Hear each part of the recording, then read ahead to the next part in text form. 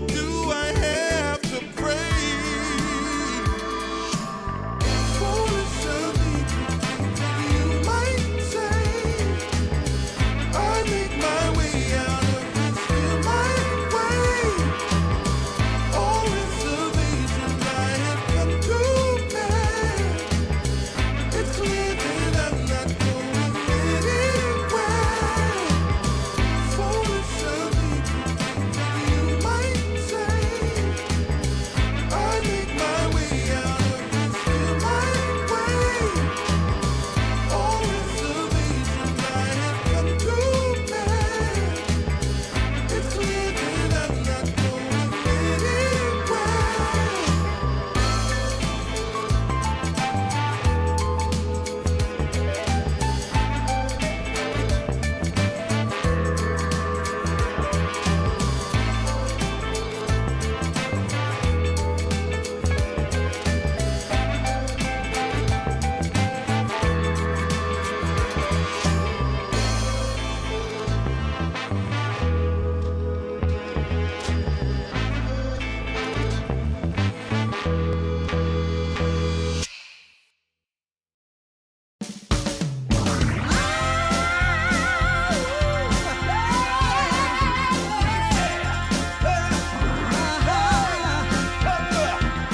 Go and tell your mama to get up off her seat.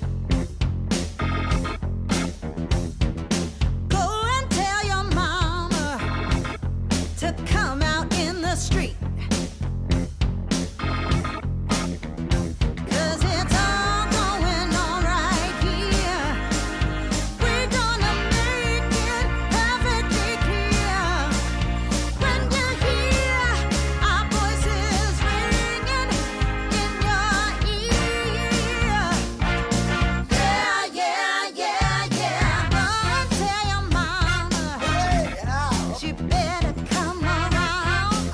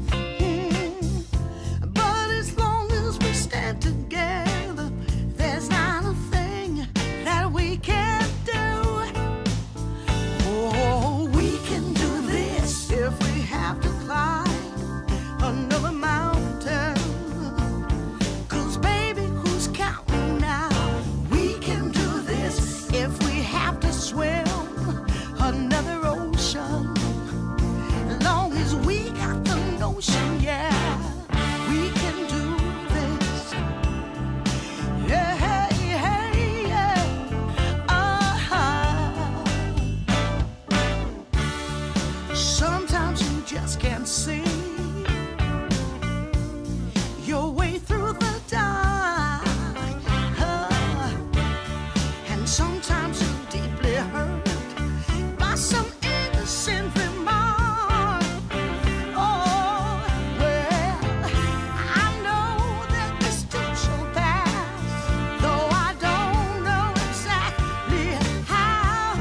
Yeah, 'cause as long as we stand together, there's not a thing can stop us now. Oh, we can do this if we have to climb another mountain. 'Cause baby, who's counting down? We can do this if we have to cross another river. Got to stand and deliver now. We can do this. Hey, hey, hey, hey. Yeah. We can do this. We can do this. Woo, woo, woo, woo. We can do this.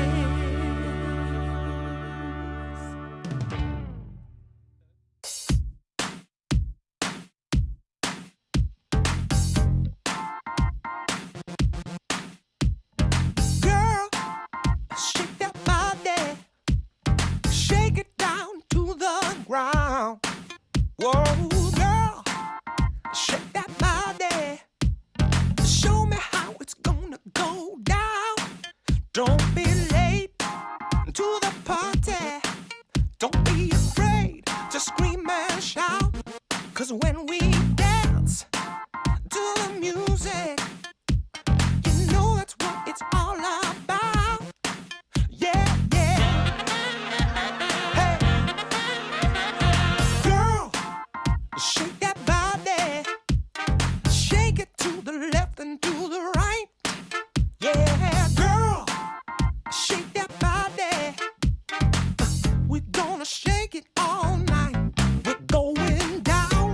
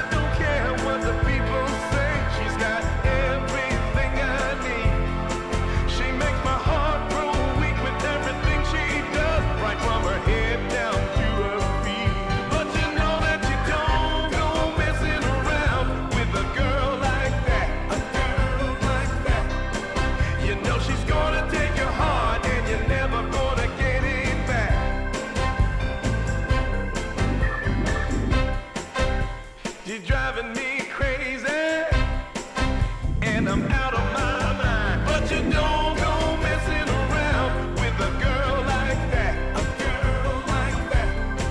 You know she's gonna take your heart, and you're never gonna get it back. So don't go messing with a girl like that.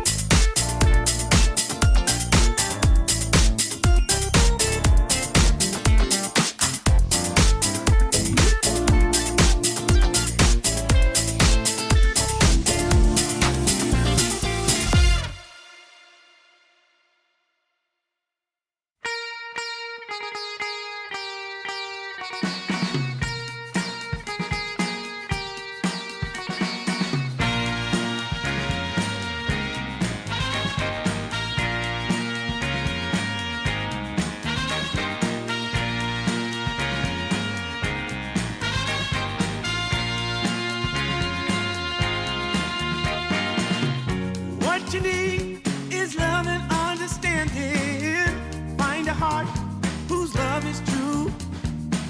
Deep down, there's only one companion who's there for you when you need him to be. Your heart was broken in 1,000 pieces. So much pain that you've been through. Here stands a man who's your salvation. Just ask yourself, am I ready for you? 100% now. I'm ready. 100% now. Yes, I'm ready. Eyes wide open. I'm ready to move. 100% now. Take a chance in a new direction. Any place you wanna go. I don't have all the right answers, but one thing I know, I'm so ready for you. 100% now. I'm ready. 100%. You know I'm ready. Yes, I'm ready. Eyes wide open. I'm ready to move. Well,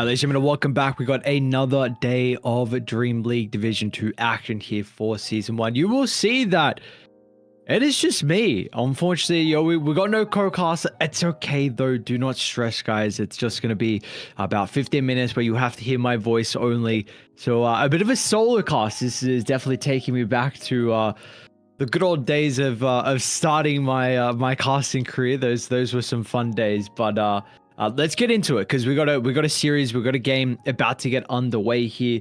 It's going to be the boys on Team T taking on Spoiled. We saw Team T play actually earlier today in their loss versus Team Yandex, and we can take a look at how the standings are looking as well before we even kind of get into today to get a bit of a better idea of at least where the groups are positioned, where the teams are currently positioned, and what's going on there, because it's we're getting some outliers. We are getting some really, really clear outliers as, we will see. So Pipsqueak 4-0, and then towards the bottom, Navi Jr. Big surprises who we got on Group B.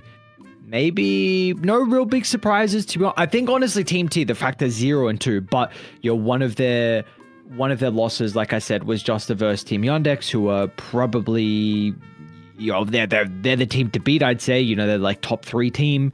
And then for Group A, I would say maybe my surprise is Tenacity being 1-2, and Passion UA and Peru Rejects 3-1. I've been saying I think Peru Rejects were going to do well, but I thought they would be towards like placing in the lower bracket just because of the ping issue. But these boys, actually Calmy Charter is way more of a surprise. So I don't know, Group A looks spicy. We do have Inner Circle and the Bug who are kind of struggling, but we'll see if they're going to be able to pull it around. We saw Inner Circle yesterday with some solid games, but weren't able to convert into a victory. But nonetheless, that's how the groups are currently positioned for. We're up to day 5 of the group stages. So a couple more days left remaining here till we're able to determine, the 4 teams seed into the upper bracket, the 2 teams in 5th and 6th into the lower bracket, and then unfortunately those 2 remaining teams that will be eliminated. So both Navi Jr., the Bug, Inner Circle, and Team T, I suppose to mention, they're the ones that got to kind of pull them up by their bootstraps and make something work here. But we should have our draft getting underway, so we can jump over to that one and see how we're looking currently. Couple of picks in, and already some nothing too surprising. I think maybe was it East Spoiled that was going for this Hoodwink Slaughter. I know we saw it a lot yesterday. I just don't remember if it was them or not. Let me double check the series. It was them. Yeah, so it was Eastboard with the victory over Navi Jr. that we watched yesterday on the Ember stream. So Slaughter first phase ban from Team T. They will still get their Hoodwink to at least have some way to amp up. And they're going to go down the Jakira route as well, which I think is at least a laner. If you're playing like offlane Marcy, Jakira +1 can be really solid. I mean, the dual breath is quite frustrating versus a hero that kind of relies on your right clicks. 5 seconds remaining. We did hear Lizard speak a lot yesterday about the Enchantress being super solid versus a bunch of damage over time. So, something like the Jakiro could be a little bit frustrating, but you do have that burst coming through from the Hoodwink. So, I want to speak a little bit more about Team T as well, instead of the draft. I mean, this is a team, like, honestly, when I saw that they were replacing Mouse, I'm like, all right, like, we got, yes, they're not Mouse caliber, but your Team T, like, this team looks like a super solid roster. But they are kind of struggling to get the results, and at least, I mean, again, starting 0-2. Who was their first series loss to? It was Pipsqueak. So, okay, they've literally played the best 2 teams in Group B, Pipsqueak and Yandex. So, let's see that they were all 0-2s, so a little bit maybe demoralizing, but these guys have played for the past month and a bit with all the qualifiers that were going on. The only difference is that they had Kami or Dream or Cut, however, whatever his name is at the moment. That was the carry, and they brought in Shigetsu. So this is a team that I think with the caliber of plays should be getting results. And I think any team with Seneko, in my opinion, like any lineup I've seen him on, really feels like he elevates them to another level and actually puts him in contention to break through from like a tier 2 team. I think Avulus is a perfect example of that. I mean, we've seen this guy. He's been around for such a long time. Like, we have to go back to his days on Na'Vi. I mean, dude, this guy's been playing Dota since 2014. Na'Vi rosters, Vega rosters. You've got then Chicken Fighters, NIP, Bet Boom. Like, this guy, it really felt like a lot of the lineups that he was on, that I was seeing, like, he was bringing them to a new level. I mean, that Bet Boom roster that we saw a while ago, really before you think of like this Bet Boom team and the last one, it was like, with Noticed in the offlane. Who else was there? Dahak was actually even the carry. Lal was on that team. Roger as well. So that was a very, very old Bet Boom roster. But regardless, right, we got a draft. We'll speak about this a little bit more now. So 10 seconds remaining. Interesting with the, I mean, Jug, we've seen continuing to rise in popularity and looking quite strong in the games that we have been covering. I'm intrigued on how like a Jug versus Marcy carry to carry matchup works, to be honest. You still are unsure of where the lane's gonna go. They will ban out the Ursa, so a little bit concerned. I mean, Ursa versus the Bristleback, of course, and then also some of the matchups versus the Jug. I do wonder how the Marcy plays versus the Jug, because like with the, you build a Basher and you can just like chain control the Jug, but maybe Omni Slash just like nullifies the Marcy's ability to man fight. So you might look to put him in the offlane and then go for a different carry. They're going to ban the anti-mage to protect whatever mid they've got. will be the Void Spirit getting picked up from Esports. So what do we want as a carry alternative here for Shigetsu? Does he play the Marcy? That's also the big question. Like, he could be the Marcy carry or the Marcy player, Templar Assassin. You may now select but he's not. your We're going to get a heroes. Templar Assassin. So a carry that has been banned out like a decent amount so far in a lot of the games that we've been covering, but I don't know if we've actually seen a TA so far in some of the games. So I mean, Templar Assassin Chantress is an incredibly strong lane. You've got the Sand King going mid up against the Void Spirit.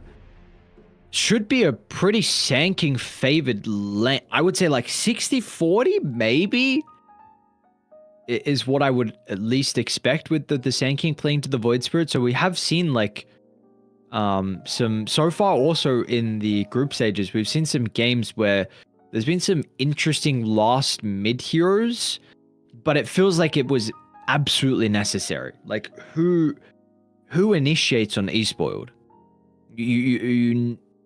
It was a must for them to have someone to go in to, set up for like the Bushwhack Sharpshooter to be able to play in front with the Chikuro and allow the Chikuro to like have some follow-up spells. So I think regardless, the Void Spirit was probably necessary. I wasn't really looking at what other mid options or other alternatives were really there, but there's not a lot that he has to be worried about in regards to control. The Dark Willow offers a lot. The Sand King at some stage, sorry, the Marcy at some stage, like we said with Basher, maybe just the raw damage from TA and Marcy could be enough for the Void to die inside some of the stuns. But I'm trying to see how I feel about this game, to be honest. I think I like T's lineup, but that will it'll be a little bit easier for me for us to be able to work that out as this game goes on. We don't have the big brain lizard with us at the moment. He's coming again. If anyone is tuning in and just wondering like why is there one person, Lizard is coming. He's not going to be too far away now, to be honest. He was having some internet issues with the place that he was staying at, so had to find a different solution, and he was able to fix someone out. So yeah, he's gonna be joining us in a little bit. Don't you guys worry. But let's get ourselves underway here. 5 branches for the Void Spirit. Let's see what the build's gonna be as well. Who's he up against? And I think definitely value with the Urn, of course, against the Templar. I don't know, dude. I think you have to go.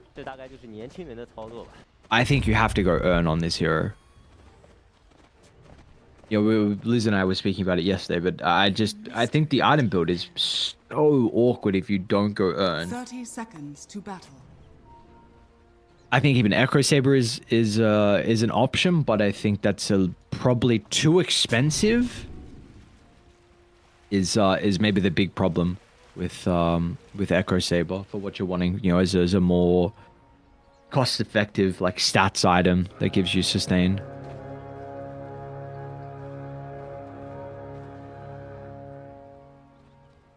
The battle begins. All right, let's see. Any fights for the bounties? No, we will get a 3-for-1 though. Waste is able to yoink the bounty on the other side.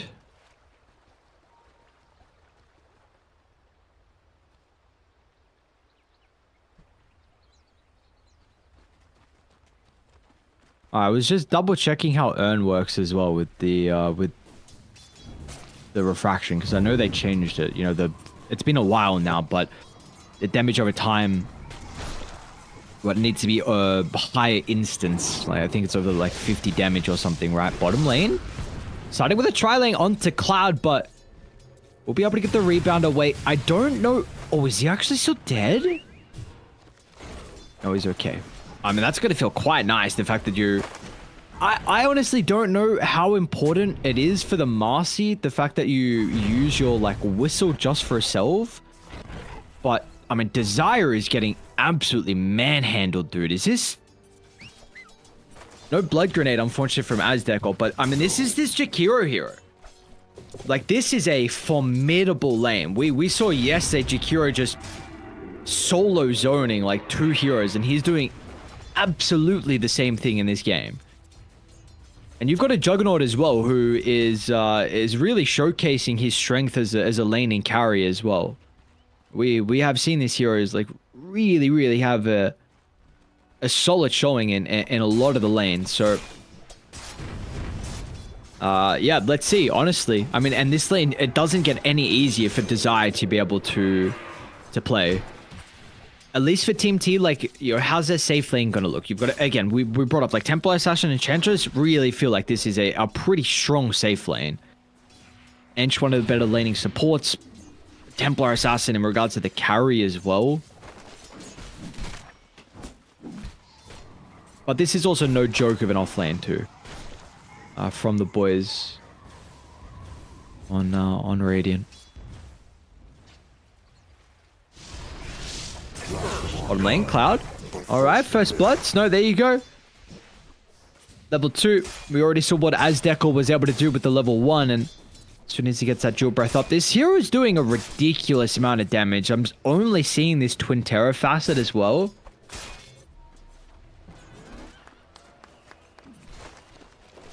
Yeah, I've honestly been a little bit more impressed with the drafts that I've been seeing where supports have been first phase picked.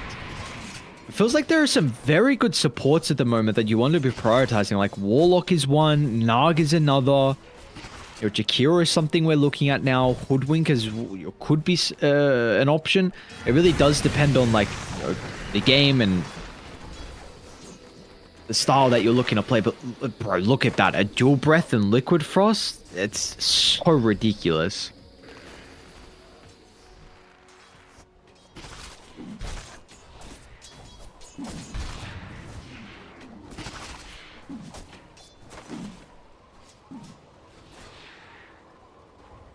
Shigetsu is absolutely chilling. Yeah, this mid matchup as well, like we were mentioning, you know, should be pretty favored for Warrior. I mean, you completely free farm, but do you stop the Void Spirit from farming as well is the question. Like, as soon as you leave Sandstorm because you cleared the full wave, maybe you're not going to be able to minimize that. I mean, it is 22-3 compared to the 13-2 now. So obviously something is going on where the Void has missed a decent amount of CS. Even while being a universal hero. They're even going to try and fight for the Water Rune as well, which Warwick is able to win probably because of the Burrow Strike. Desire. I don't mind this, especially considering this bottom lane is so heavily shoved in the face of Cloud. Like, he's still kind of getting solo zoned by Aztekor, but the Dark Blue wasn't able to do anything. You know, even in this lane for Desire, it was hopeless for him. So still was a Water Rune. Unfortunately, misses a couple of couriers that were starting to make its return trip home to the well. Do you mind if I joined you in this oh, my friend. Podcast? Hello. Hi. Hello, what is up? Yeah, I gotta admit to some felonies. I think I broke some speed limits here and there, but I managed you can't to get do that live. You can't admit to them live. This is come on, dude. You drove safely. It's Bosnia. No one cares. I was on the mountain. Welcome, brother. A couple of goats looked at me like, "What the hell? Where is that guy going to?" But thank you. How's it going? How's the game doing so far? Pretty chill. 5 minutes in, you know, no kills. Just we're settling into this game. You know, it should be honestly an exciting one. Team T have lost their first 2 series versus the first and second best team in the group, being Pipsqueak, who are 4-0, and Yandex, who they just lost to earlier today. So we'll see if that earlier series plays a factor on Team T. But and we saw Esport yesterday, right, with their victory over Navi Jr. and they looked a step above Navi Jr. And now I'm intrigued to see how they actually go versus Team T. Yeah, same. Because this Team T came as the mouse replacement, right? So, are they on the same level? Can they justify it? I'm not really sure, but what just happened? Soneko feeding a little bit here and there, huh? The classic Yeah. enchant Soneko. I'm not in the lobby, by the way. Now I'm. Oh, Now we're the unlucky, same. buddy. Now we are the same. Let me right, just look at this draft. Right. By the way, I just sat in. I joined the stream. I literally didn't even look at the drafts. I don't know what's going on. There's a jug on one side. That hero, has it grown on you? It's looking kind of strong. It is growing on me a little bit. I'm still Radiant's like, courier has been killed. still my concerns are there with the mid to late game on how this hero plays. We'll hold that thought. We do have a really aggressive invasion from Dire and Radiant are trying to mirror the movement down to bottom. Void Spirit is moving on over. We'll stay with top though. Amorales Under attack. tries to get to the tree line. Nice bushwhack as well, connecting on the Templar Assassin, which was going to be the main damage. He still can dive under the tower. That refraction protecting himself. And it looks like we Good will get a baited. 1-for-1 with the wisdom. He got baited on. Hoodwink did such a good job mechanically there of escaping, and then he got baited because Enchantress was being hit by a tier 2 tower. If he hit her with Acorn shot, she probably dies. But he could have also survived if he just ran back. So yeah, Radiant's top tower is under attack. bit of a bait on him there. It's a very interesting move from either side. Like, Difference is still staying bottom, and Warwick is still staying top as well. So we're going to see Cloud feed over another kill, unless he's able to get the rebound away. But Difference is able to continue hunting him down. Oh, the And- blood grenade. Dire's Oh, bottom was it? tower is under Okay. attack. Yeah, the good old. You have position 1 and 2 there, and they can't try pick because blood grenade too broken, too strong. By the way, is this Marcy offlane? Dire's bottom Yeah, tower Marcy offlane, has yeah. fallen. Okay, so Sand King mid, Marcy offlane, safe lane TA. Like, it's funny, we were casting so many games and we didn't really see a Sand King mid, even though it was like the hero that won TI more or less. Yeah, I am unsure of why we haven't been getting Sand King. To be honest, I mean, like you said, this year... Hold that. Now the kill by the looks of it, Desire will eat the full blade, Fury Charge, a bit of stack as well if they want to try and claim. Radiant are making some really good moves around bottom. Looking to heavily prioritize Snow's game. And, I mean, this Jug's sitting pretty in the net worth. We are going to see maybe Dire put a little bit of pressure onto mid with Sineko's army. Seems that way. But they're moving top instead to connect to TA. Radiant's middle tower is So under we're gonna attack. have like a Dominator on Marcy, and I guess Bristle will be being a bit more passive with... I'm not even sure what it's gonna go for, like a Pipe Lotus or something like that, I guess. The classic. Speaking of the Bristle, as Warwick inside the Invis, and with the first epicenter of the game. Very nicely done. I was sure, like, I wasn't sure if maybe he noticed that he got body blocked by Warwick, but Radiant's top tower is under attack. kind of difficult to read if you're not directly looking at your hero, unfortunately. So, a nice response from TT. It's just a complete opposite. Like, Team T's safe lane going incredibly well, and then Radiant, their safe lane's going incredibly as well. So, who do you feel like is most affected with having a lower net worth offlaner in this game? I think both are kinda... Like, both of these offlaners are kinda bad at playing from behind. Both the Bristle and the Marcy. Maybe Marcy a bit less so. Because she have Dire's this middle tower one-punch is under trick. attack. You jump a support, perhaps, you Dire's blow them up. structures are fortified. And she will be building Helm of Dominator, so she has some way of playing without positioning herself in the lane. Meanwhile, Bristle... like, you just don't want to have a weak Bristle in your game ever. It's just the nature of the hero. If he sucks in the lane, he sucks through the game. That's... maybe if you make like a dozen of stacks for him that he can recover from, sure, but if you don't and TA is doing what she's doing right now, then the Bristle's game looks really silly. We'll see though, he's still keeping up. It's not like the end of the world, but 2k difference between him and TA is still pretty big. How would you itemize for the Bristle this game when you're playing from such a large deficit? I just itemize it the same way you always would. There isn't really a big difference. Like maybe some Lotus for one of your teammates. When I'm looking at these heroes, it's not like he's gonna right-click them to that as well. Dark Willow, sounds like she's dead. Dire's middle tower A lot of AOE, by the way, for her. Hard to hide in bottom the tower is under attack. realm when Yeah. there's Jakiro, Hoodwink, Blade Fury. Radiant's middle tower is under Oh, it's a bigger kill though, Warwick. That Ascension laid down inside the lane. Azteco will tick out to the Cossack for now, but this is going to be a bigger kill and a tower that goes down along with Dire's the... middle tower has fallen. And they're trying to pressure bottom as well. By the way, Bristle, Blade Mail, and Shard.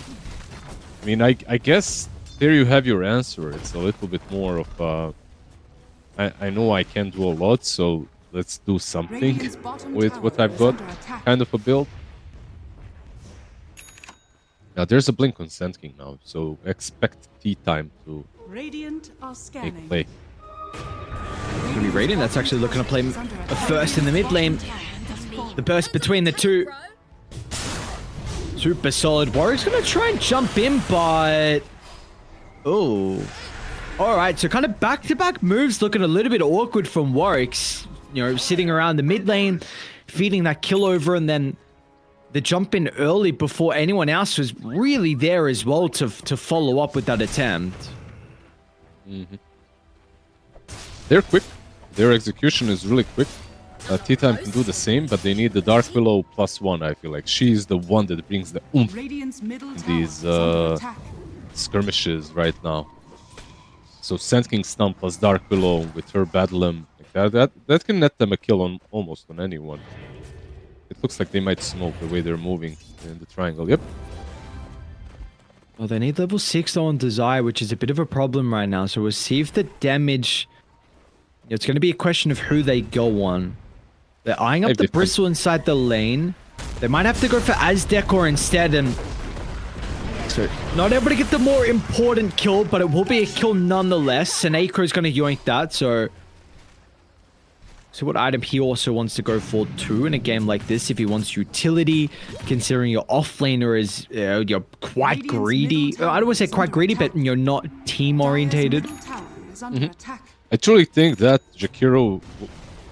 Radiant's Yesterday we middle were watching tower him has fallen. today as well. Just by seeing these kind of deaths from him, I think Dire he's are scanning. a cut above some other position 5s that we have seen in Div 2.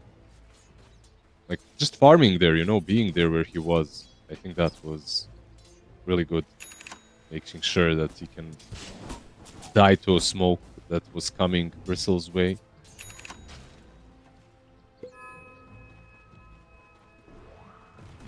So you feel like this is just props to his ability to be able to read the map state and recognize when a smoke is going on, or at least even just be in the right position. You know, he doesn't even have to be correct all the time, but just to at least be there in case. Absolutely, absolutely. I don't think that Dire's middle his tower deaths is are under random. I think his deaths are like they are sort of random, but at the same time, he is. As long, all you have to do as a 5 in these kind of games is Dire's top tower stay is under between attack. where your carry is farming and where the enemy might come from. That's it. If you can farm as well at the same time, like he was doing, even better. Pretty cool play. Dire's Well, top because tower of that, is under his carry is flawless Dire's and top tower has 9,000 net worth in this game. Top is the Juggernaut. And, everything he would want across the map is Snow. He's going to be working on the Manta Style as his second item. We'll see what he's looking to go for afterwards. We might have some objectives starting to be considered as well. Team Tier clumping up together towards bottom, but I don't know if there's really much here for them. Dire's top tower is under attack. Radiant are scanning. Maybe not. Maybe not. Maybe the Hoodwink, but maybe not. He was running straight into them. Might be able to get the Void Spirit though. Difference. Again, you've got problems if pretty much Sand King is your only initiator. guess it's kind of similar, honestly, with Radiant's lineup. Like, again, you know, the Void Spirit only being that one hero that's able to go in and make some of these plays. Yeah, Void Spirit on one side, Sandking on the other. I would say the seed time has it maybe even easier. The only difference is, like, between Sand King and Void Spirit, the difference is Void Spirit goes in, and he's like the classic Spirit hero, right? Like, he can go in, but he doesn't commit. He can still get out 99% of the times because he has so many mobility skills. Meanwhile, Sand King, if you're going in, like, you're staying in. You know, you're kind of committed, so a bit harder for him to make plays right now.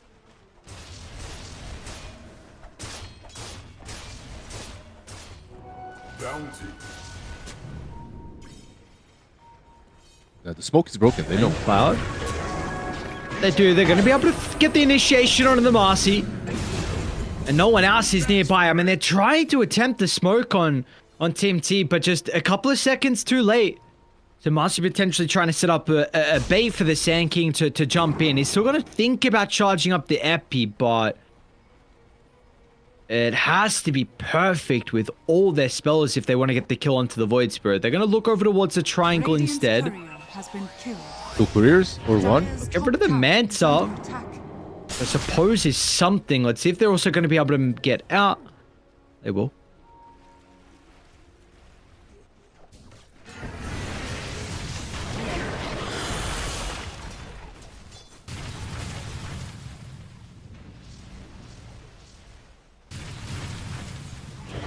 Pretty good so far. The game is kinda even, I would say, from both teams. TA farming, Jug farming. Nothing crazy happening just yet. I'm waiting for maybe the Marcy to come online. Like, she's the one hero that... I mean, her and Bristle, both of them are kind of struggling. Like, you called it out. I'm seeing it as well now. They are still in full recovery mode. This Axe on Void Spirit is good, but Dire are scanning. it's not like he's playing into a puck or something. It's good, but it's Yeah. not like this. I wouldn't even mind if we went for something a bit more brawly.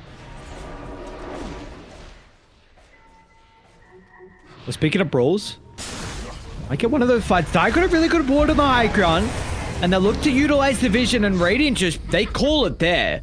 They see as soon as the Shikiri gets jumped, this is probably a spot where we will be in a disadvantage. We also got the Bristle on the other side of the map. The Juggernaut kind of was nearby, but he was, you know, still in two minds about whether he wanted to show up. So they'll, you know, once again give over the kill of as their core, continue to hold this 3,000 net worth lead.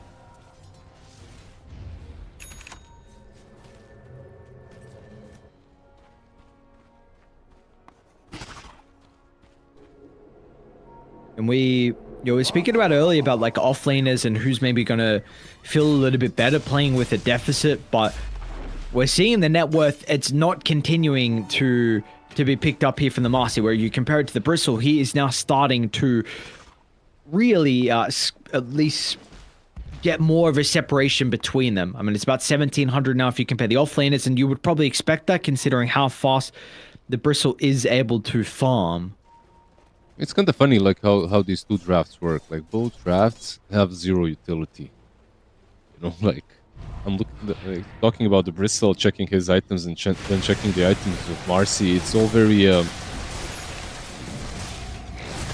for yourself, right? I wouldn't call it selfish. Maybe you're still playing for your team, but off of yourself. Like, there are no pipes. There are just no utility items. I think the only utility item I saw was drums on Edge. Are scanning. And she's going into pike nets, so she's going into right. Uh-oh. Yeah, careful about coming through that portal. They got some... couple of traps ready for them. As they call Pump Face, and no one else will go through. I guess Aztekor, like you said, he's gonna have Solar Crest eventually, which will help. Dark Willow as well with the Blink Dagger. It's all, I don't know, very pub-like. Cloud mid lane. Dire's top tower is Not wanting to jump the Marcy, so a little bit hesitant, maybe thinking that Team T were playing behind him, but they're actually over towards the Roche pit. Radiant, are they going to be able to move over fast enough? Because Roche is falling pretty goddamn quick. And they will not. So Aegis for free on Shigetsu, even with the 5,000 net worth that Radiant are playing with. They will still be able to find a small skirmish as Dire are looking to escape from the pit, but it's just Desire that goes down. Dire's top tower is under attack. If you are Team T, Team T time, you're happy with this, right? Like you got yourself an Aegis, you traded it for a Dark Willow. Of course, they have some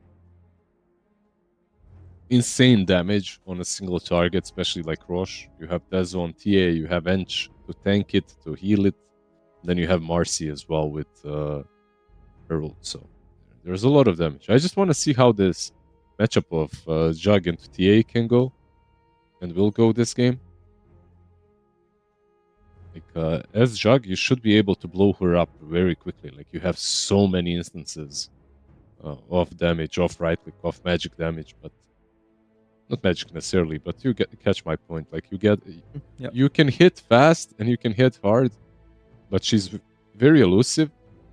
If you don't have detection or something, it can become a disaster.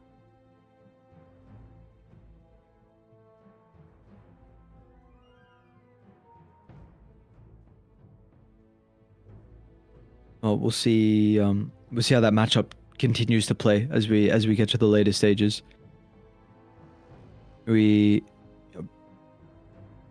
expecting much from Team T with the Aegis, to be honest, or is this like you just most important thing is the fact you took it out of the hands of Radiant, where they could have utilized this to start walking down buildings?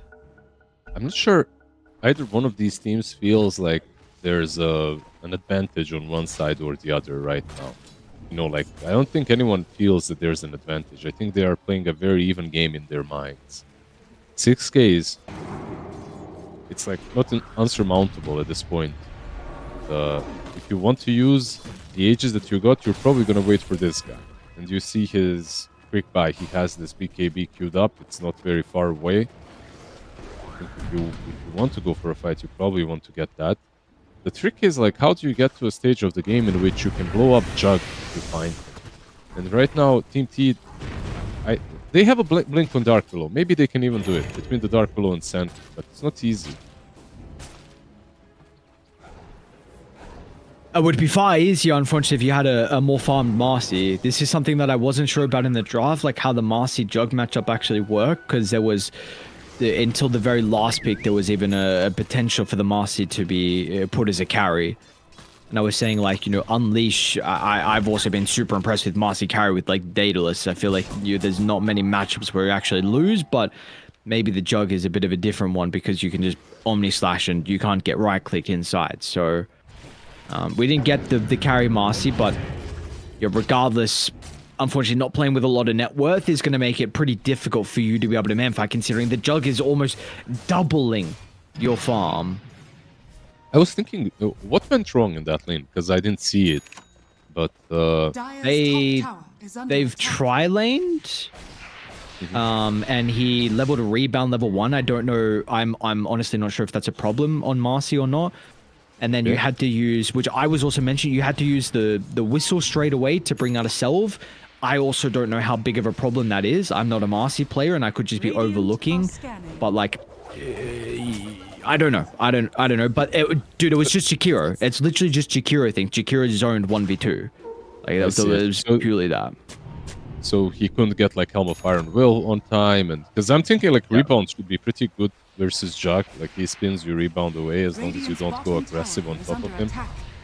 But yeah, the smoke won't really be connecting on anything but the tier 2 tower. On the other side though, they are ready to fight. They have a Glimmer flying out to Hoodwink as well. Small little thing, but does help. Shigetsu continuing to hit on towards his T2 tower. Dire itching for the fight by the looks of it, even with the net worth disadvantage. They've got the Sand King ready and waiting with the epicenter. I mean, wait, did they see someone in the trees? No, Enchantress, I mean, so it's a no Ench now for the team fight. Meanwhile, Cloud over to the right side as well. Forced got to use his shield. BKB to run away. He actually wants to jump back in. Like, some hesitation from Cloud. He doesn't know whether he wants to escape, whether he wants to fight with the BKB. Now because he didn't get away fast enough, he gets caught with the bushwhack and Morales. I don't think he had any vision of him at all. So a blind bushwhack in the trees, and I mean, they're gonna go straight through the portal now. Maybe they got some read or they saw the TA, but instantly TPing to this lane. They are now stuck here, and if they're able to run them down, they can start to control a lot of the map. I think this is just a really good read. They have a ward on top as well, but this was just a good read of where Team T is going to try and go play. After being shoved from bottom, where do you go? You go They still top. want to fight though. She gets over the right side, but they need the Sand King to get into the middle. He's ready to go. They've got the Terrorize as well. Age is going to be coming clean shortly. There we go. We were waiting for Warwick with the epicenter, but the Omni, that's the response. It's going to be enough to be able to keep the Juggernaut alive, and now with the damage, it's not really there from Dire. Waste is going to be able to zone Seneko away. Meanwhile, that left Shigetsu by himself, fed to the wolves. 4 heroes and a triple for Waste. This man, we saw, was struggling in the net worth, was close to what the Marcy was, but he has well and truly caught up, and those kills pole vault him to 3rd position. Dire's top tower Can I change is my under opinion on attack. who I'd rather have as a Structures are fortified. offlane that suffered in the lane? Sure, you can. It feels like it's... I mean, Dire's top tower both of is them are falling. tempo cores. I still stand by that, but maybe Marcy is a bit more so. Because you want to have Marcy with her BKB ult, Helm of Dominator, before supports have like too many defensive tools. GG is called. Okay. Huh. Okie doke. Radiant Do be like that sometimes. Do you agree with this GG? I don't... Yeah, I absolutely do not. I think it's a little bit too early to call it. The game was still... I mean, they were 14k ahead, and they were playing with a Marcy on offlane, which is a hard hero to come back with, but I would probably still continue playing. I'm kind of surprised that they GG'd out this early on. At least try to have the high ground, with some like Sand King, good epicenters and stuff. I don't know if this is good signs to see from Team T. Again, considering they got 2-0'd by Team Yandex earlier today, and I was again, I had really high hopes for this team coming in as a stand-in. So this is honestly versus Esport. I mean, this is a lineup that I would see like Team T on paper should be able to get the victory here. So maybe it's just like things didn't go their way. Didn't get the draft they wanted, weren't able to execute. Let's just wipe the slate clean, heading to the next game with a fresh mind, and go from there. That could just be the gameplay from them, and at least the identity of this team, because some teams are unique in that way, where that's their outlook, and some are very different as well, where they play all the way to the end, even when GG should have been called like 10 minutes ago. So regardless, game 1, Esport looking great. We saw them yesterday versus Navi Jr. with a 2-0. Now today, really solid game 1. Let's see what they're going to be able to do. Do you have anything else to say before we send to a break? Absolutely not. Send it away. Let's see what happens in game 2. I'm my finally friend. in the lobby now. All right, let's go. All right, let's get our game 2 underway. First a break. We'll see you guys in a bit.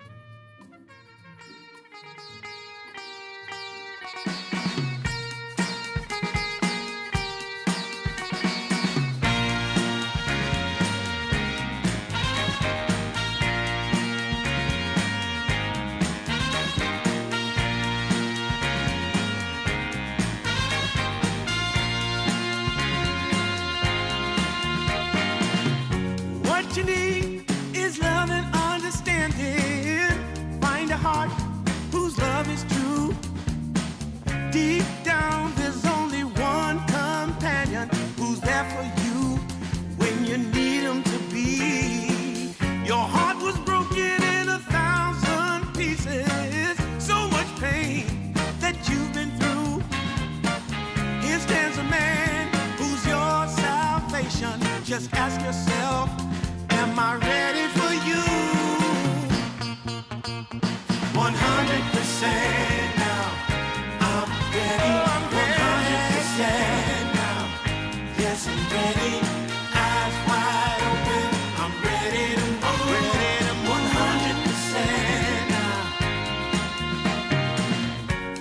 chance in a new direction. Any place you wanna go. I don't have all the right answers, but one thing I know, I'm so ready for you. 100% now. I'm ready. 100%. You know I'm ready. I'm ready to move well.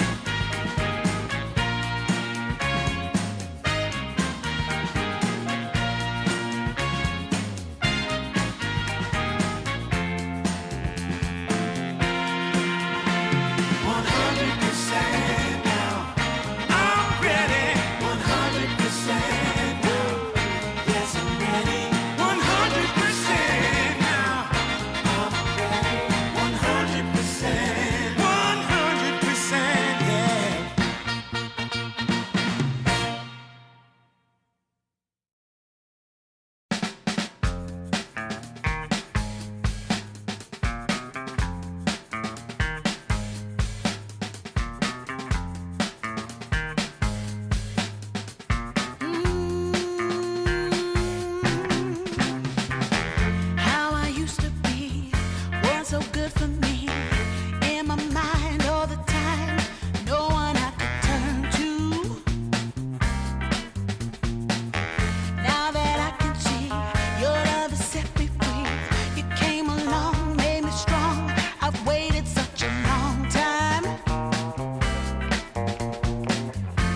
and I just can't believe in this new love I have found. Yeah, don't want it to stop when you know you got a good thing that makes me feel fine. Ooh, wherever it leads me, you know it's all fine. I never thought that this could sweep me off the ground. Oh, I don't want it to stop when it's feeling this good.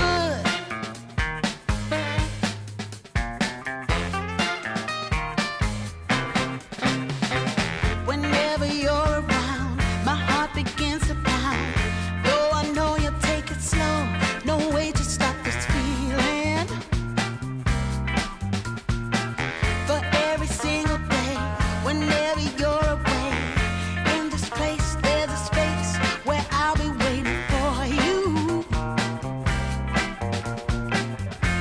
And I just can't believe in this new love I have found. Yeah, I don't want it to stop when you know you got a good thing that makes me feel fine. Ooh, wherever it leads me, you know it's all fine. I never thought that this could sweep me off the ground. I don't want it to stop. No, I don't want it to stop. I don't want it to stop when it's feeling this good. Feeling this good. Feeling this good. Ooh, feeling this good.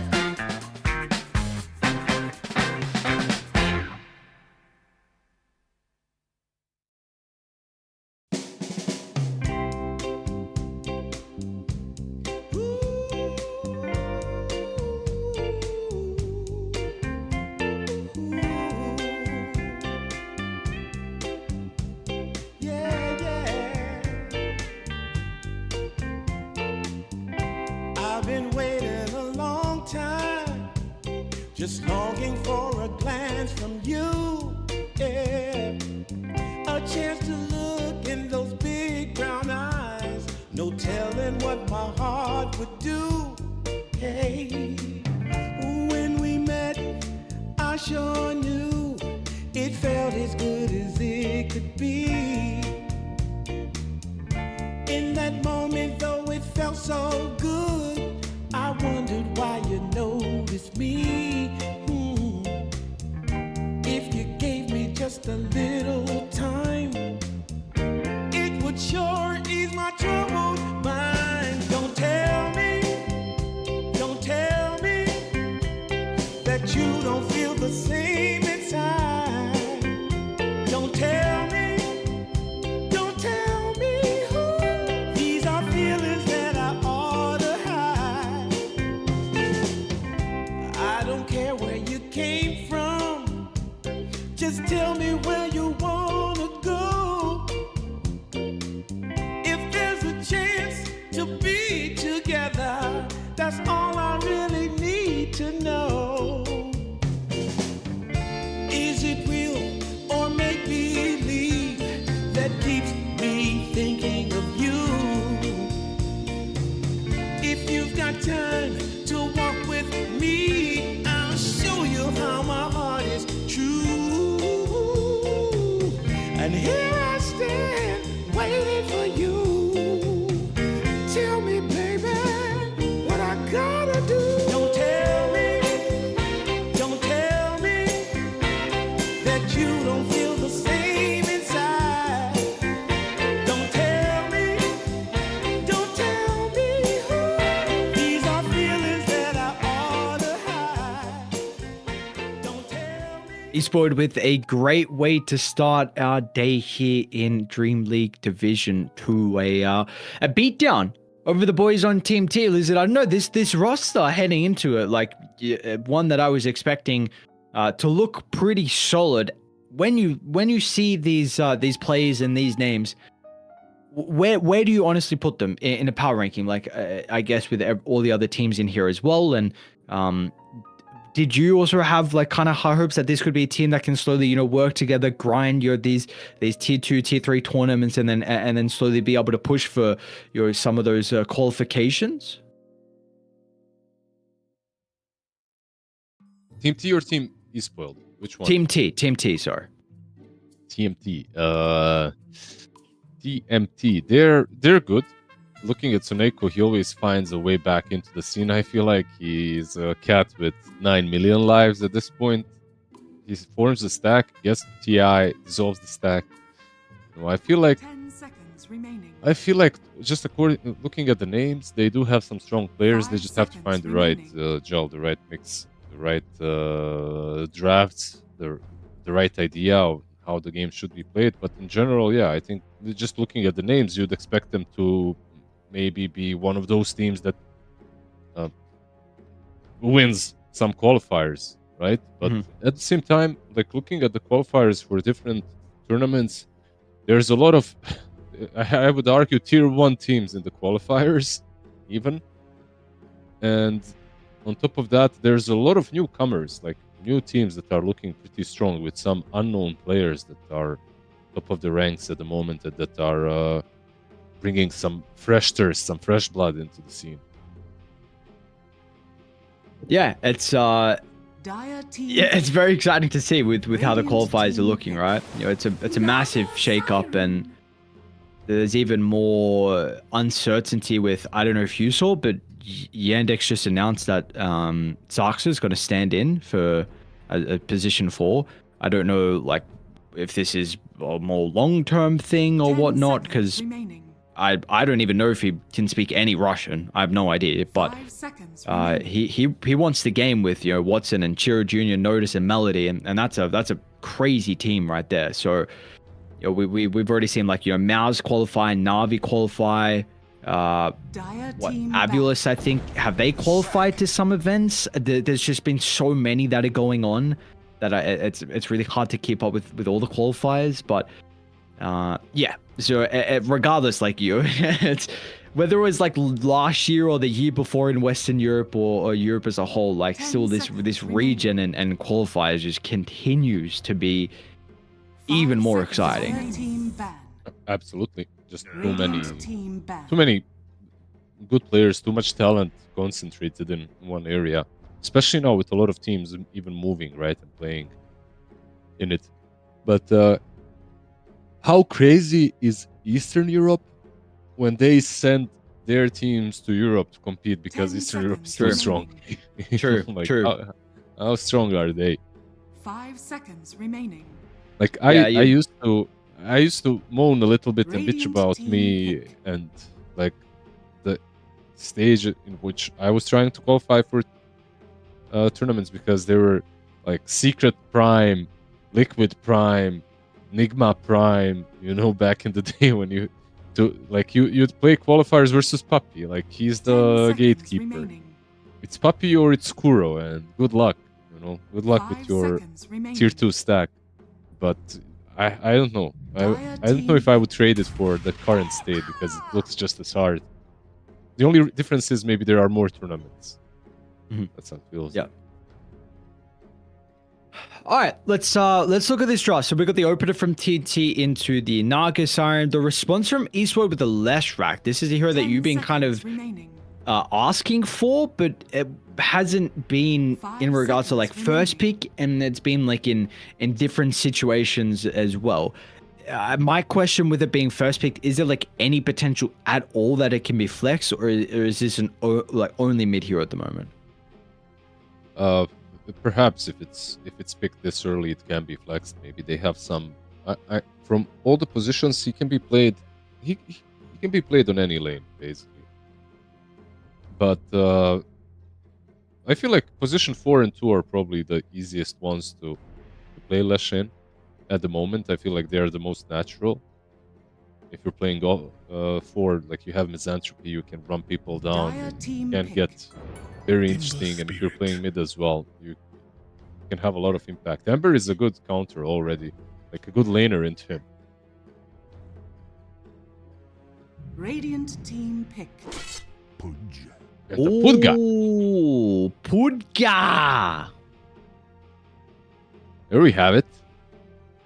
That's a good approach. Maybe hook some Lash on mid lane, level 1. We'll get him from that 10 seconds high ground remaining. smoke. Like he's really like one 5 thing that seconds Leshrac isn't. remaining. He is not that tanky early on. If you can get a couple of rotations mid, if you can hook him once or twice with chains, and that's the setup, right? Like you chain him up, and then Pudge hooks from your high ground, and then you run him down. Like you can make his life a little difficult by playing like that. What? More specifically on the Pudge, what happened to this hero? Why am I seeing Pudge now in honestly like a lot of games? I don't think that there are too many great position 4s. When you eliminate Tusk, and maybe I don't even know. I've seen some players try Spirit Breaker. I've seen some Tiny, but they all feel kind of bad in comparison to the Tusk. Clock is long dead. Pudge is the one that Radiant can hook a team creep, pick. a big creep. They get the Tiny. Like this is Tiny Lash and Tusk Lash. Those are the two best combos. So they get themselves a Tiny. I like it. It's good. Like you get this frontline initiation with the stun, and Lash can follow up. Both heroes building Blink fairly early, a lot of damage with the snap. 10 seconds But I don't know why remaining. Pudge is being picked more than before, honestly. Like I don't think he's any stronger. 5 seconds Uh, remaining. His shard is pretty bad as well. Repositioning overall is just good. And I have seen Liquid take it from when they played versus Mouse. They snatched it away, but then they played it on the Dismember facet, which I think is pretty bad. I mean, it's all right, but the other facet, the rotting something, is really good. You get a lot of damage while using rot, and then you can actually right-click targets for Dire team pick. like, some serious damage, like that. How do you like the Darkseid with the Leshrac as well? Because I feel like in my head, it's another hero that can kind of enable him. I mean, I feel like Lesh it really thrives with saves. 10 You know, the big one is like seconds Oracle Lesh combo, and I think just having like any utility probably 5 really seconds helps this hero. remaining. And honestly, I was looking at a Darkseid for Team T. I don't know how good this hero is at the moment, but I just wanted like some pipe building hero that could at least mitigate a lot of the damage from Lesh Snap Tiny. It's kind of a cool hero. I just played it last night, by the way, on my laptop. Wasn't doing too great, but Darkseer feels alright. I mean, you know what? Like, Tiny and Lash are a good combo. Tiny activates Lash, Lash activates Tiny. At the same time, Tiny is a bad 4 in most cases, but Darkseer activates Tiny in that sense. So there's a lot of cool combos in Darkseer with Snap as well. Like, this esports draft is looking pretty. Pretty. But Ursa also looks alright.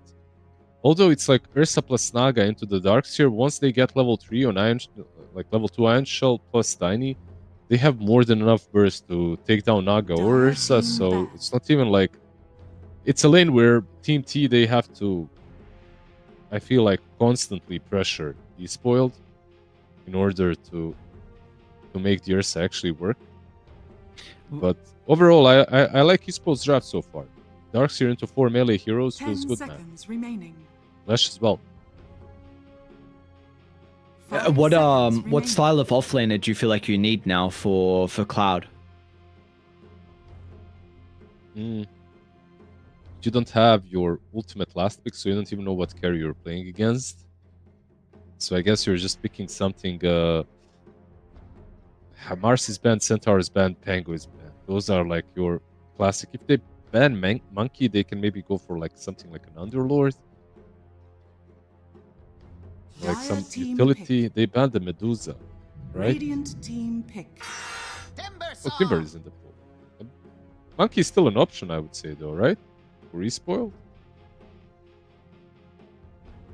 Yeah, I'm just trying to see what else. Jug, maybe? Still? Yeah, he's been playing a lot of Jug. So Jug, 10 Monkey. seconds remaining. I like both. 5 seconds remaining. Maybe Monkey a bit more. No, not sure. I like both. Like, they all have their pluses and minuses, strengths and weaknesses versus this draft of Team T, but both are fine into the Timber in the lane. Both are fine into the game versus Ursa.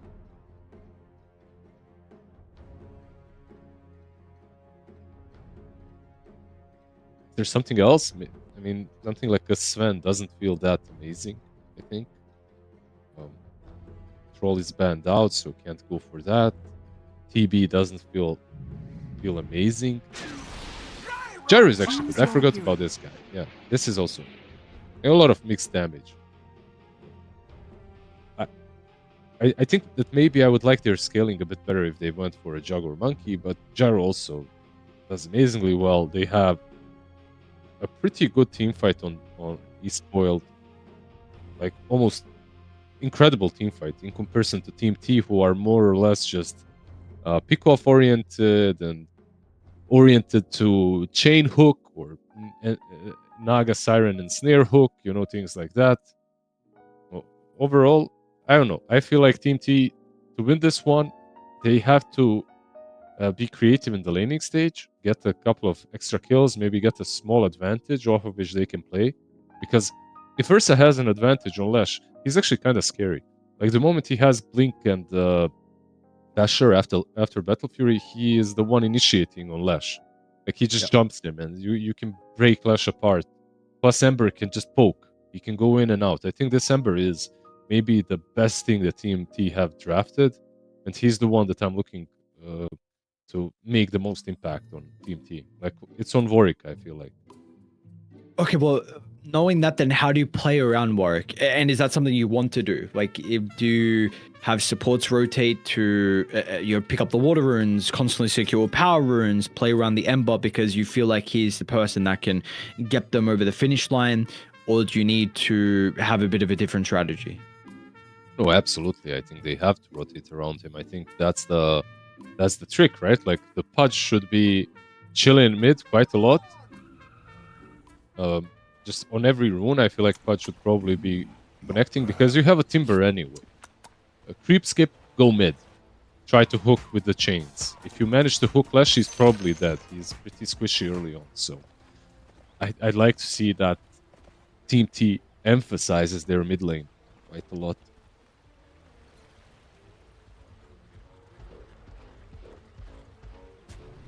How do you also assist the Ursa? Because this is something that you were mentioning. You know, there's potential for him to maybe have a bit of a difficult time inside the lane, and you then. Sorry, go. I don't think it's a hard lane for him. Like I Okay, think this sorry. lane is like in his isolation. I feel like Ursa 30 seconds does all to right. battle. My only question is like, can they make some shenanigans where they get level 3 a little bit faster sooner, and then with double Iron Shell you can blow him up with Tiny. You know, Tiny plus Darkseer. There's because of Naga as well. Like Naga as a support is pretty good with a lot of carries, but I feel like she might not be that amazing into the double Iron Shell as well. She's like high agi, low HP hero, so maybe that's The battle usable too. begins. Gyro? Is there a hook? Might be that. Well, they get the hook, and has he got Afterburner? I believe he does. We'll Yeah, see he if does. that's going to be enough. Okay, Cloud's got this facet, so the slow coming through from the Timber Chain. We'll be able to find first blood. Massive for Cloud. Big tick going their way. They try to creep block as well down bottom to get the creep under the tower unsuccessfully. Like, we'll see. I think we talked about this, but I'm a huge enjoyer of a Pudge 5. Pudge 4 for me is alright, but really not as amazing. We'll see how he does down bottom, especially because he's playing into a Snap. Snap with one little shredder just blows you apart. Yeah. Can you Armor. elaborate on the difference between 5 and 4 Pudge? Oh, we didn't have this rant. Okay, so a 4 Pudge, first and foremost, I feel like is always in vision. Like he is playing the lane. It's kind of hard for him. Like the hook angles in the lane itself are way harder to land, and you don't benefit too much from killing the hard camp creep. You know, with the hook. This happens there. You hook and you lose half of your HP most of the time. Yeah. Position 5. However, if you're a 5, you're constantly playing under your own tower. So any hook is deadly. Like literally any hook can be deadly. If you manage to hook, you're hooking someone under the tower, you can block them as well. That's a kill. Second, you get too much out of just killing the hard camp. Like just getting a hook on a creep. You don't have to even block the hard camp. It benefits your lane. And then you can just focus on the small camp, bringing it back constantly. But there's just a lot of little things that play into 5 Pudge being stronger, in my opinion. The only question is like, how do you progress in the game after? What is it? You mentioned about the differences with the hard camp between the 5 and 4 Pudge. What do you kind of mean by that?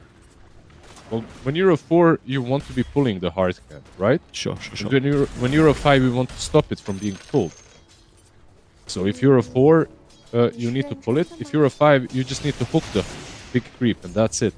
Just by hooking the big creep, you don't have to waste too many sentries to control the lane, that's all. You just use one sentry to unblock your small camp, and then you hook the hard as a 5. That's it. Hooked gyro though. This might be decent for And then it just eats so much damage from the little shredder. I got wasn't cool aware armor. that Aztekor was on the Yellow Submarine team with Satanic and Rue. Dire's courier has been killed. I was not aware of that until I just checked before the last game. Desire? Yeah, we'll end up dying to the Rocket Barrage, so Snow would have found him around the timing of the Lotus. I didn't actually see what the Lotus went. that's a good Nice cookie. timing with the cookie. Wow. Aztekor almost going down still, but that's not going to be the case. A perfect use of the cookie stunned with the chain away, and they get 2 kills down bottom. mid lane? Is there like some chains into hook play? I'll take that.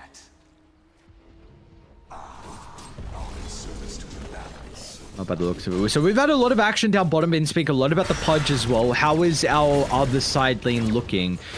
16 and 7 compared to the 15 and 2. They are diving the Ursa under the tower, I believe. A little bit of damage, actually looking to cut.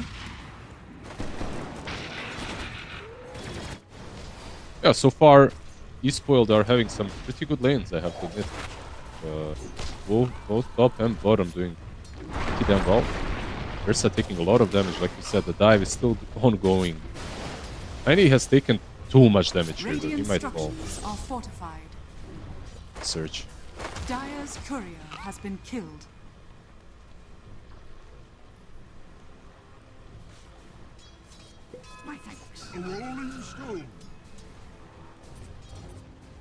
Dude, Ember's really struggling. That's the court. Bottom as well. Yeah, we got some Dire's action happening down here. Cloud's going to be able to get the kill, so we'll be fighting some revenge from that previous skirmish that we saw from Snow along with Azdecor. But well, what's going mid? Yeah, I'm not sure. Like actually. I saw the same matchup where Nisha played Ember and mid one played Lash. Nisha did a lot better. Like they evened it out even.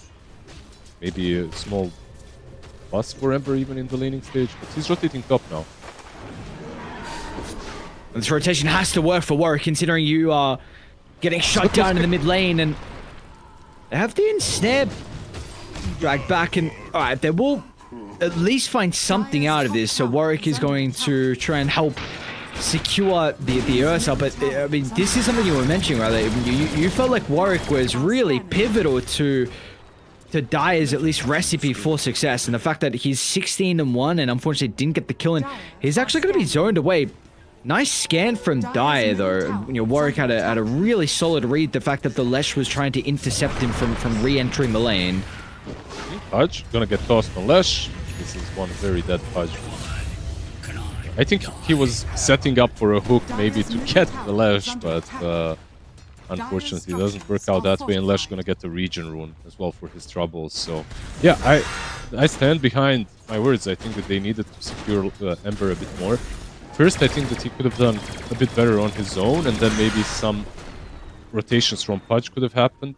But Pudge TP'd mid once and then just left. That was it. That was all he did. He didn't even try to go for a hook or anything like that. Dire's middle tower is under attack. And now it's going to be Radiant that are looking to try and pick up the tempo.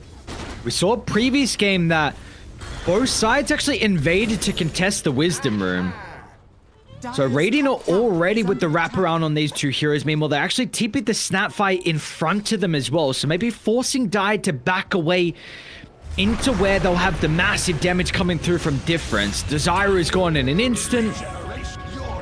And this time it's going to be both Wisdoms. I don't think the Ursa can do... Is he going to get there in time? No, he won't get there in time. So yeah, both Wisdoms will go the way of Radiant. Dire's bottom tower is under attack. Yeah, this is just a massive win so far in the laning stage for Radiant. They're only 1k ahead, Radiant's sure, top but tower is under I attack. feel like getting the 2 Wisdom Runes, having an Emperor that's this weak, even diving the Timber.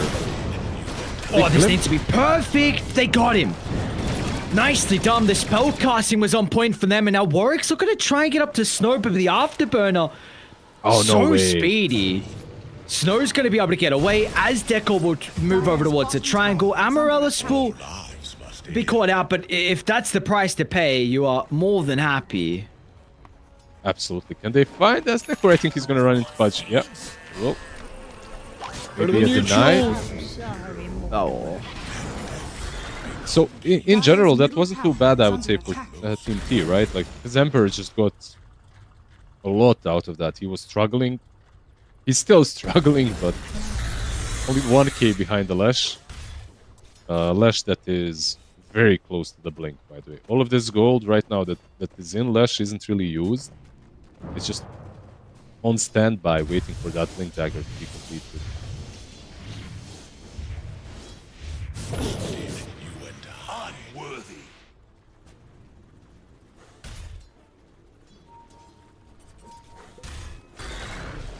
Bottom, we're going to have the action continue here by the looks of it. But he's gonna have support now. It's like they are coming in. A Desire and Seneko playing behind Cloud. See if they're going to be able to land the hook. Instead of set up Emerald is in a great position. I mean, perfect. look at all the AoE damage. And you could not hope for a better way for them to find an angle into that fight. But the Tiny on top of the Pudge, stopping that go with the ensnare to hook, and I mean, this is the raw AoE magic damage that Radiant going to be working with, and this is without the Lesh, the Darks here as well. Dire are This is scanning. why we was kind of mentioning about some pipe being potentially necessary for them. Warrior's going to try and come on Chains. over. Good chains, good Cloud chains. showcasing that he's got a bunch of damage as well. Avalanche going to stop the chain away. They will still lose Azdecor and maybe Amorales as well. Not much is going to be able to stop Cloud from moving on forward. So with the Whirling Death, helps cut down a second. So they will instantly strike back and get some pretty valuable Lesh. kills. He's got a blink. He's gonna blink on the right eye. He's gonna give it up. Yeah, he did showcase his new bot Blink Dagger now though, so they know he's got it.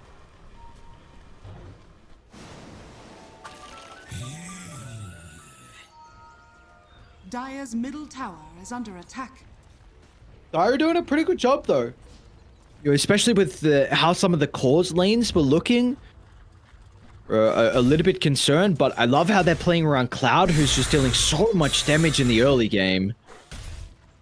Radiant are And scanning. Ember's just not AFK farming, but the important thing here, their moves are also converting. Like, they are getting kills off the back of this. If they weren't, then all of a sudden, this Ember's net worth would continue to be a problem. But this is where it needs to continue to come into fruition here. It looks like that will be the case. They'll run into the Darks here.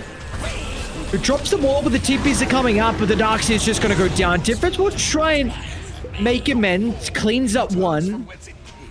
But Ursa's going to be able to step back towards the tower. Warwick is looking to try and poke. Dire's bottom tower is under attack. Dire's bottom tower has fallen. Yeah, that's all she wrote. 1 for 1 in the end. A trade that you're again happy. Maybe Ember can go back in. He still has that Arcane Rune working with. And he's building a Mage Slayer, by the way. This is one of the reasons why he's also good in Lash. It's a very natural build-up that does very well against Lash Rackets.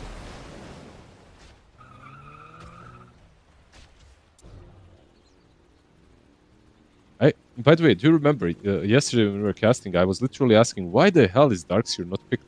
You know, like this hero, Helm of Dominator is meta, and Darkseer just loves having a creep, loves putting that Iron Shell on a creep, farming with it. One thing that I did notice while playing it last night is the mana issues when you're buying Helm of Dominator are kind of big.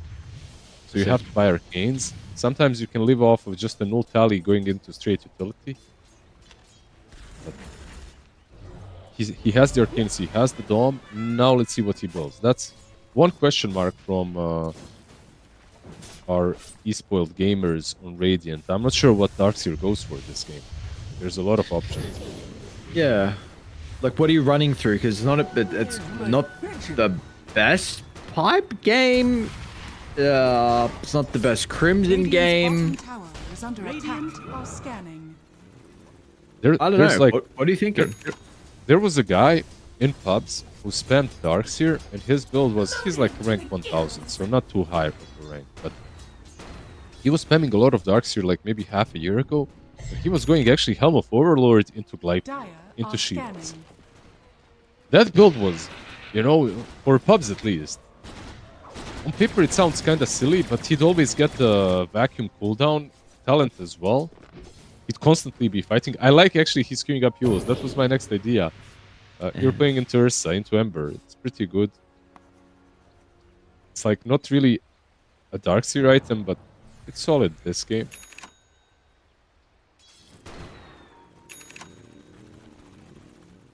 I don't know. I would have liked the Gleipnir build actually. I feel like they don't necessarily have a lot of cash. So it could have helped.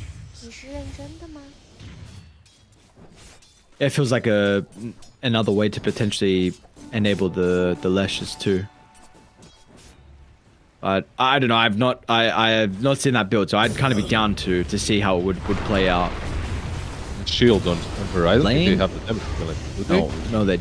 What? What? Damn!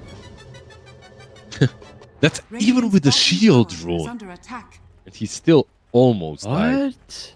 That Xanthropy is just Radiant insane in are Dota. scanning. Oh, they're gonna get another wisdom again. Double wisdom. Dire supports him. Yeah, exactly. Not even contested. Emeraldus. Some actually even missed the hook as well, man. I swear that was going to connect. Most tier 1 teams at the moment, they actually smoke up or make a move on the minute 14 shrine. You know, that's like your big objective that you go for at minute 14. You fight for it as a team.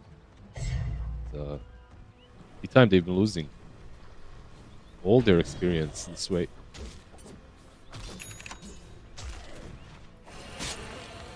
We'll see how problematic it is going to be for them. Like, in my head, I feel like both Pudge and Naga aren't like the most reliant supports on levels, but maybe I'm completely wrong. No, you're kind of right. I mean, you need level 6 both, that's it. Yeah. Like, Hook is max range now, so it doesn't really matter. If you're going Rot and Core, like, yeah, you could get more levels of Rot, sure. Like, maxing out Rot is nice, but it's not, I think these two supports gain more from gold than they do from Radiant's levels. bottom tower is under attack. Meanwhile, on the other side, you've got Snap and Tiny. Like, Tiny desperately needs 8, and Snap is also kind of level reliant. Items are secondary.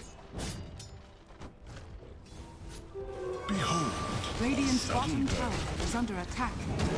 Radiant structures. Alright, finally we're going to see Ursa look to get involved. Game is definitely slowed down over the past couple of minutes, but Blink Dagger completed, level 12 on the Bear.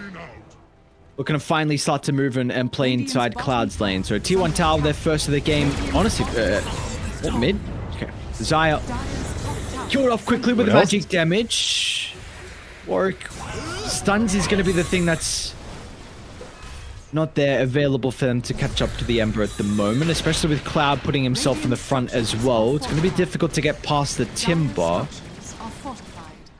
They see the Ursa, he's far, but Tiny has a blink now, and he's bad in lane. You have to be careful with their positioning. You can initiate. There we Oh, go. the Cook is stunned. Slide's going to be there, but he doesn't get much separation. They're going to be forced to use the song, which clumps them up, and this is a fight you want to take now. Unfortunately for Dire, they don't have big team fight combos, but they still have some raw damage coming up from their heroes. And that is plentiful in the team fight. Amorales is not going to be able to duck and get out of cover. They will hunt him down. Difference tries to jump in, but Difference might have just sacrificed his own life. I mean, too overzealous. As Decor is gone as well. A 5-man wipe in the mid lane. TNT. I mean, they were making no plays this game for the past 5 minutes or so, but now all of a sudden they are ready to go and rewarded with some massive, massive kills. I just did the disrespect on the Timber and the Ursa, I feel like hit them in the end. Ursa was showing bottom, so they focused on the mid tower. But damn, you cannot let every single hero get in the sleep range. That was just nasty. They are back alive though. Hang on, this is not looking good for Dire. And they can kill Shigetsu a second time if they get him. Oh, he's got Blink. No! Oh, Shigetsu got away. If he actually died inside there with the rage on cooldown, they would have killed him a second time. And now Amorales does get the toss away at least at the last second. So maybe putting Cloud in a bit of an awkward position, but Split Earth was a bit too late. And now Radiant second guessing if this is kind of the area they want to be fighting. Gyrocopter's nowhere to be seen. And you hold the Aegis, importantly, on the Bear. Yeah, and he's getting to his BKB very soon. They have a BKB soon on him. They have a pipe already. Courtesies of that ultra kill on Timber. So they got a lot of items out of this last engagement. You know what? Like, the tables have turned. The way that T-Time can play this game is the way that eSpoiled could play last game. That's they can poke and prod. You know, you have December, you have the Pudge with Hook, Timber as well. Like, all these heroes can kind of get in and out. Meanwhile, Radiant, when they go in, they have to fully commit to their ultis. Gyro is being the next target. Looks like he's a little bit more of a difficult kill. They won't be able to get the hook to cancel the TP, however, in Radiant. They're starting to move to bottom, but they're going to be too late to protect their carry. Nice move from Dire, and we're finally seeing so far in this series that they are actually being the proactive ones. Like last game, you know, we didn't really get to see much out of them. This game, it's starting to be a bit of a different story with some heroes that you honestly might not expect. It's not really easy for them to be able to make these moves, but you know, they are showcasing that they definitely can still make it work. They just need impact from the Darkseer. Right now, night and day difference between Darkseer and Timber. Like, I was hyping the hero up a little bit, but it can tend to be a problem. Like, if you itemize in a way that doesn't help your team immediately, it can feel a bit... I don't know. Like, you just become vacuum wall and that's it. Are scanning. He's going for Lotus next. Darkseer, for what it's worth, it's not bad. But it's still far from being this Timber with the pipe and Kaya Sanj. Like, the amount of work that he's dishing out is crazy.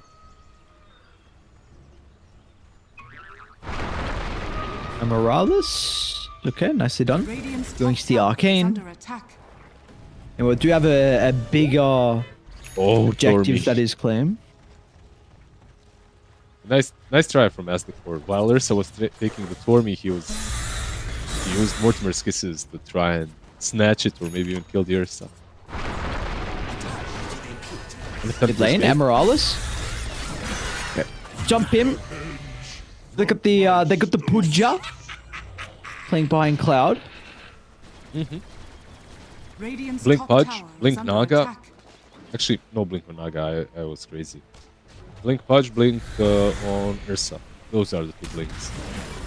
So a lot of burst Radiant's top potential tower has been and catch denied. potential on Dire. Radiant's bottom tower is under attack. They completely missed their timing. Can they even fight now, I wonder? There's Kaya Sanj on Bash. He's fallen behind a little bit. Yeah. Radiant's bottom tower is under attack. Yeah, is he actually going to do any damage in fights into Pipe and Mage Slayer? Is anyone? Like, they are all magic damage until the Gyro has some more items.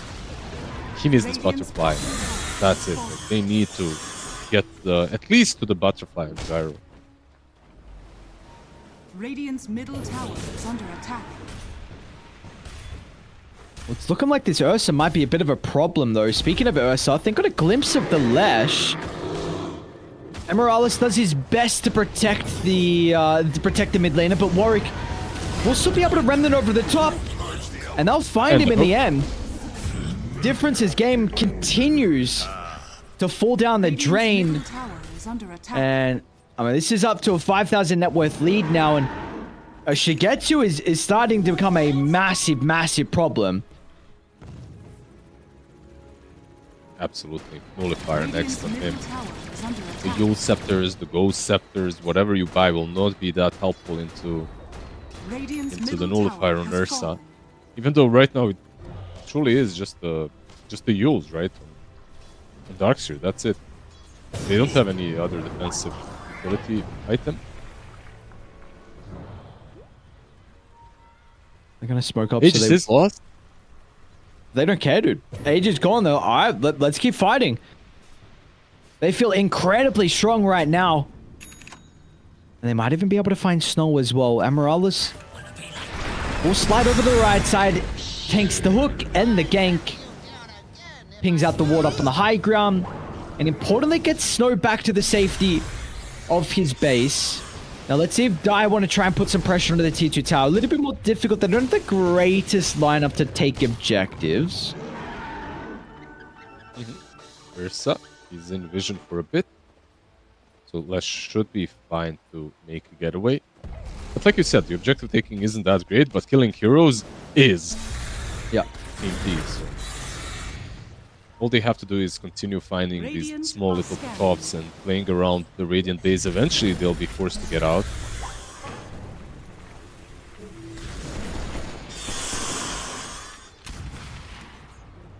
And how do you get out if you're Radiant? Radiant's Like, top is the tower map state? under Do you need to just split the map? Are you wanting to try and force fights? Lesh, he's trying to do that on top. And he might die because of it. Ursa is chasing Lesh on top lane. Potentially Lash? solo killed. Okay. TPing Shigetsu out. gets wrong. Oh. That was close. Look, he's getting towards his... Yeah, this is one thing that I don't understand about Ursa's build, by the way. He went for Nullifier instead of Basher. I don't know why. I feel like Basher is just such an insane item this game. There is not a lot that you can nullify. But okay. I mean, everything from Darkseer you can nullify. I'm wrong in that aspect. That's Dire are scanning. absolutely true, but... Yeah, Bash Jumping was on top of so Flash. vital to this hero. Exactly. Just jumping on top of Lash makes that an easy kill if you have the Basher at this stage of the game. It was my assumption even man fighting the gyro as well. There's the Basher really comes in handy, but look, we'll see. He can even go for it afterwards. I don't know what he currently has queued up, but Nullify is already completed, and he is working his way to being one goddamn farm bear. Not very tanky bear, I gotta say, though. He's sitting on 2k HP right now. That's why he's queuing up Shard next. It does help out quite a bit when it comes to his defensive capabilities. Ursa should kill Tiny here. Oh, does blink out. Radiant's middle tower is under attack. Sit on. Lash is also going to be able to make it away. So Top Dire lane kind of snap. getting run around the map, and yeah, there's another hero that's getting ran down. Unfortunately, this time, yeah, you will not have the same fate as what we saw the other heroes have from Radiant. They're at a bit more cute playmaking ability to be able to narrowly avoid these attempts. And how close are we getting though to Radiant to being able to force some of these fights? Not that close, I would say. It's a bit rough Let's because see. Roche is up. Maybe they can do something, but Radiant's middle tower is it's under kind of attack. hard, right? Like you're playing into a song now. Naga has a gem. She's devouring everything. You're literally just constantly using TPs to run back to base or creep skip top, bottom, to get as much as you can out of the map. They want the BKB on Lash, it seems like that should be the next item. They got initiated on top. There's no TP on Lash for 5 seconds. And they're going to be able to see him. I'll scout Lesh over to the right side and make sure that they bring whatever other heroes that are necessary to finish the kill. Meanwhile, Shigetsu's just farming. They still even actually caught up to the Tiny over to the left side as well. So it looks like finally for us, like unless something changes pretty soon, we might get our first game 3, at least from what we've been covering. It definitely smells like a game 3 in this series, at least. Maybe if they totally blunder some high ground push, but besides that, I feel like they have pretty good chances. They're 12k ahead now. Lash still does not even have the BKB, which is good this game, but it's not like absolutely game-changing item for them.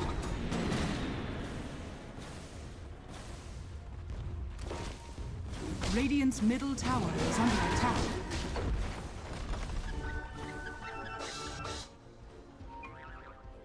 That was... Oh. Zaya? Who did he see? Is Deco on that side step? Was honestly really like looking at Radiant's lineup, I'm like, damn, this is gonna be a pretty team fight brawly game.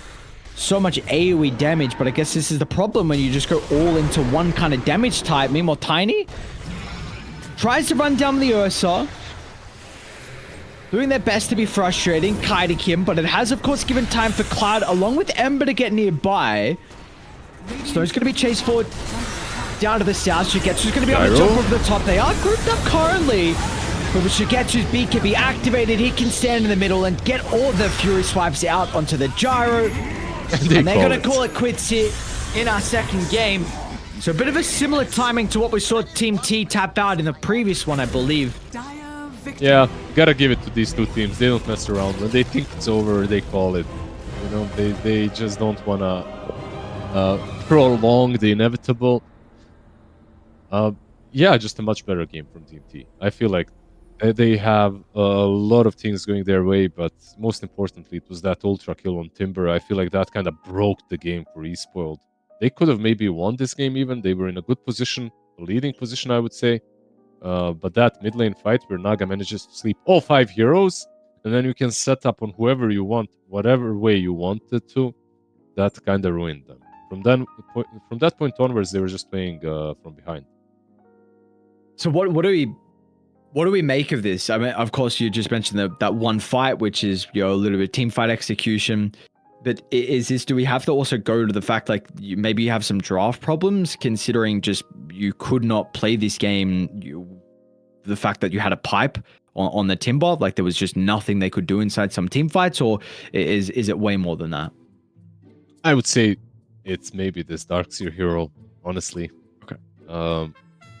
Just the impact that Darkseer brings to the game sometimes just feels so lackluster. And you could see it here even. Like, what's the build? Helm of Dominator into Yules? I mean, are you afraid of that kind of offlaner? You probably aren't. He's going to use Ursa. Yeah. That's his impact.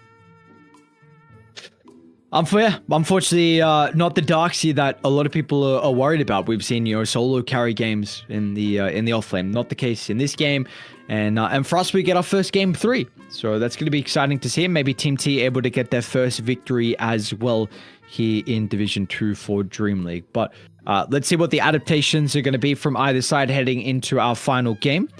First, we've got a break. We'll see you guys soon.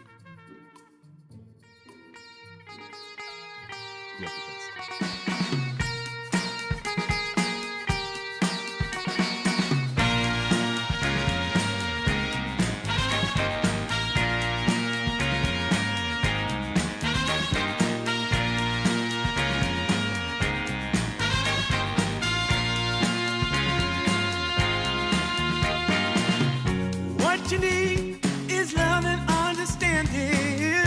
Find a heart whose love is true. Deep down, there's only one companion who's there for you when you need him to be. Your heart was broken in 1,000 pieces. So much pain that you've been through. Here stands a man who's your salvation. Just ask yourself, am I ready for you? 100% now. I'm ready. 100% now. Yes, I'm ready. Eyes wide open. I'm ready to move. 100% now. Take a chance in a new direction. Any place you wanna go. I don't have all the right answers, but one thing I know, I'm so ready for you. 100% now. I'm ready. 100%. You know I'm ready. Yes, I'm ready. Eyes wide open.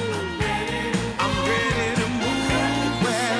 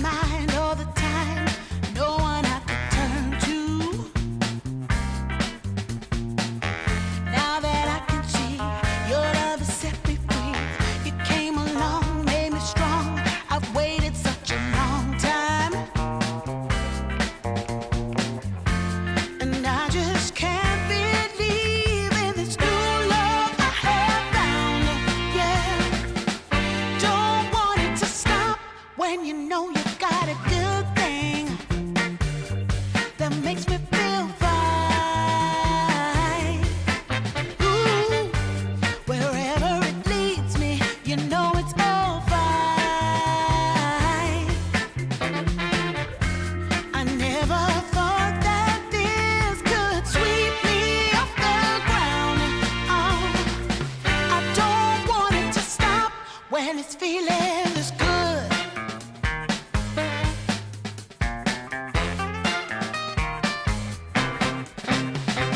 Whenever you're around, my heart begins to pound. Though I know you take it slow, no way to stop this feeling. For every single day, whenever you're away, in this place there's a space where I'll be waiting for you. And I just can't believe in this new love I have found. Yeah, I don't want it to stop when you know you got a good thing that makes me feel fine. Ooh, wherever it leads me, you know it's all fine. I never thought that this could sweep me off the ground. I don't want it to stop. No, I don't want it to stop. I don't want it to stop when it's feeling this good. Feeling this good. Feeling this good. Ooh, feeling this good.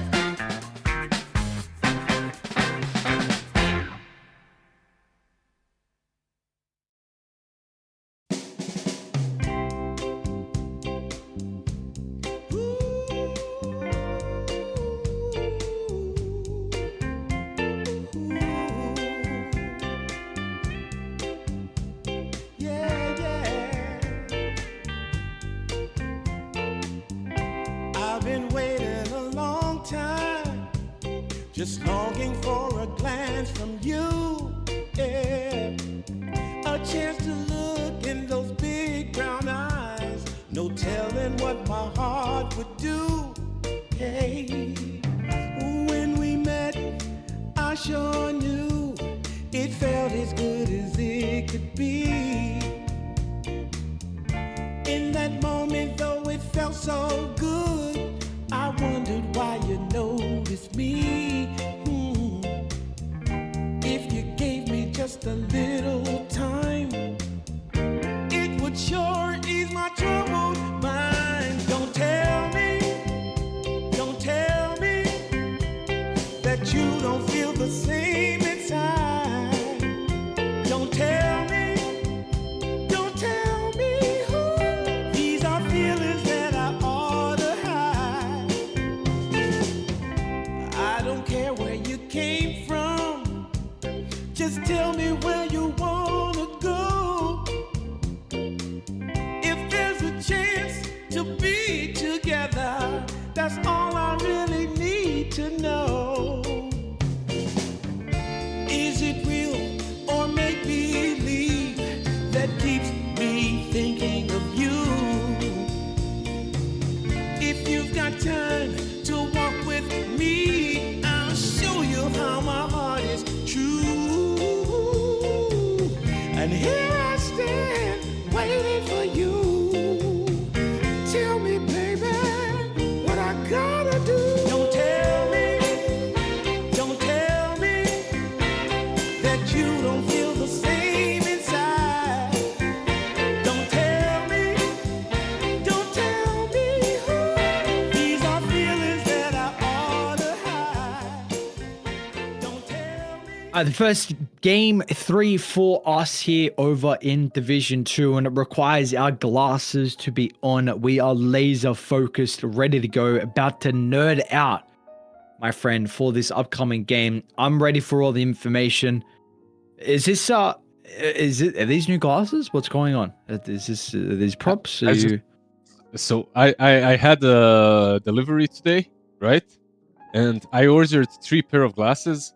What I didn't know is that I was getting in every box that was like $3, by the way. Every box contained a pair of 3 glasses. So I've got like 15 glasses on my desk right now. I'm gonna nerd out. Yeah, it's Timu, man. Come on. It's like I see. Okay, yeah. Well, Hopefully one of them are gonna be fun. 10 seconds Such a Timmy is a random bag of goods. You don't know what goodies. remaining. Sometimes know what call you're it gonna goods. get, You really don't. You really don't. Which kind of makes it fun. But you need to Mm-hmm. know that when you're going in, like when you're making your purchases, like if you know that this could just be, it could be shit, or you know, it could be something that you're like, all right, this was not bad, you know. But Absolutely. you got to be aware of that. I ordered some glasses because I truly thought my bald head 10 needed seconds something to remaining. smoothen the look out, you know. I'm walking 5 around looking like seconds classic. I am a classic Slav boy, but this is maybe a bit too much even for me. So glasses might. Oh, these are the same. Okay, never mind. Anyways, we're gonna have a fun draft, I think, going into game 3. This is our first game 3 that we have worked, right? Like, haven't seen a single one. That's kind of cool. I feel like doesn't this happen often to us, where we don't get game does. three? Dire team pick. It does. Radiant There was a team tournament I still remember. When was it? I can't remember when it was, but I 100% remember a tournament that didn't have a game 3. Like, we literally had all 2-0s. We had like a really long streak, like 10 or 11 10 2-0s. seconds remaining. Yeah. Well, this one's not going to be as long. 5 This one seconds is not as long. We get that game 3, and we're going to see a bit of a change here with the Mars first pick opener for Spoiled. So we've been getting a lot of the supports here. The Warlock, the Hoodwink, the Naga. But the Mars is that one. Let's see what Team T now want to try and pick up. Yeah, I like their Lush idea. I think they needed to secure it a bit more. I think that hero is still pretty damn busted, but you cannot just like open up with it the way they did without. Like, even Ember lost the lane like quite heavily. He still had a lot of impact through the game, I feel like, and they didn't have control. Dire team ban. The control was tiny plus Lash. There a lot of moments decided that game, though. Even when they are jumping the Lash while he has a shield rune and they don't kill him because of that. If he doesn't have that shield rune, he probably dies. There was like a lot of situations where it could have went in their favor, but it didn't. 10 seconds remaining. But yeah, overall, I like the Lash. 5 I'd like to see it seconds again. remaining. That's the bottom line.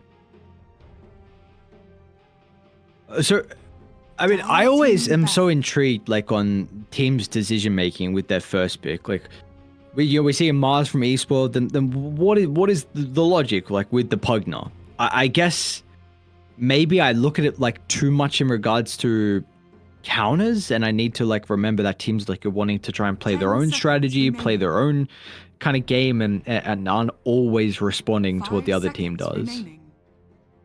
Yep. I think you're very much on point with what you just said.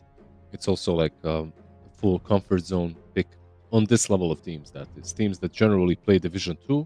They do focus on some things that you are playing, but mostly they just want to get their own stuff going for them, and that's it.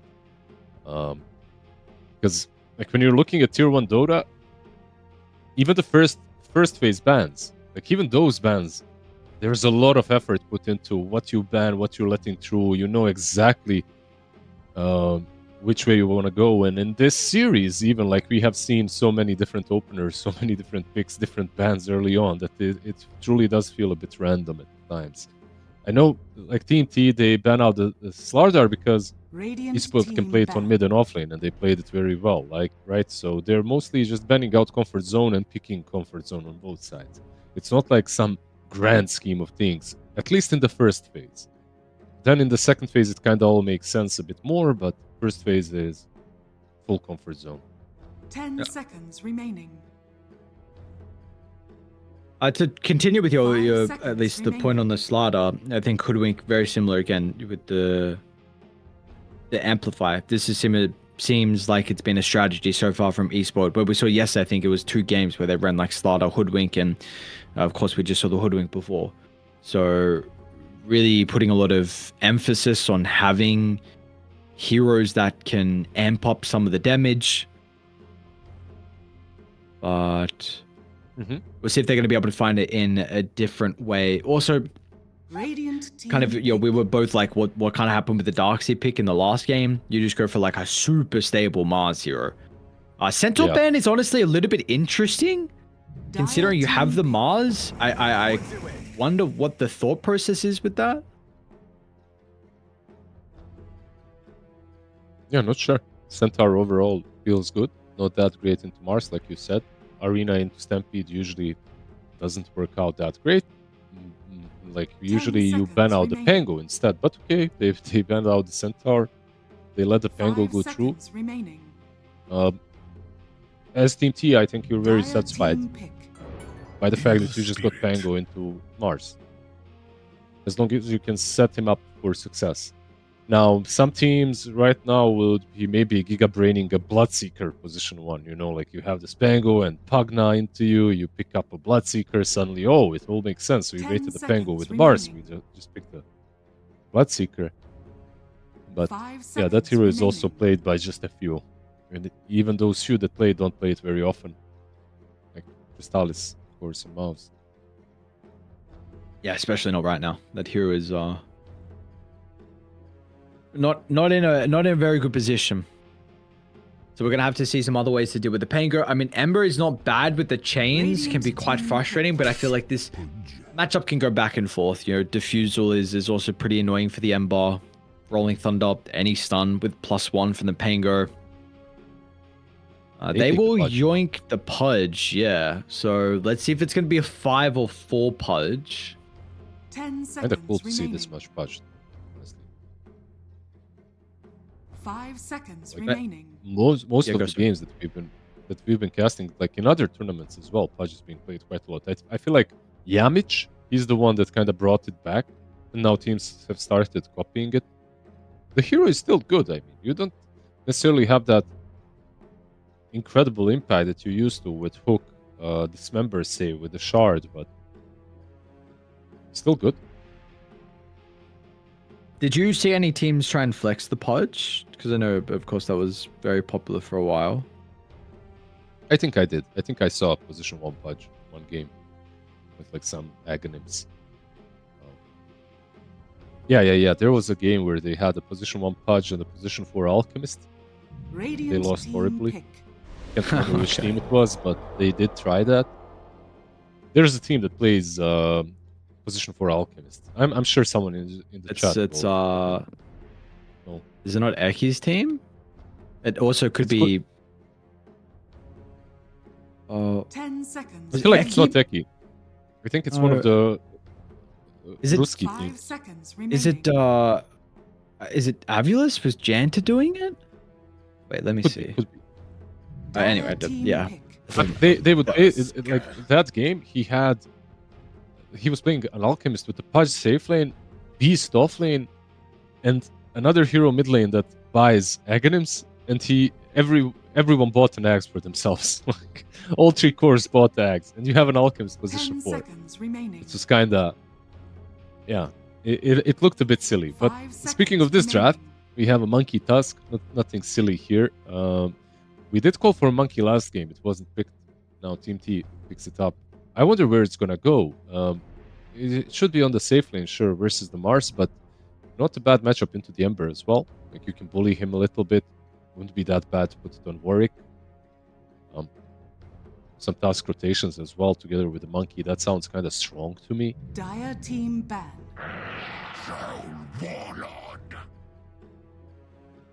Now, if you're thinking that this Monkey is safe lane and that Pango is mid, then you have to ban out Doom and Axe, right? Like if you Radiant respawn. team ban.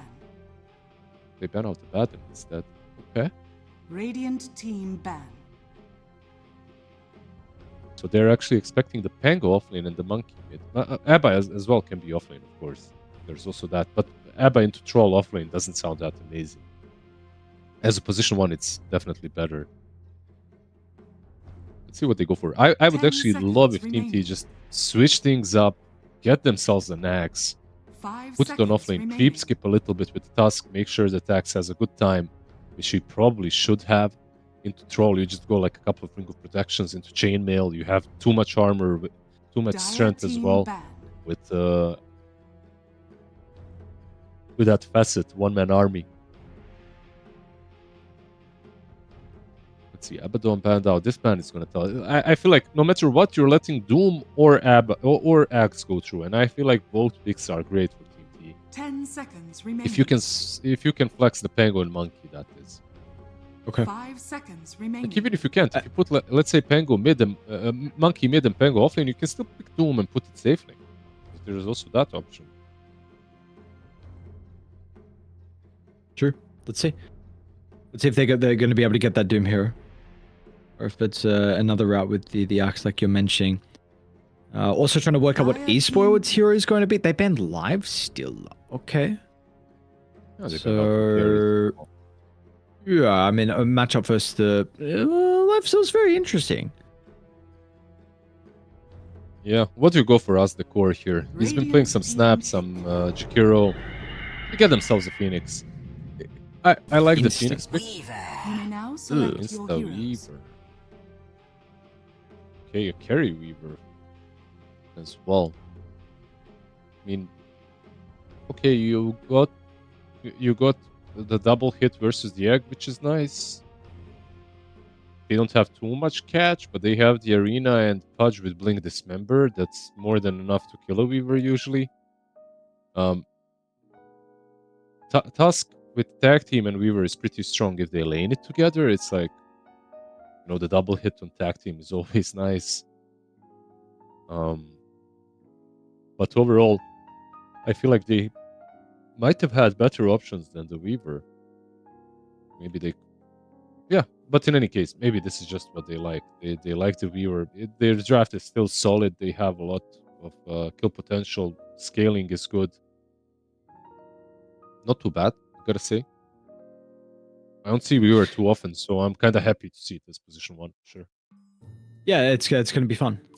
A carry that definitely unpopular at the moment. So we'll see if Shigetsu is going to be able to have success, and if Team T can find that first victory as well in the group stages of DreamLeague Division 2. Is there a lineup that you are personally favoring heading into this game 3? I think I'd like Espoil's chances a bit more. Like, just nothing crazy. I think it's like 50-50-ish. I don't think this is like a massive outdraft one way or the other. Pengo into Mars is always nice. I really like the Phoenix into most of their heroes, though. I like Phoenix into Tusk. I like Phoenix into Monkey. I like it into Pugna. Weaver can be a bit problematic, but besides Weaver, overall, like the Phoenix looks pretty damn decent. And you have the good old combo of Phoenix Mars, Pudge with the blink on Weaver. Like at some point, Pudge in some games he forces Weaver to even go for Lincolns just so you don't get dismembered. Because if you get dismembered, it's really hard to survive the burst damage. They have lockdown with the troll as well. Chains are nice. You have Chains Pudge now on their side that they can utilize. I'm painting like the good side of Dire Team. You can go for the good side of Radiant, so I don't turn this into a monologue. The good side of Radiant I can go for.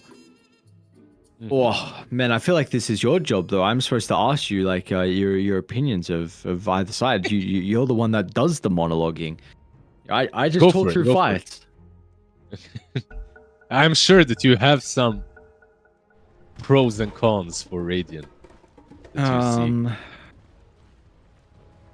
is a beautiful game, man. Like we can all have opinions on all levels of gameplay. Okay, well, you of course have the classic the Monkey versus Ember lane. So this is one of the heroes that we see just completely bodies the Ember. So should have a good lane here. Unsure on how the safe lane's honestly going to go. I feel like Weavers should be pretty fine versus the Mars Pudge, but if there's some shenanigans that occur there. I think the lane, I like the lanes, except the off lane. I'm a little bit worried on the Pango. But of course, this hero is going to be able to provide value as the game goes on. I also think the ability to make 30 plays across the seconds map to is wrap. far easier on Radiant, considering your mid is really going to struggle on the Ember, and I don't know who he actually connects with.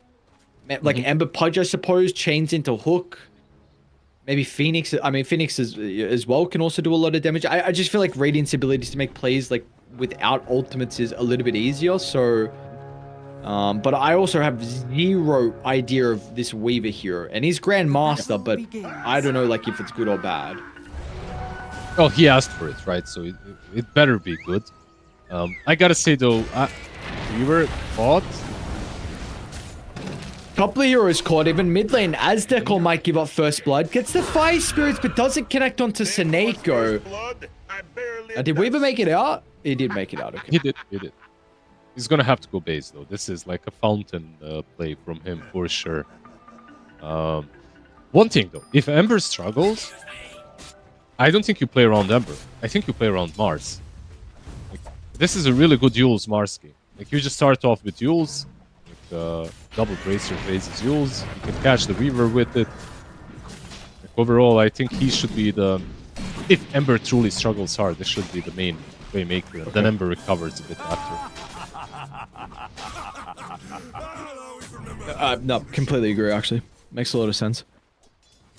So, yeah, let's see how this lane goes, because Pugner's quite a strong laning support. Weaver is one of the better laning carriers as well, but you know, anything can be a little bit problematic when you get hooked and speared, so... Yeah, especially if you're Pugner, right? Like, you're so low HP. Like, nice hook. Still level 1 though on both Mars and Pudge, so they can't do a lot. But once they get level 2, once they get Rot and Spear, this becomes increasingly difficult. Like even Weaver, if you hook him, even if he has Fuchi, if he gets speared, it's like a these two heroes on bot lane don't want to play into Pudge, generally speaking.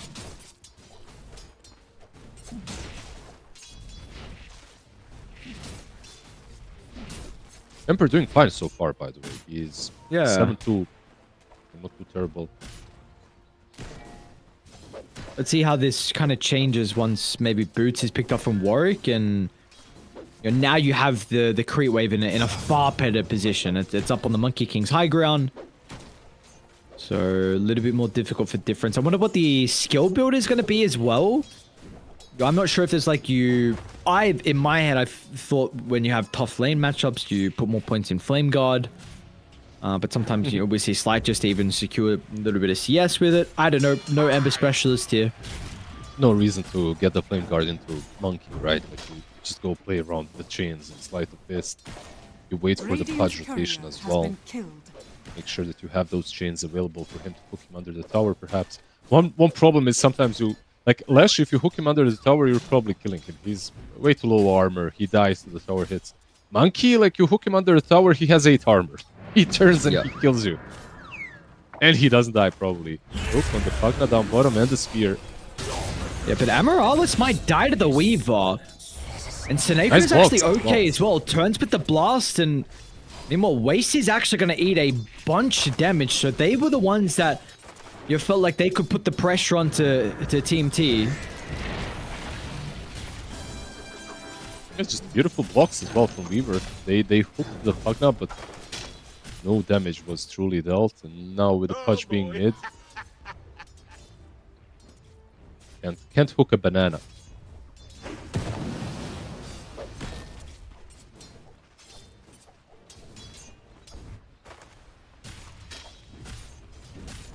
So I did have questions on how this Mars lane was going to go. 10 last hits. You are starting to see also the Ember fall a little bit further behind. As is expected, right? The moment Monkey gets like Boots and Orb of Frost, it becomes very difficult to just get the position.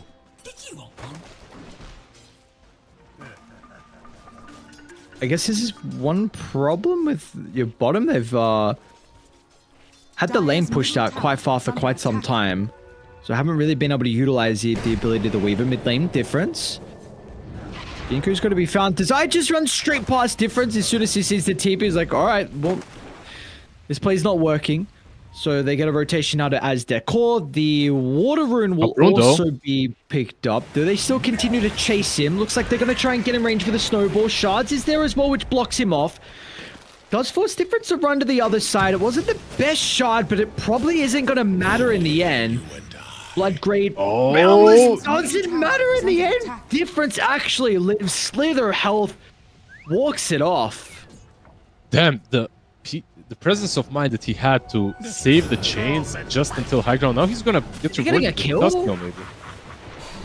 It's got snowball shards, but even the shards were good. Yeah, like the shards were good. Gotta give him that, right? Like he almost blocked them out. Dire's middle tower is under attack. I love how Seneco's tipping difference. Like he has no idea what's going on. He's just playing his lane and literally no idea what just happened. Does it happen sometimes? Sometimes I ping with I tip without wanting to. Yeah, true. When you hover over a hero or something, you get that tip thing.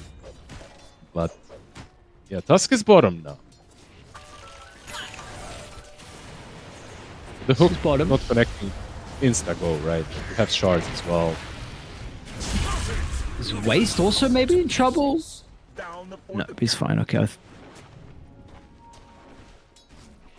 But man, Waste Mars didn't is allow the kill on Weaver to happen.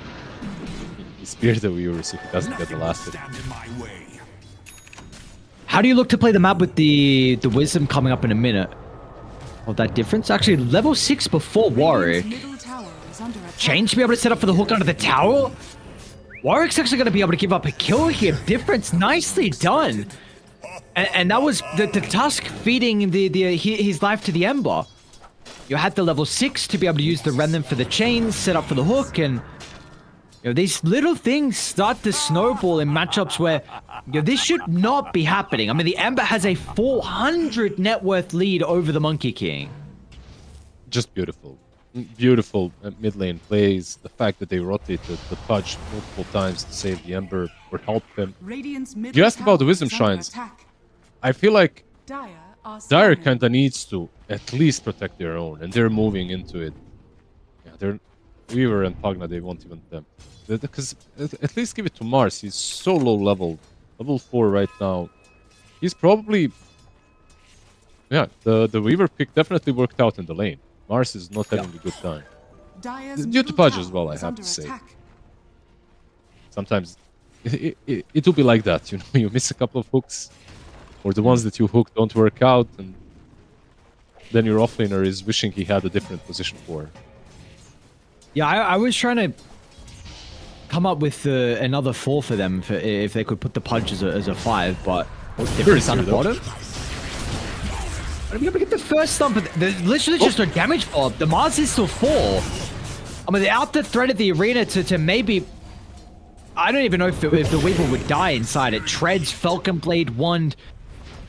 A bunch of stats for him. So differences rotation down will net nothing.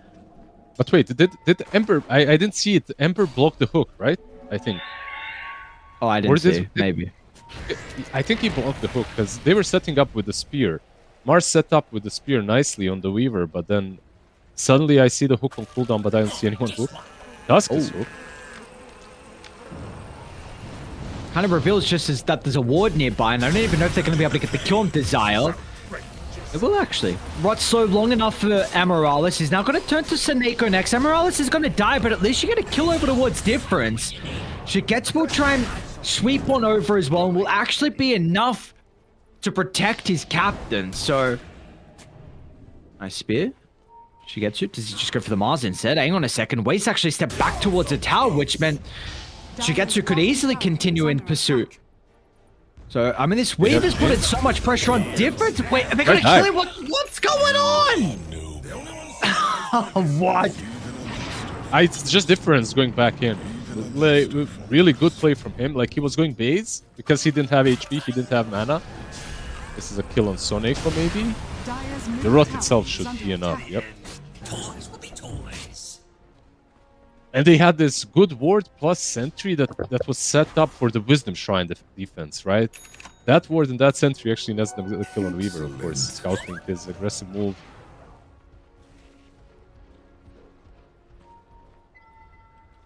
Well, we're seeing really Ember. I mean, this is just Radiant's middle massive. tower is under Again, attack. I cannot stress enough. Like this lane should not have gone this way.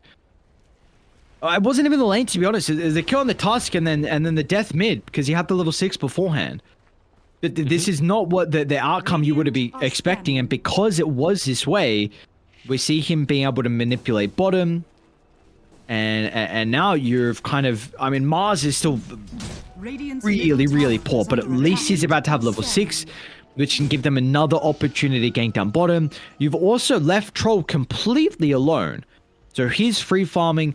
That being said, Pango is also free farming because we've seen the supports just leave these cores 1v1.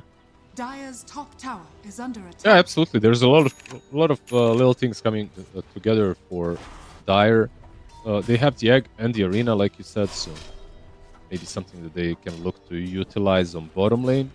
Maybe pressure this tier 1 tower, maybe even go on monkey. But they have to combo things up. Like individually, as duos, they don't really have a lot of kill potential right now. Even if you get the hook down bottom on the Weaver or on the Tusk, probably not killing them. Nice little D-ward by Pugna, but Ember is here already.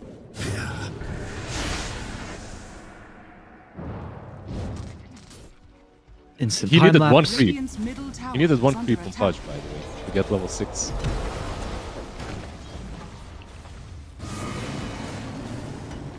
I mean, at least you force the Obviously- time lapse out, which maybe makes it Radiant's middle tower is difficult under now for the attack. Weaver to actually continue to play this lane. So that might push him back in the jungle. We'll see what they want to do with this on Dire, though. Like, their early objective taking is pretty limited. That being said, like, tier 1 mid is actually taking a Okay. lot of damage. Top, okay, what do we got? Snow is getting dived. Gonna be able to activate the battle trance, but we'll have problems with not really right-clicking inside.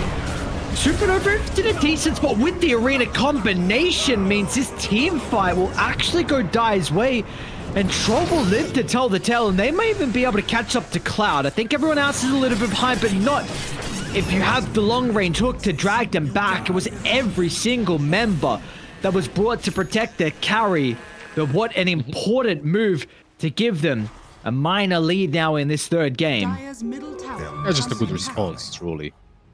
And what's so good about it is that you wanted to use your big Radiant's ultis top anyway tower is under on attack. Dire, and you use pretty Dire's much all of them bottom in tower a is perfect under spot, attack. saving your carry.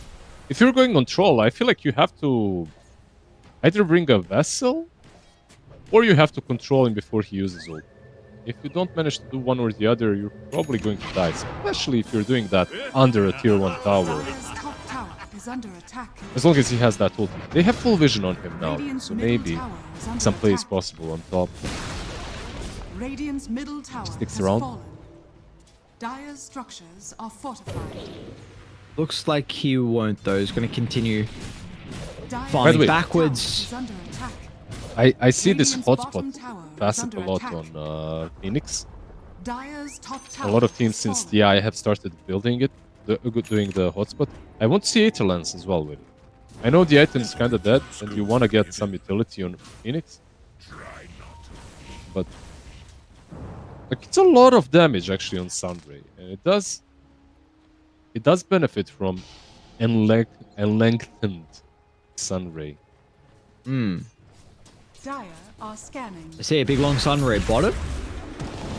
Let's get the spear into the Weaver, but the follow-up pretty hesitant on Dire. The arena back up at Supernova, still not there for a little bit of time. They have everything now, right? Like the arena is up, the egg is up. Ember as well with the Good Vessel lane. and Tusk. Don't think he's going to be able to get a solo kill. Tusk can always pop Snowball and someone can try and TP in. Difference that- is still running him down, okay. He's dead and also Remnant's out. Bot lane though. Meanwhile, okay, well, he Remnant's right into Warwick's Diffuser Blade. Nice Hook's going to be able to get him over towards the Ember- safety of this triangle. Now they're going to be able to have an opportunity to turn it. Perfect location for the arena. Cloud's going to do his best to move into the middle, bouncing back off the wars. The Weaver, he doesn't want to enter the team fight, feeling like this is not an engagement for him to be successful in, especially once Snow is set up on the Troll Warlord. So 4 members are going to go down. And Weaver doesn't want a bar of this engagement. Gets the tower. And that's really all his involvement. Yeah, they're forcing these fights in a really bad positions for themselves. They're basically being baited. Esporld are baiting them perfectly into Mars' hands. And Mars, even without the blink, without use, without anything, truly, with a really bad game, he's found so much use of his arena because they're always just diving too deep. Great hook, by the way. He's probably the main reason why they were Radiant baiting are so scanning. well, saving the Ember. Maybe some chains mid into hook. They have blink on Pudge. See if they just get the vision of anyone, though. See Warwick, but unfortunately not going to be able to find the connection with the chains. It was maybe pretty deep anyway. Maybe you're lucky that didn't happen, considering Radiant do have both supports nearby that will be able to land the hook, but now puts Warwick closer towards the Pudge, which is not what he wants.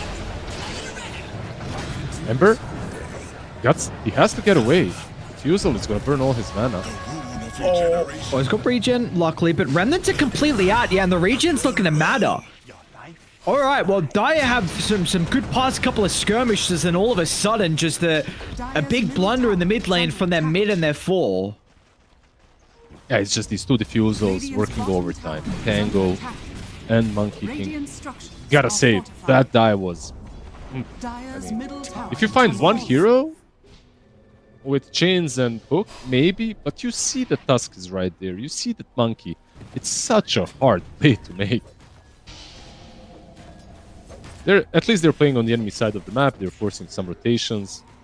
If you're Esporld fanboy, that's kind of good. They can maybe now smoke up. They have all their ultis back up. Blink as well, by the way, flying out on Mars.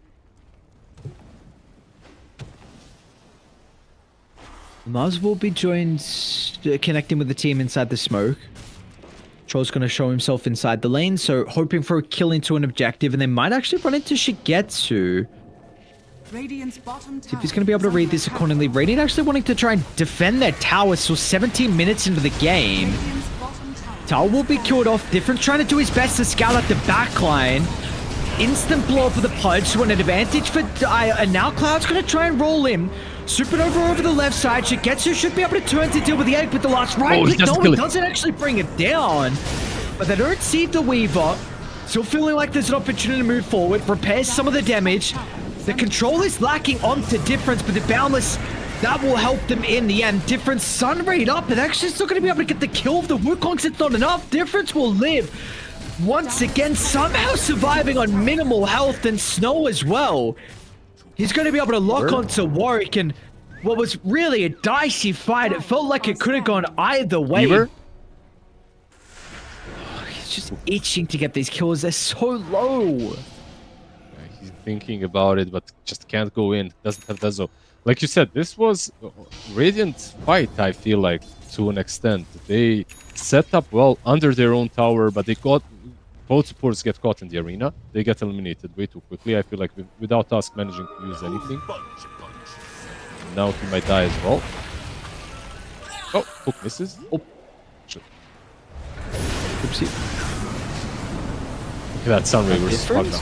Oh, So they're going to have to use the Boundless onto the Phoenix to do their best to protect the Pug. And meanwhile, Amaryllis has Cloud up in his face as well. You're fighting without hook? both carries. They're just on the other side of the map, but it looks like it's going to be Dire who will reign supreme without the position one nearby. Not requiring Troll for this little engagement that was breaking out, and it's meaning that they are continuing to build a bit of a lead here. We're up to 6,000. The hooks have been solid, and the little team fighting we've been getting out of Dire has been really good in this third game. this kind of a lineup I haven't seen in quite a bit. A lineup that everything is from such high distance that you can't even fight into it. Like you have this hook, you have the sunray, you have the chains. You're just being poked until you die. Especially if they're on the high ground. Then it's inevitable that you won't be able to fight. So pretty cool. And it's all being really set up by the Ember Spirit.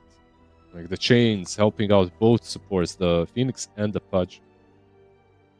Kinda cool. do you feel like Team T have the ability to be able to gap close and force fights in a close area where Dire can't utilize the strength of the long range spells?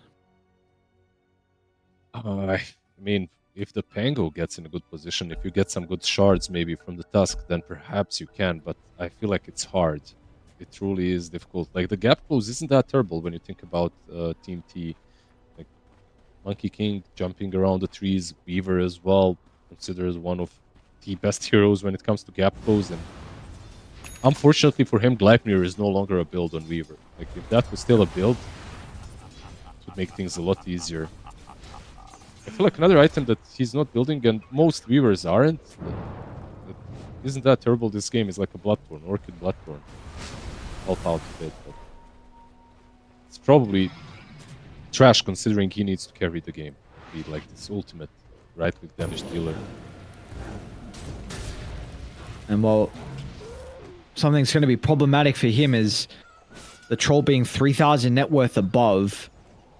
What has the troll even got queued up as well? I'm wondering when a nullifier is something that he's going to be considering because of the Pugna. I think you're forced to go for it, but we'll see. That's a nice Ag Shard to be able to find for Aztec. Also, Radiant with the feeling not strong enough to be able to contest.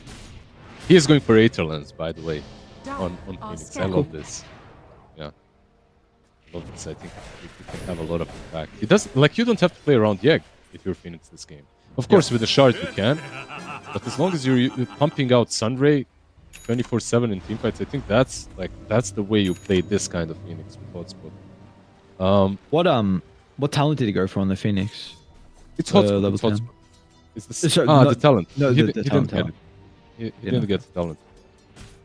I actually like the 25 Icarus dive so, but that's just me. It's not still Spell Amp, right? On the other one? No. That's long gone. You had 25 Icarus dive slow and you have 0.5% blinding sun miss chance, which is maybe better, but I like the slow when I'm playing as a core, just because it gives you some earlier kill potential. And what's Tusk on here? It's in front of the T2 tower. The deep. Yeah. Did you notice that eSpoil's banners look like Radiant's top XPSG LGDs? Like, they have similar color schematics and stuff. I can't see on the feed. It's just grayed out. Yeah. Wait, you see that as well? We both see the same thing. Wait, what are you talking? Right? No, I'm in the game. Yeah, but wait, they're banner. Oh, wait, hang on. Okay, I need to see. Yeah. I see. The flags. Yeah. It does look like it. Yeah. I know what you're talking about now. So they didn't have that logo. I was getting confused. Straight into the pit, by the way. BKB, of course, completed on the troll. He won't be going Nullifier next, but the butterfly, by the way. Decrepify is usually a problem. I feel like Decrep in this kind of a game kinda kills you. Like, there's just so much magic damage. Plus Vessel. It's super annoying. Like, and if you truly worry about it on troll, you usually don't go Nullifier, you get an axe. That's I see. Okay. That's your dispel, right? Once you have an axe. Yeah, and I suppose like you have two heroes that can very easily get on the Pugna with the Mars and the Ember. Mars, Ember, and Sunray as well with Aetherlands. No matter where he is, the range is massive. Dire's top tower is under attack. Well, Team T for quite some time now have been playing largely on the back foot, and this is going to continue to be the case with this Aegis. We're going to start to see everyone push forward across the river and look to try and get some more worthwhile objectives. This T2 tower down bottom is going to be the first one on the to-do list for them. We'll see what the call is going to be afterwards, if they want to go mid, if they want to try and go even high ground to force Radiant at least back inside the base. Well, they're all here and they have two creeps. They have two range creeps that Weaver didn't manage to creep skip. Tier 2 mid is also an option. Top lane is being slowly but surely destroyed by Pugna. other thing that you might want to take care of. Radiant's bottom tower is under attack. Dire's top tower is under attack. It's We just they're have two everything. minds That's though. They're being Radiant's split, middle like you tower said. is under attack. Ember actually caught Sonic the top. Pogna is in problems.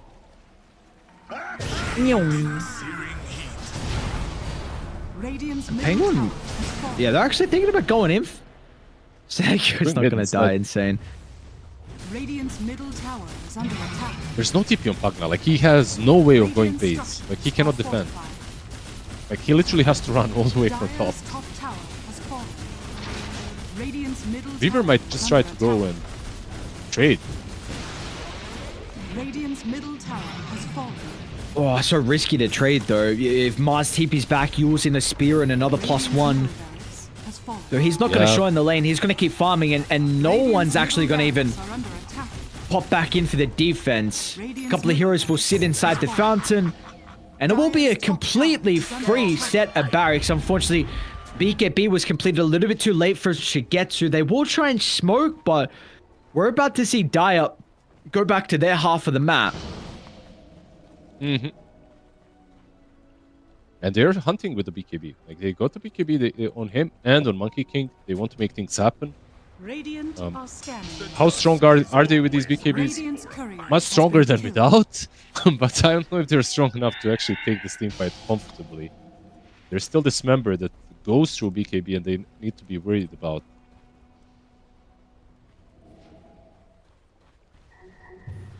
They could find the right target though, even killing Phoenix first from behind.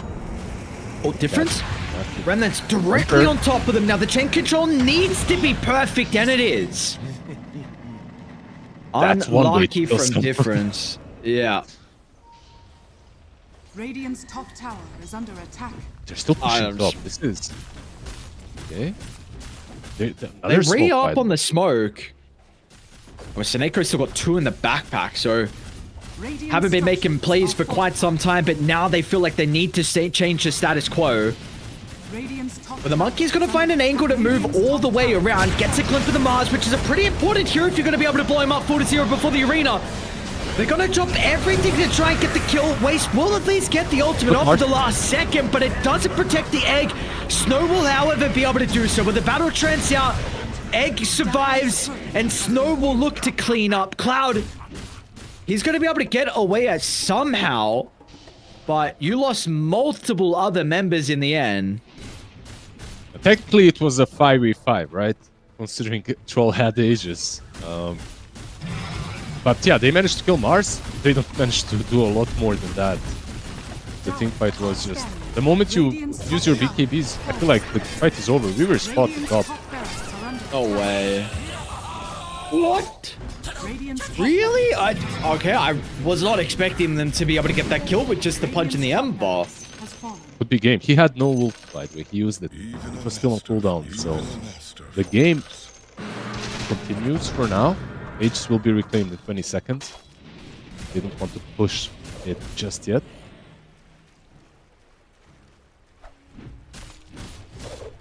I know there's some beef or something with Warwick and Difference.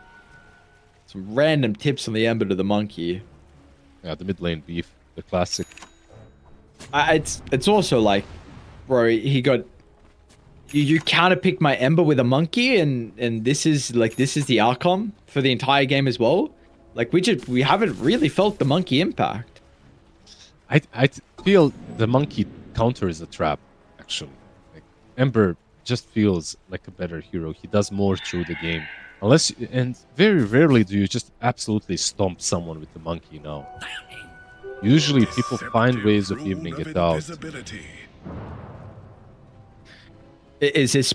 Do you feel like purely just because gameplay, or is it just maybe the monkey's numbers are worse than what was previously, and the embers are a little bit better now?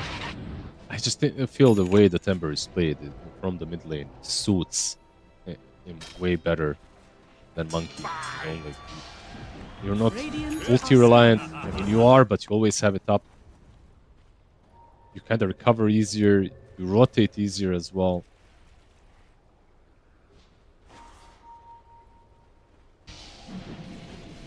depends on game to game, of course, when it comes to counter picks and stuff. Like they have very low amount of catch for Ember, besides besides like some Tusk blinking in and Pango follow up. Hook mid. Rolling Thunder inside the mid lane.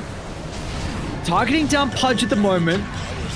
It's a lot of effort. A beacon being even used from Shigetsu to just get the kill on the Pudge, which almost makes the rest of this fight impossible to take. The tail end should be able to favor Dire, but they will not be able to stop anyone else from dipping out of trouble. They have full Ags now completed on Troll. He was thinking about Skadi, he completes Ags instead. Oh, that spear.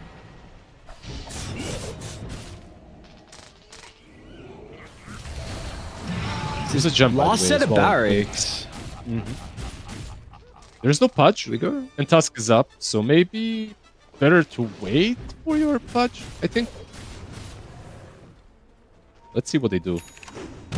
They have fought 4 against 5 before, so won't be the first time. Want to bring in With the arena to be able to help, it's going to control all 3. Some really nice snowball to waste the battle trance, but it's not going to last long enough, unfortunately. You needed it to last a lifetime to stop the value out of snow, but this guy with all the farm, he's going to be All able the to clean buybacks, up bro. difference. You know, here will be the sacrifice, but what a sacrifice it is. So worthwhile with all of these buybacks used from Radiant. as the core did buyback on the other side. That's one like silver lining, I guess, but like you said, definitely a huge win for Dire, forcing out all of the buybacks. How much damage did Phoenix deal? Let's see. Not bad, 2.666. Meanwhile, Ember being the first one with over 5k. The only one that did die besides the Phoenix as well.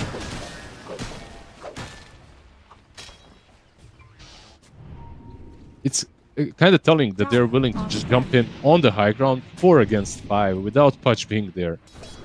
Yeah. Just pop that arena. It paints a perfect picture of how they feel about their strength right now. They're not wrong. They're yet to get an item that truly changes things. Like MKB on Weaver will be completed, but he needs 500 gold more.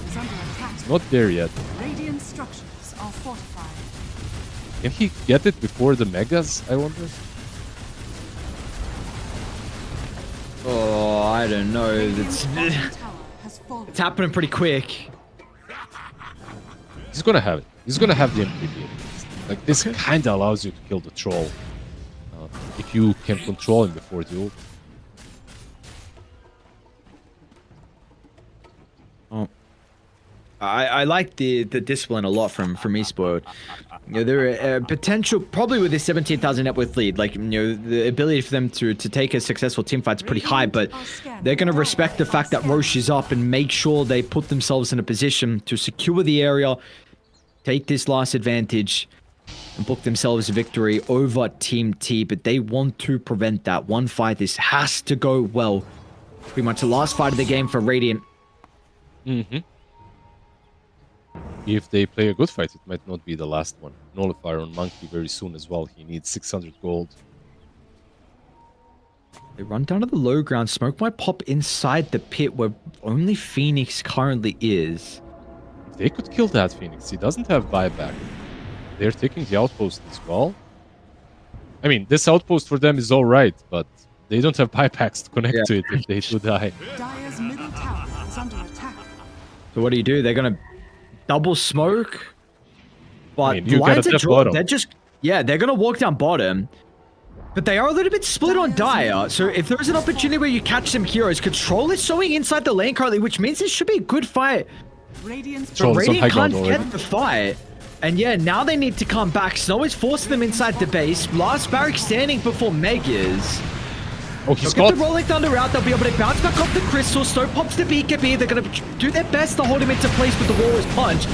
The BKB's getting wasted. Now Slow, is he going to be vulnerable afterwards? They even use a defensive supernova if it was required for him to disengage. And Amorales is in. 2 kills. And you got to keep in mind, these are heroes without any buybacks. It's going to be guaranteed 3v5. They have to do it by themselves. Resources are falling low, but they've bought enough time. And G's are actually even going to be dropped. They feel like they cannot take this game at all into mega creeps and the disadvantage that they are playing with. So, Tower is under attack. all right, Esport, they're going to be able to find their second victory here in the group stages. Yeah, they gave us a nice best of 3 that we didn't have before. Like the first time that we actually go into a full 3-game series. I feel like both of these teams played all right. Like in the last portions of the game, it's just that Radiant were a little bit too far behind. They couldn't get their items on time. No Nullfire on Monkey, no MKB on Weaver until that last moment, that last literal fight. And the draft from Dara was just beautiful. I love the way they poked and prodded like this long distance, initiate and hold back with Sunray and Hook. Mwah, chef's kiss. I truly enjoyed that gameplay. Yep. So did I, and let's see if they continue with some of this gameplay and at least the strategy coming into it. You know, they have some ideas that's been working for them. Again, you know, we brought up like the amplify with the slaughter, with the hoodwink. Then they go down, you know, a bit of a different style. So things are looking good for Esport and for Team T. I mean, it's a late notice for them to come and replace Mouse in Div 2, but 0-3 is not what I would expect from this team. Yes, maybe like the first 2 losses versus Pipsqueak again, who are 4-0, Yandex now who are 3-0, but losing to Esport with the players that they have, not what was I coming to this series is what I was expecting. But Esport now 2-2, and we're actually seeing like this team.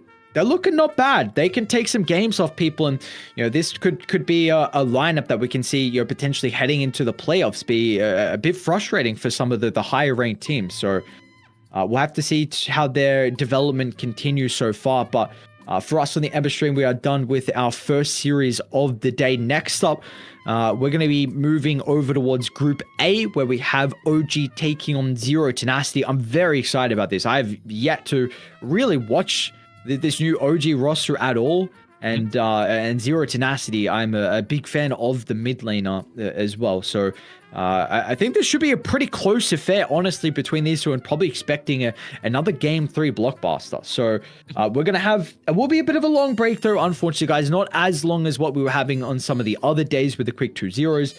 But it'll be just under, it's about 50 minutes until we're back with our final series of the night. So yeah, just to update once again, OG against Zero Tenacity after the break. We'll see you guys then.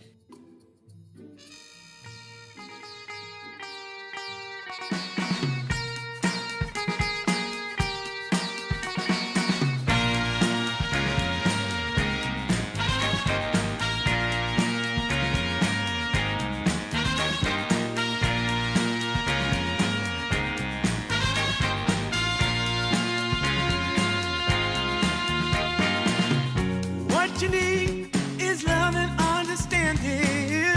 Find a heart whose love is true. Deep down, there's only one companion who's there for you when you need him to be. Your heart was broken in 1,000 pieces. So much pain that you've been through. Here stands a man who's your salvation. Just ask yourself, am I ready for you? 100% now. I'm ready. 100% now. Yes, I'm ready. Eyes wide open. I'm ready to move. 100% now. Take a chance in a new direction. Any place you wanna go. I don't have all the right answers, but one thing I know, I'm so ready for you. 100%.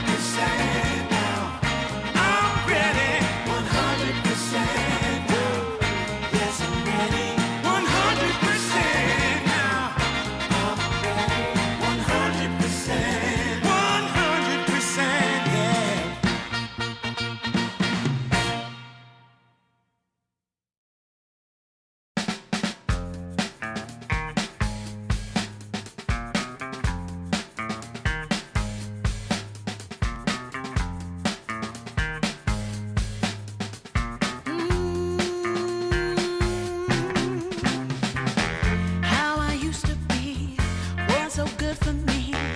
In my mind all the time, no one I could turn to. Now that I can see your love has set me free. You came along, made me strong. I've waited such a long time, and I just can't believe in this new love I have found. Yeah, don't want it to stop when you know you got a good thing that makes me feel fine. Ooh, wherever it leads me, you know it's all fine. I never thought that this could sweep me off the ground. Oh, I don't want it to stop when it's feeling this good.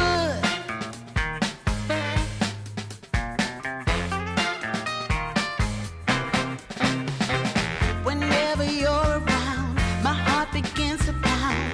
Though I know you'll take it slow, no way to stop this feeling. For every single day, whenever you're away, in this place there's a space where I'll be waiting for you. And I just can't believe in this new love I have found. Yeah, I don't want it to stop when you know you got a good thing that makes me feel fine. Ooh, wherever it leads me, you know it's all fine. I never thought that this could sweep me off the ground. I don't want it to stop. No, I don't want it to stop. I don't want it to stop when it's feeling this good. Feeling this good. Feeling this good. Ooh, feeling this good.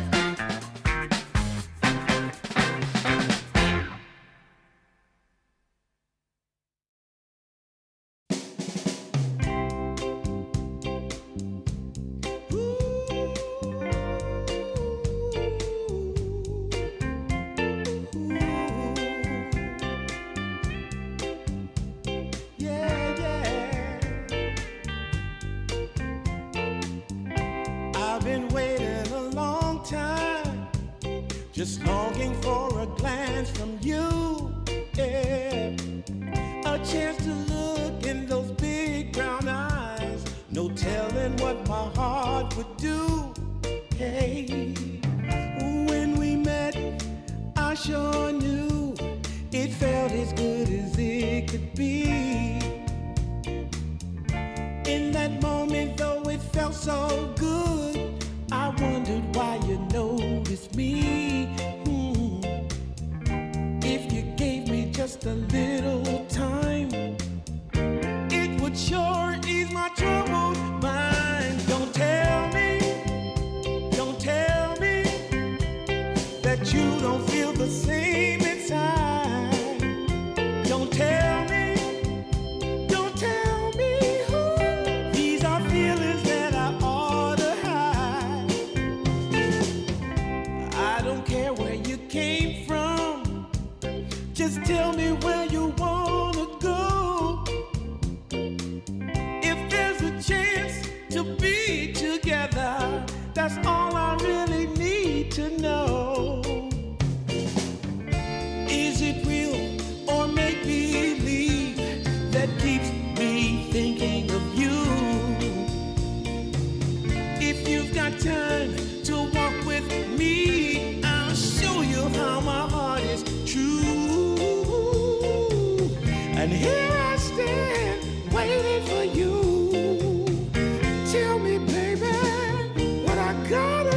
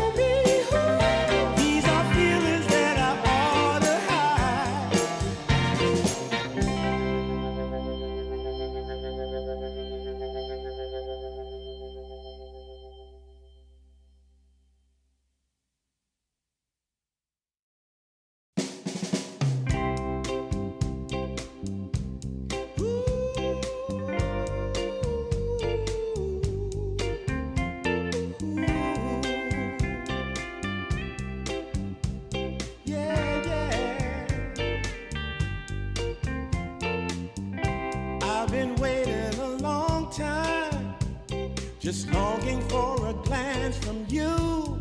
Yeah, a chance to look in those big brown eyes. No telling what my heart would do.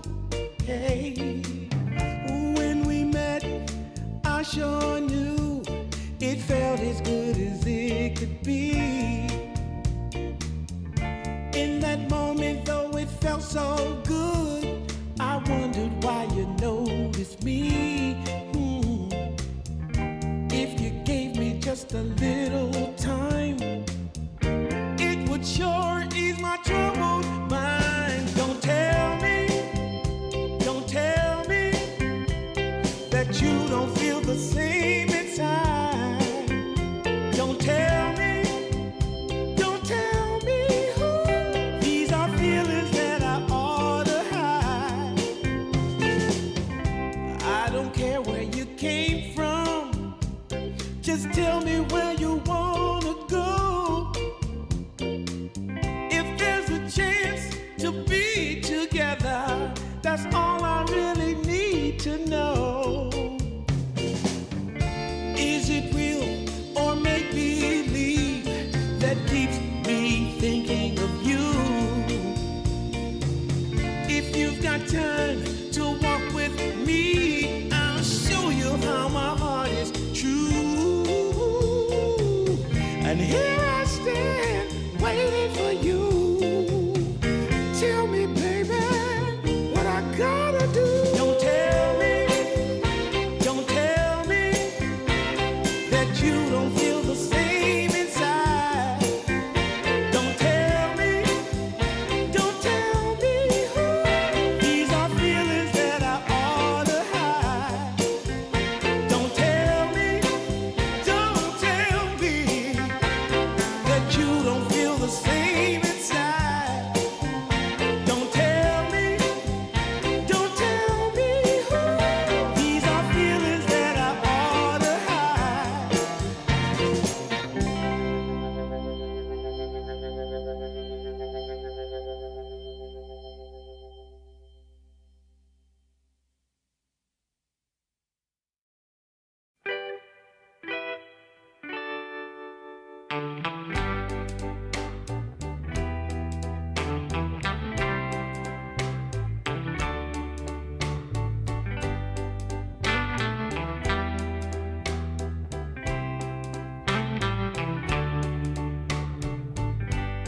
Sometimes I'll be foolish. Sometimes I know I get mad. Sometimes I say the wrong thing to you that makes you feel sad. But one thing is true in all that we've been through. You've never stopped loving me, no matter what I do. So let me say, yeah, that every day I try to find the words from my heart to say thank you. 'Cause you take me as I am.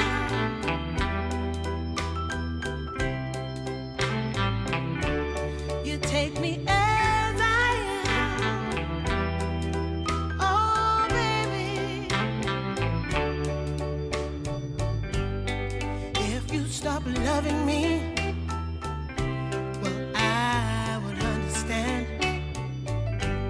But I won't take you for granted, no, no. When you hold my hand, your love makes me feel that I could fly to the moon. Not even the birds above can sing a sweeter tune.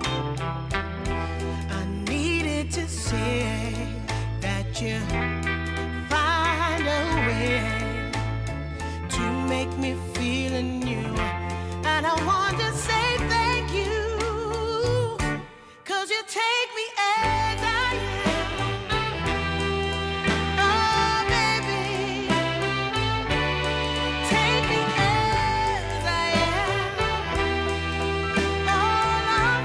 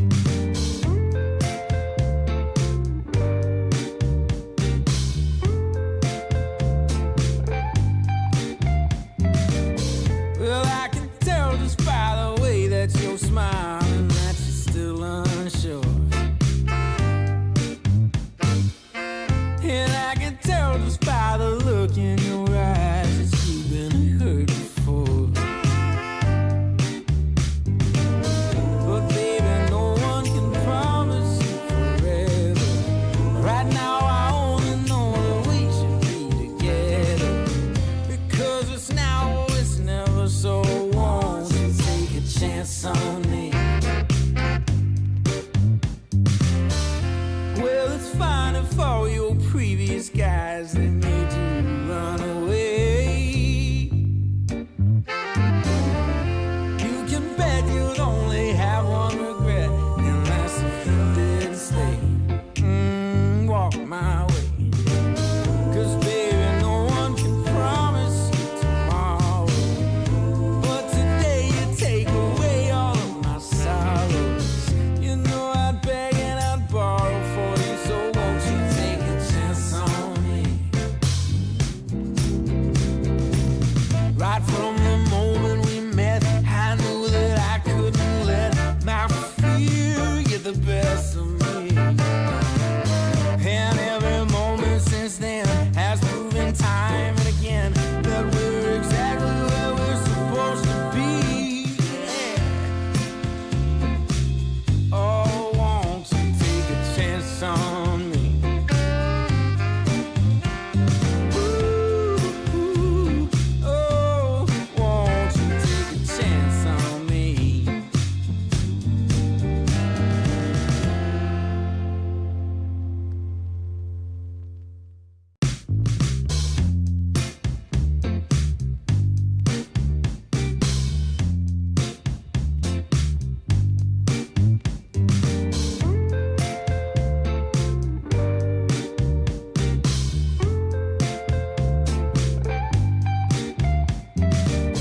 Well, I can tell just by the way that you're smiling that you're still unsure. And I can tell just by the look in your eyes that you've been hurt before.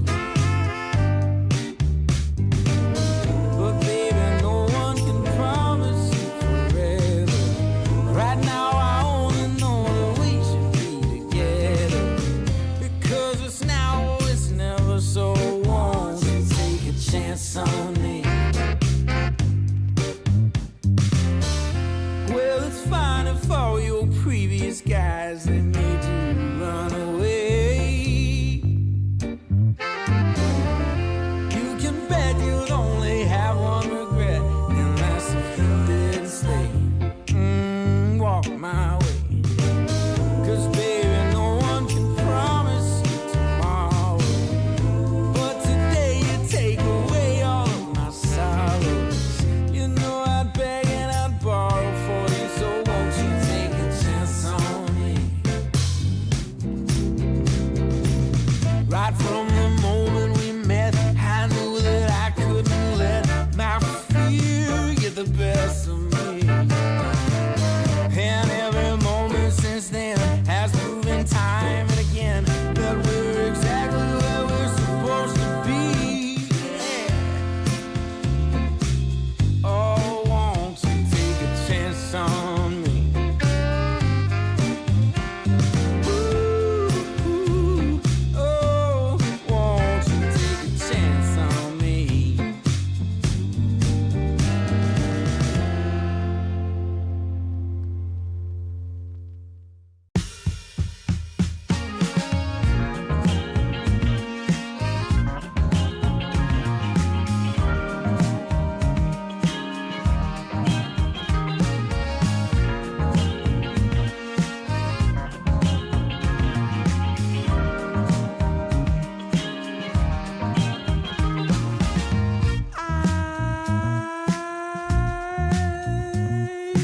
My eyes are closed so long after the sun comes up.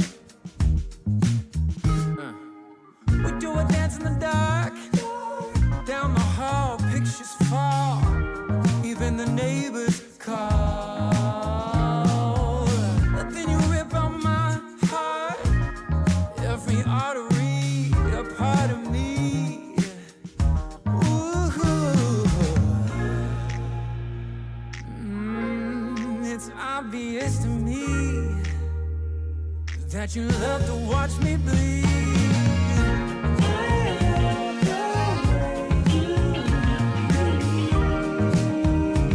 But not half as much as I love when you leave.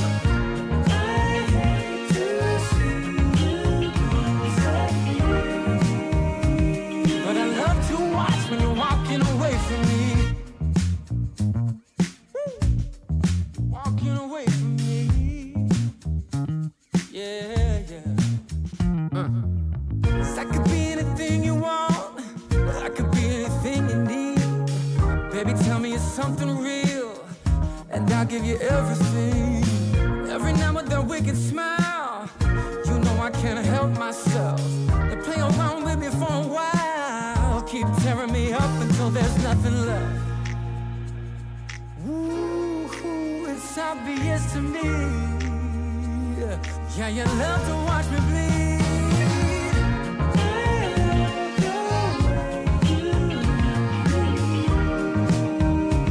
But not half as much as I love when you leave. I hate to see you go. But I love to watch when you're walking away from me. Yeah, yeah.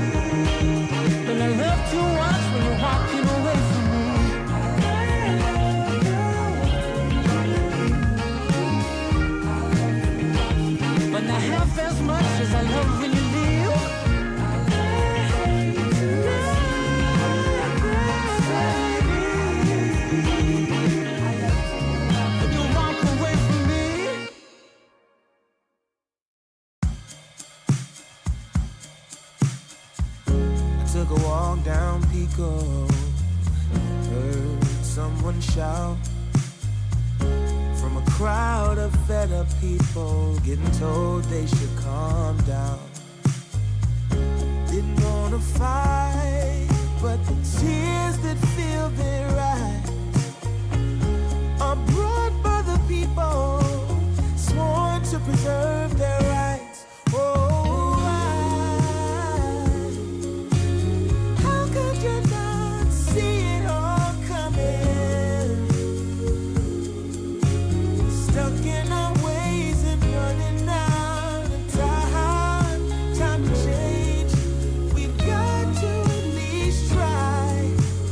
what will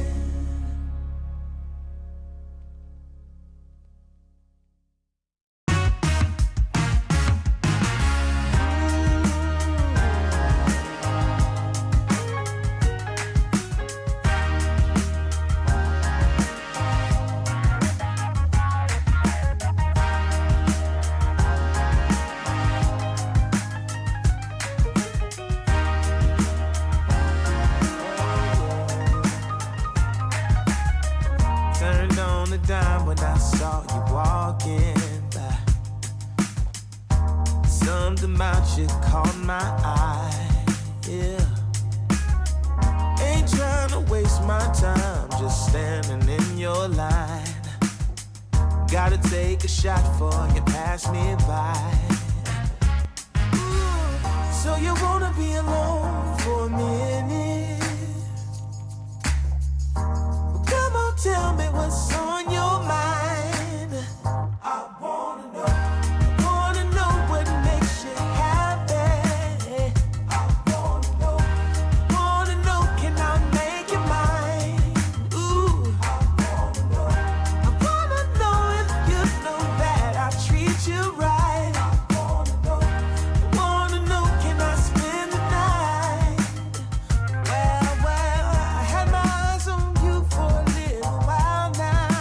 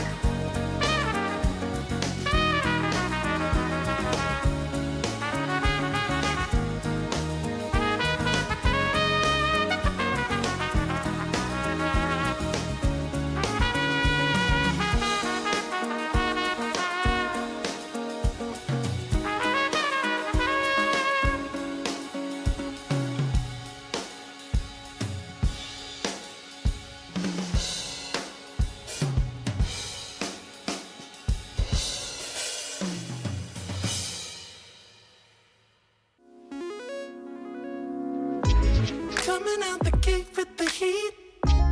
Everybody's playing in the street. We got the summertime magic in this beat. Sun is in my eye, feeling high. Only good vibes, I'm alive. And if you see me driving by, don't be shy. I'm so excited. You know just what I wanna do.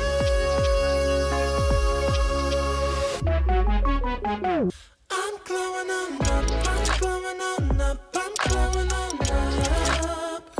I'm glowing on up, I'm glowing on up, I'm glowing on up.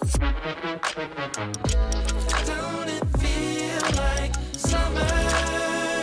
I'm glowing on up, I'm glowing on up, I'm glowing on up.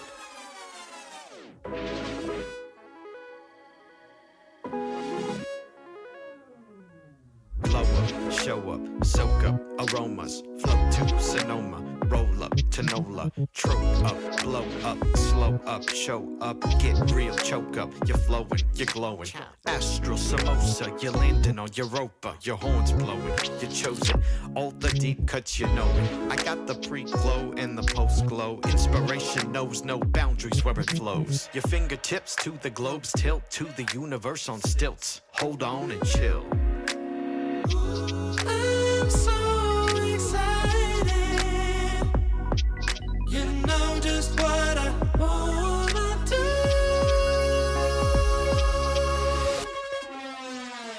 I'm glowing on up, I'm glowing on up, I'm glowing on up. I'm glowing on up, I'm glowing on up, I'm glowing on up. Don't it feel like summer? I'm glowing on up, I'm glowing on up, I'm glowing on up. I'm glowing on up, I'm glowing on up, I'm glowing on up. I'm glowing on up, I'm glowing on up, I'm glowing on up.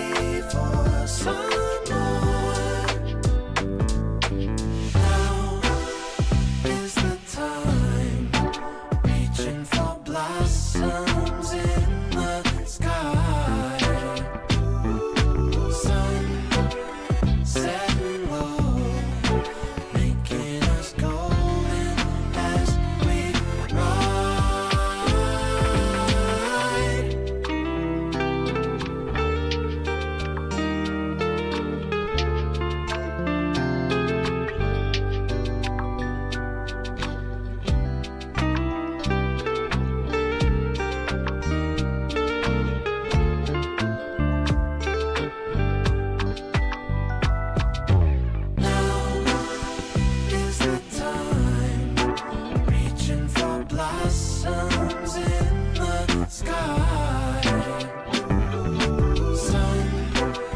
Sunset glow, making us golden as we ride.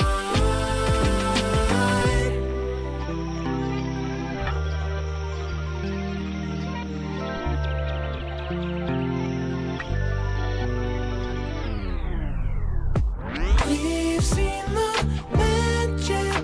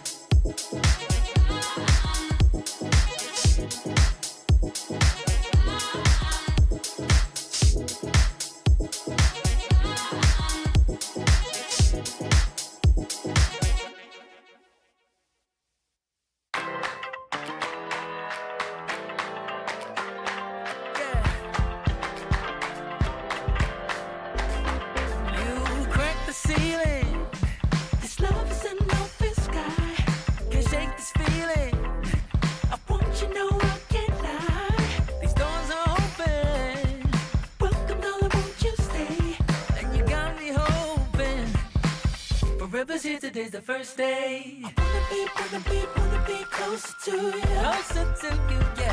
Want you to be all mine.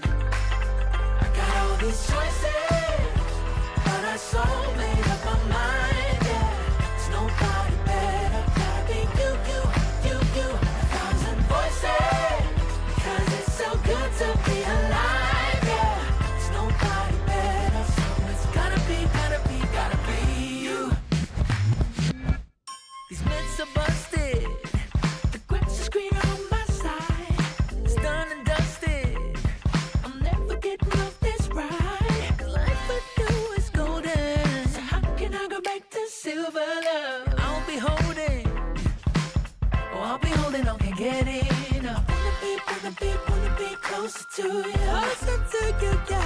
Want you to be all mine. Oh,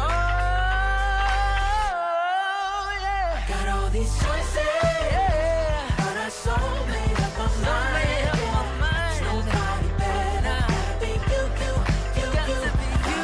Voices, yeah. 'Cause it's so good to be alive, yeah. There's nobody better, so it's gotta be you. Yeah. It's gotta be you. Gotta be you.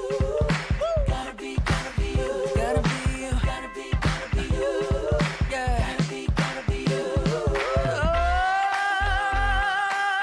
Oh. It's gotta be you. Yeah. These choices, but I so made up my mind. Nobody better, gotta be you. Thousand voices, 'cause it's so good to be alive, yeah. There's nobody better, so it's gotta be you. Hey. Nobody else, no. It's gotta be you.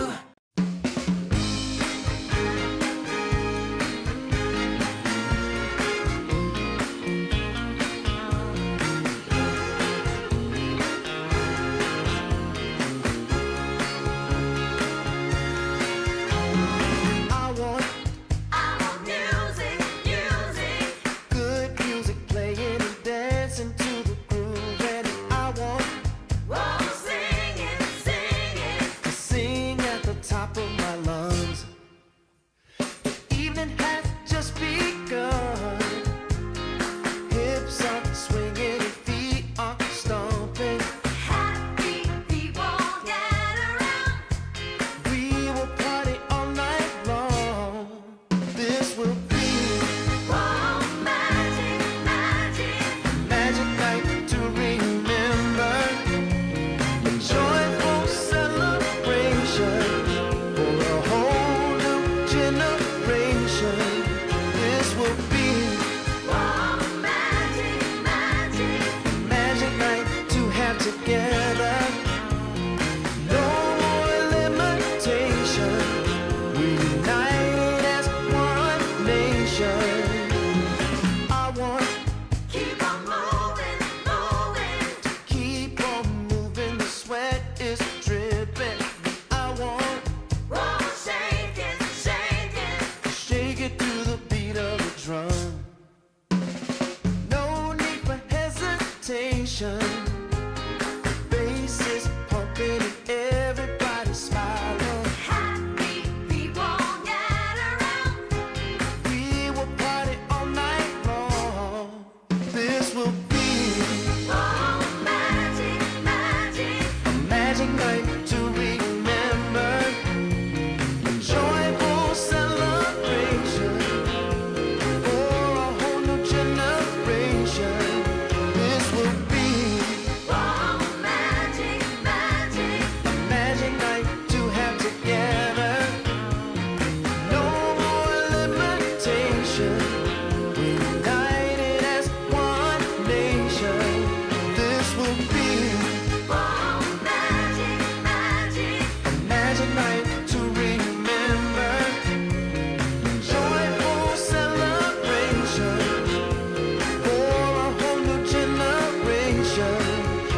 will be magic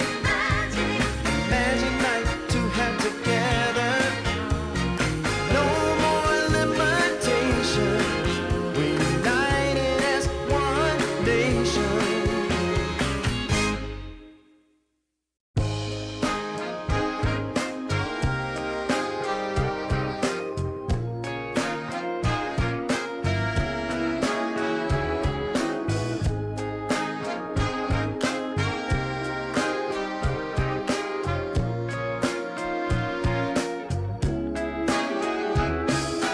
Leaning on the window pane, I found my mystery woman. The flame drives me insane. She's heavenly creation. The spirit of the hot summer day, controlled by her emotion. Tomorrow seems too far away. Now I've got my shot. I'm meeting my soulmate. Lady, can you see me? You're my everything. You're my lady. Lady, can you feel me? I fell head over heels. You're my lady, lady. Maybe you can't hear me, my sweet little thing, my sweet lady. Lady, can you see me? You are my everything. You're my lady, lady. Some might think I'm crazy. You're my constellation. My vision's far from hazy. I need no confirmation. Take my heart and don't let it stray. True love and affection will come again another day. We are back with our last series of the night, a exciting series at that as well. Two teams currently with a 1-2 series count, but some results where you'd expect to go a little bit differently for OG and Zero Tenacity. For me, at least, Zero Tenacity coming into DreamLeague Division 2, I was expecting this team to be competing, honestly, for the upper bracket place out of groups. And OG, I mean, I feel like you kind of have to expect that as well. But, you know, what's going on, Lizard? They're looking a little bit shaky lately. Yeah, they are. Both of these teams are. I think they. I actually covered them playing one another recently, and it was, I believe, 2-1 for Zero Tenacity. OG just looking shaky, switching up rosters very often as well. So we'll see what happens. I know that Lilith left them just recently, and they're playing with No Tail. No Tail in the. I think he's. I think this is him. Yeah, he's still playing. So. In the games that I have watched, it didn't look that great with him. I love that dude, but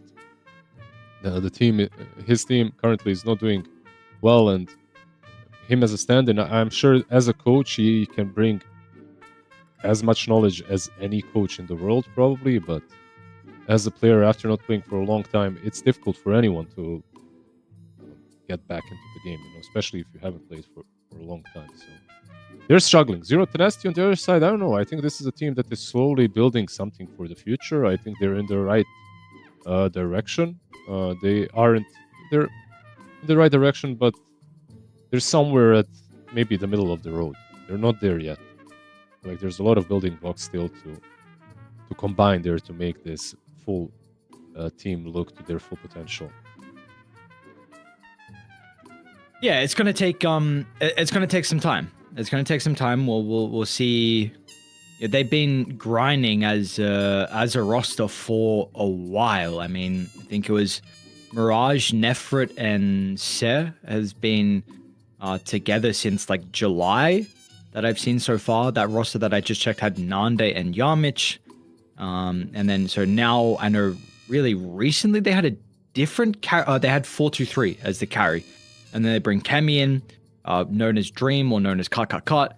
I was a pretty big Dream fan, like when we saw him on Gambit like a while ago. That was a really long time ago when he was actually competing at some lands and having some pretty good results with some of those rosters as well. So he hasn't really been able to get back into a position where he can, compete at the highest level. And for me though, I'm really excited to watch Mirage on Zero Tenacity. I have covered this player before, like in pro games, but recently, like a month ago or something, he popped up a couple of streams, and there was no one streaming around the time, and I was just wanting to watch some games. And even though he's Russian or speaking in Russian, this dude is incredibly talented, and he made me. He was the first to make me realize like how absolutely busted the orb was on Puck. The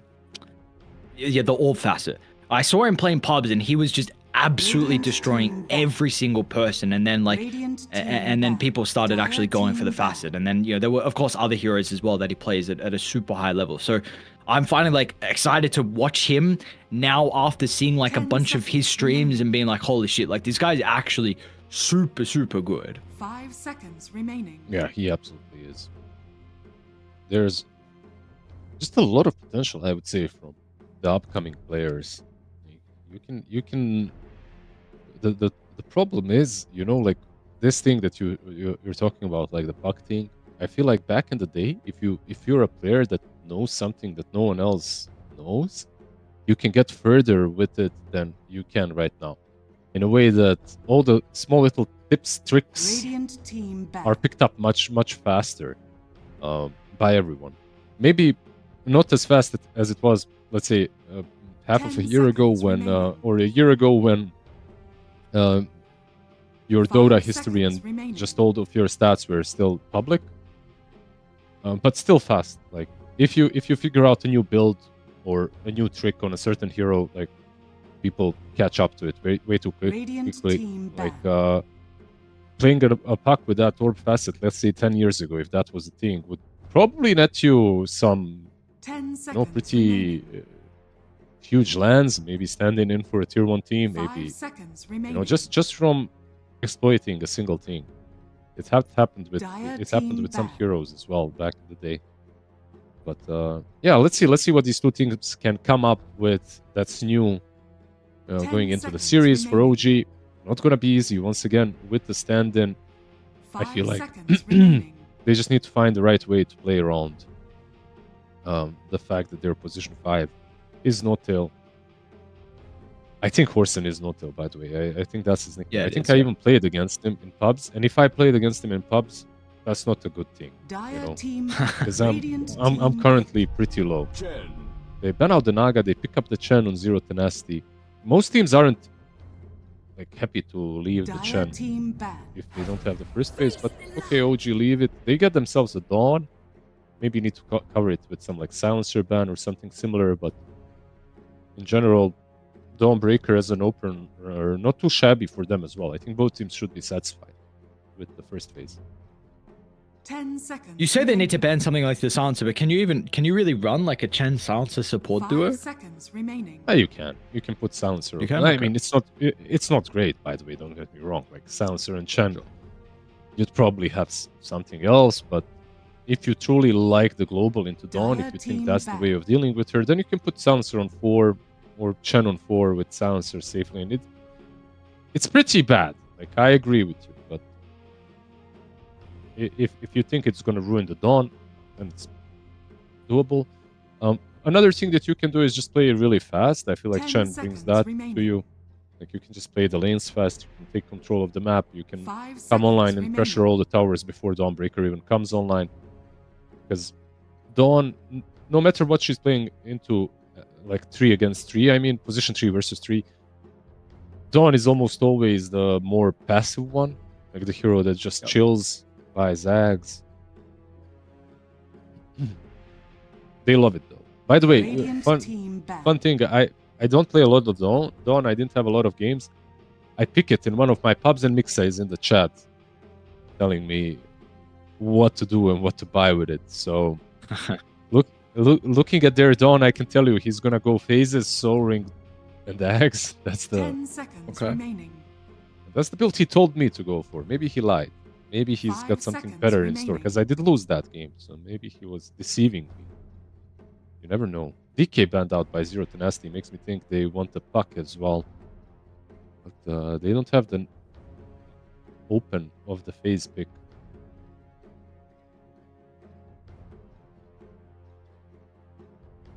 It is as well, I guess, something that we've seen OG play a lot. Like Shad plays a lot as a carry. Stoikov in the mid lane too. They want to give it to him Radiant team in regards to the Dragon Knight, but very good call. You know, DK Dire to probably protect the puck. They'll ban it and into the Snapfire themselves. So looking to already go for a bunch of damage, which is absolutely necessary when you're up against the Chen. So already have one support that is at least able to assist with some potential damage 10 concerns, which can seconds come out. Mm-hmm. 5 Yep, seconds but remaining. he's always nice. Like nice combo with not the best combo, but it's nice with Solar Guardian. Like you have some Morty's Kisses on top of whoever you're jumping on. Dire team pick. Just a stable pick, nothing crazy. They do get themselves a Ringmaster, so that's going to be R4. Not bad into Snap as well. I think that box. Also, maybe preventing OG from running a Jug. Like we have seen that matchup yesterday. The box is kind of nice into him. 10 seconds remaining. And overall, it's crazy. Like Radiant Ringmaster team was that for so long, and suddenly now he's like a top tier pick. This should be Lesh for Stoikov, but I haven't seen them play it. Like if I could go for these next two picks, it would be like Lesh Tiny. I'd feel really happy. The lane would be weak on offlane, but that lane is gonna weak anyway. 10 It's gonna seconds be weak remaining. anyway. Another option, of course, is 5 seconds Ember, remaining. Void, or Quap. Like those are your other options, right? Like in Storm Spirit. Like you can play the lane normally, or you can win the lane and then play off of the Lash strengths. I think I like the Lesh. The Lesh +1, especially with the Dawn with the eventual Scepter we're going to see from her. And I'm just wanting like a hero that has just a ridiculous amount of damage. Like even though Chen eventually is going to have Pipe, like the Lesh will deal so much damage before, you know, the Pipe is online, before the other auras are online as well. The only question is like, can you play faster than Zero Tenacity? Because they'll probably play the tempo, right? Like with the Chen, so... How's that post laning stage going to look like? If you go for Lash, you need to combo it with like Lash Tiny for me would look very nice, or Lash Pudge that we are seeing. I don't like Pudge as much, Radiant team pick. but an option. They go with the Ember. It was either that or one of the spirits. They grab themselves the spirit. Not terrible. A lot of poke and prod. Another hero that likes playing with Solar Guardian, like you can set it up a bit with chains. They're hard to kill. The lane is 10 good, and I seconds remaining. like Stoiko on these Embers and stuff. Like I like him on Spirits. Like I haven't 5 watched him seconds remaining. play too many games of Dota, but most of the lanes he's done very well on, even Dire versus team players that pick. are kind of like tier 1. We'll see. Serious draft from OG. They have some Yeah. a lot of fire on their side.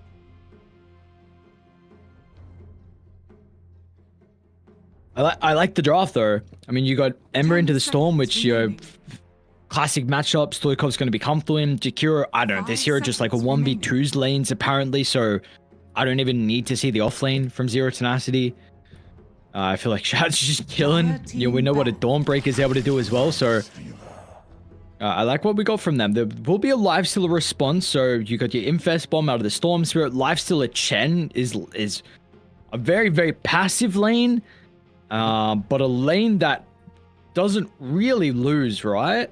10 seconds remaining. Yeah, I gotta say, from Zero Tenacity so far, 5 there's seconds. you have Team chains back. for Storm Spirit, but that's it. The follow-up is not there, like the Cookie or Ice Path. But I feel like Storm should be having a decent time through the game. Another thing is Snap and Jakiro, it's basically all magic, and you have Ringmaster's box 10 to seconds play against that. remaining. And on top of all of those things, you get yourself a lifestealer that has a 5 built-in seconds BKB, so you remaining. don't really care about Snap or Jakiro as well. Overall, I like the way Zero Tenacity has drafted. Like you said, if Chen goes for a pipe as well, Radiant team ban. this could be... OG still has a shit ton of damage, but going through that pipe and all the spells of Zero's Tenacity might be a bit rough. Underlord banned out for OG, which is another hero that could do exactly that, just build all the utility. 10 seconds remaining. Do you think they 5 need some seconds utility remaining. buyer, or would you like the... Or do you want like some initiating hero, like another Infest carrier? Because they also have no stuns as well from Zero Tenacity. So that's kind of where I'm leading, like some Mars type of hero. Yeah, Mars is still in the pool. I suspect they will ban it on OG. It would be cool, like, because there aren't many heroes left in the pool that are that great Dire team ban. from the offlane. And like you said, they need some team fight as well. Besides the stuns, Ringmaster Mars, good old combo. I think that would probably be the best for them. Unless they have an idea. Okay, we picked Lifestealer, they're gonna pick 10 Troll. We need seconds this on the remaining. offlane. No, we need X on the offlane. They might 5 already have an seconds idea remaining. about what's going to be played into Dire Lifestealer. team pick. Radiant team They ban out pick. Jug, which makes me think Mars. Yeah. It's gonna be Mars then. So they didn't do it like that. Instead, they just protected the Mars with a single ban. This still could be a troll, I think, for OG. Yeah. Or Shad. What else is there? Something like a 10 gyro, I seconds suppose? remaining. Like a gyro Mm, troll. 5 seconds remaining. Don't TB? want the gyro into Mars, Chen, I think. TB's, I don't mind TB. Ringmaster's Shard is a bit stupid to play against, but besides that, TB looks alright. You could have this ultimate win condition. I like the TB. Let's see. What do they go for though on OG? Have some options. Choose your Oh, hero. well. Far from what we thought. Really far.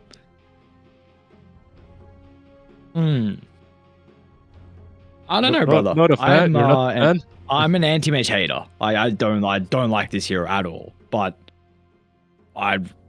who knows? Are you a fan of this hero in general? I think he's much better than he used to be because of Helm of Dominator. Like, because of that, I feel like that he is better than he used to be for sure.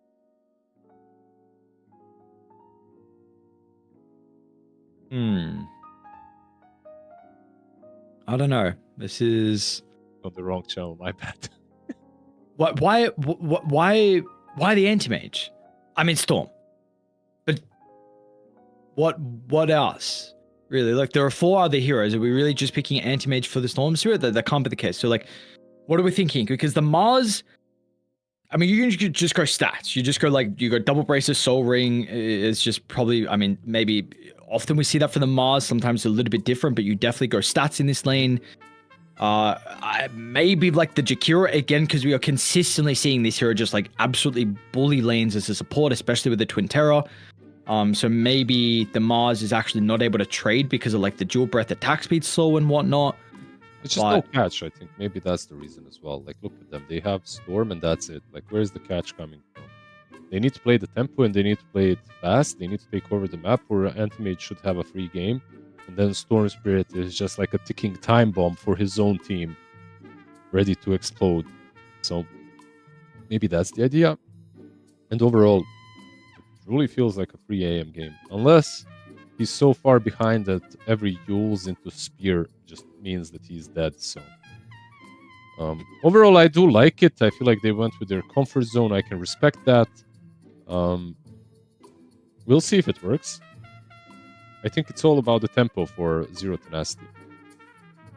Okay. What needs to go right for them to hit this tempo that you're kind of requiring out of them in this game? I'm not even gonna say. I'm not even gonna say it's the cores. I think it's like the support rotations that can set things up quite well for them. Like some good Shen rotations in Ringmaster. There's this one cool play that you can do with Shen, and that's just leave the Mind Stealer creep on mid. Literally just have it camp there. You summon the convert and you just plant it mid and it mana burns Ember 24/7. It makes the lane 10 times easier for Chen. Let's see if he knows about it. He probably does. This is like a stupid way of getting an easy win on mid.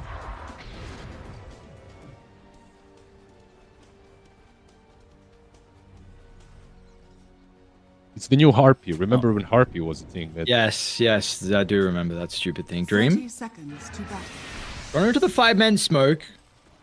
They'll stop with the dual breath early and the wanna blood grenade as well.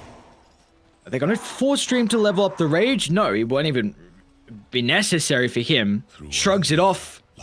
That is a unlucky blood grenade used. I'm surprised they tried to go for that. There's no chance that you kill him. Maybe, like you said, you can force out The battle the begins. rage, but that's max that you're getting out of it. It seems like he won't be sending the Mind Stealer mid, by the way. You're going for Life Stealer again, though. And again, it's going to be a failure. Okay. Yeah. Does he not want to? Has he got Scatter Blast leveled up? I mean, you got always. Oh, I guess Little Shredder, right? I forgot. Yeah, okay, never mind. Keep forgetting about this stupid spell. Well, are we saying No Tail or Horson? Like, what's going on as well? I'm saying horse because I'm not even. I think it's not till I've had this account with this profile picture in my pubs as well. It's definitely No Tail. He's got the Bant or BNCE clan tag. That's if I remember correctly, that's his clan tag. That's Or guild or whatever. They tried something on top lane. They used a lot of mana. Jakiro literally just went bottom with no mana. So that's kind of rough. Like Chen is absolutely zoning out Daze as well. Even though he's not sending the Mind Stealer mid, he's not making that difference. He is making a huge difference on top.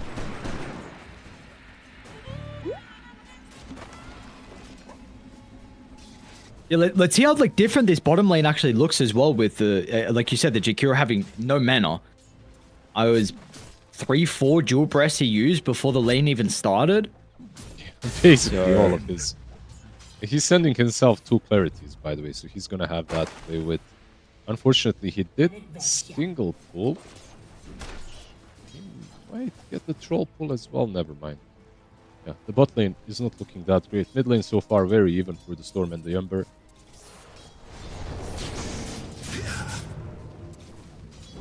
Let's see, I feel like their mid laner actually has a lot of potential on OG. Even before I jinx him. Yeah, I don't know, from the games that I have watched, I feel like he has that extra sauce in a lot of his games. Even in the losing matchups, he's doing alright. Top lane, Judge. Dire's courier has been And a courier. Dream's Brace is going to go down after the kill. Let's see if they can continue to put a little bit of pressure with 1v2 now for Dream, because he's got a pretty big creep wave. But, I mean, Chen's back alive. Not too long in the game. Yeah, just a little bit too quick. And Divine Favor kind of really good versus Snap. You know, you put it on your... If you're getting little shredded, you just use it on yourself. You get +5 armor, suddenly those hits don't really do a lot of damage at all. Surprised Chen died there. He was doing a really good job at zoning them. Both the clarities have been used, by the way, on Jakiro already. So his mana... It go again. So I wasn't sure if the Ember was getting solo killed mid. I saw him have like... Look like in the health bar up top and they had like 50 health left, but... And that's always the danger, right? Like this mid lane can become chaotic really quickly. Ember and Storm Spirit. A lot of kill potential from these two. And it's like a skill-based matchup in which if you get a solo kill, your game is done. You know, it can be really that rough.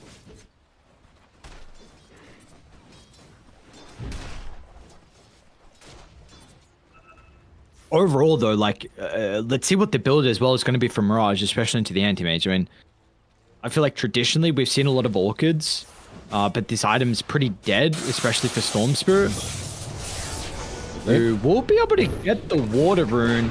Has GZ as well nearby, so an unfair 1v1 turns into a support assisting Mirage. You're actually even going to give him the Lotus as well, so buffing Mirage up as much as they can. I love the Lotus giving to the mid laner, by the way. I don't know who started doing it, but I remember when it became a thing. I think maybe even Gaming Gladiator started doing it by feeding Quinn the Lotuses.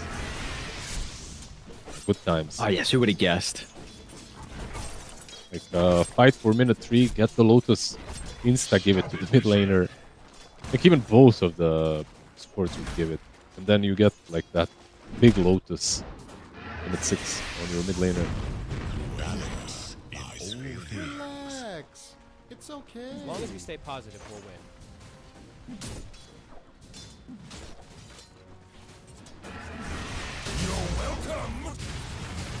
So far, I mean, Dawn's struggling a little bit after the first blood that we saw. 16 last hits for her.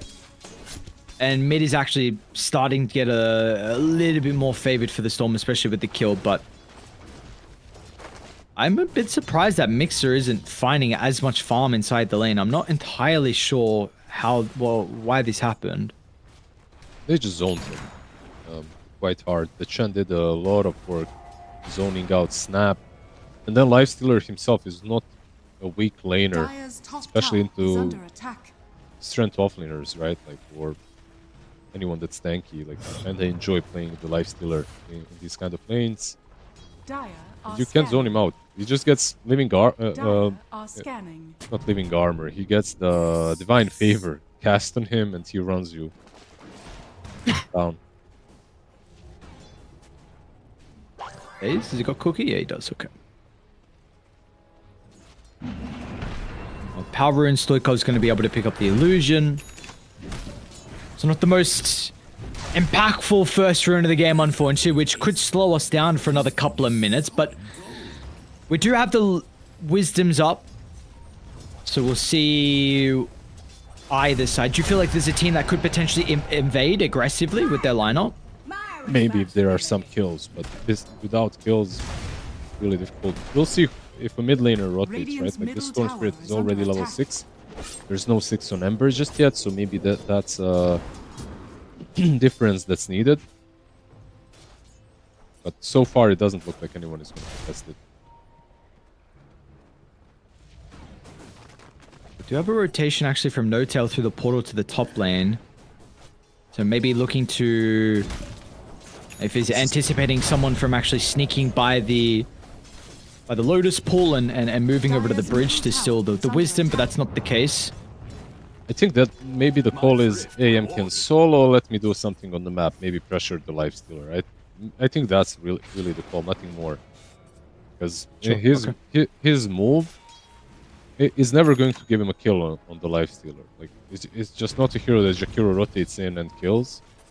But you see he's pressuring the tower a little bit, that's already impact. So he's currently getting pincered, but... Snap turned to try and kill off one of the creeps. Nice sidestep for the Scatter Blast. Yeah, he lives.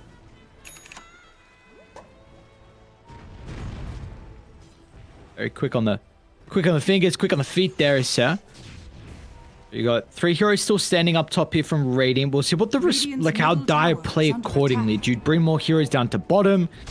GZ on the Ringmaster is starting to stack the triangle, which is going to help enable the Storm Spirit, but what would you like to see them do? Do you need to bring more heroes to top, or, you know, lives we have seen can be kind of difficult to shove out of the lane. It looks like he's actually okay. No-Tail is going to leave and go back to the AM. Yeah, that's... Your answer has been, I guess, resolved and answered. I mean, your question has been answered.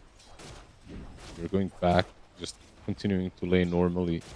A very slow game, by the way, when it comes to rotation. There's the arena. Arena into the vortex, and Mirage has got the haste as well now to chase down No-Tail, who TP down to this lane.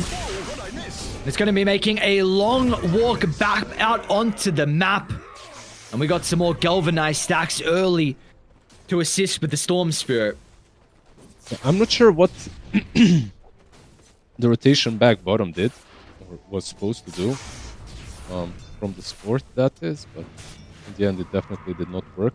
It just made sure that Storm's rotation is even juicier, you know, then Storm goes in, he has a nice little kill on the AM, +1 afterwards. Radiant's bottom tower is under attack. And they're not pressuring top lane. Plus, they still don't have Solar Guardian. I think that's really hurting them the most. Like, in that kind of a fight, maybe Dawnbreaker could turn it, but without level 6, it's impossible. Right? Easy. Alright, looks like they're going to be able to get him.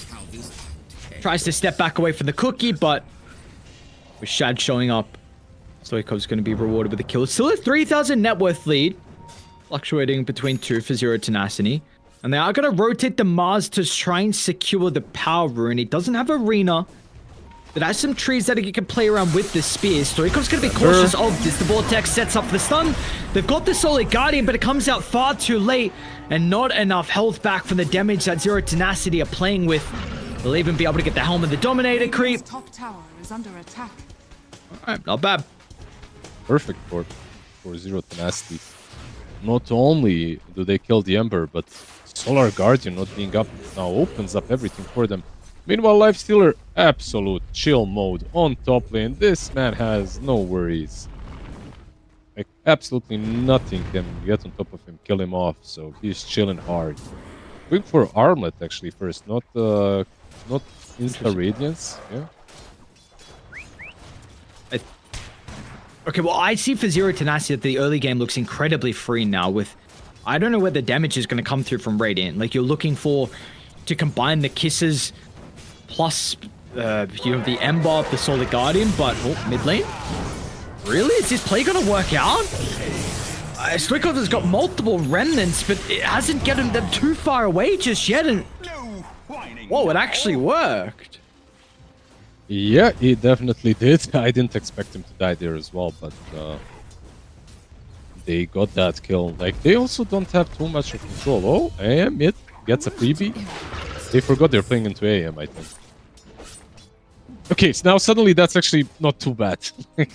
This trade with Tentamage getting a free kill, like just blowing up Storm, is going to mean that he will scale a little bit faster. You know, again.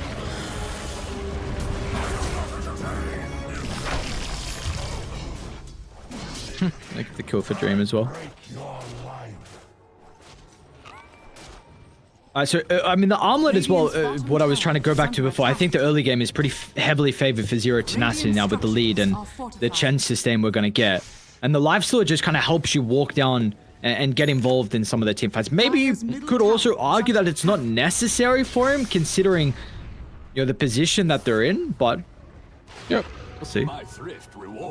I feel like he could have just rushed Radiance on Lifestealer as well. Like, the way you play around Gorestorm is anyway, you just jump into an Ancient Creep and you go in. So the Armlet doesn't really do too much in these kind of situations, but okay, he went for it, he took down the tower. He hits objectives better, for sure. There's that. Even Shad's actually showing up to this push. Dire's structures are fortified. Radiant gonna Dire's back top away. tower is under attack. This is a full-on brawl. We're about to get top lane. Stoikov's going to try and TP in. So OG feel like it is an absolute must to change the status of this game. They got to open up the map. Got to try and find some more camps for Shad and all the cores. And Zero They have Tenacity. Solar again. See how they're going to try and fight. They don't have the Mars currently here. Dream somewhat baiting, trying to force an unnecessary reaction out. Mirage is going to utilize the Arcane Rune. Zip over towards No Tail's location. But the stuns is going to be quite problematic for Zero Tenacity. They'll try with the Will and the Whip. Stoikov does get down towards the river. Another remnant up in a couple seconds. It's a nice mana void from Shad and the Solar. It's not good enough for some any more kills though. They brought them down to half, but the damage is continuing to be lacking. The Chen sustain is too much. The lead is too much. And Zero Tenacity now going to be the ones to actually get the tower in this lane. They still have mech, by the way. Chen didn't use it. Like this whole fight, he still had mech that Radiant's could have top healed them tower even has fallen. further. I feel like OG are forcing things a little bit too hard. Mid lane Storm. This is just not a kill. There's no mana void anyway. Radiant's top tower is under attack. But they're just forcing the things a data little enter? bit too hard, right? Like I feel like, yeah, sure, they can, but you are still playing an AM. It wouldn't be that bad for him to at least finish off his Battle Fury. And they're in full vision. While they were pressuring top, they were constantly in full vision, so Jakiro just dies immediately. There's no Mars or a hero that goes in and protects the Jakiro. It's a Dawn you're playing with, so it's a kind of a different playstyle, I think.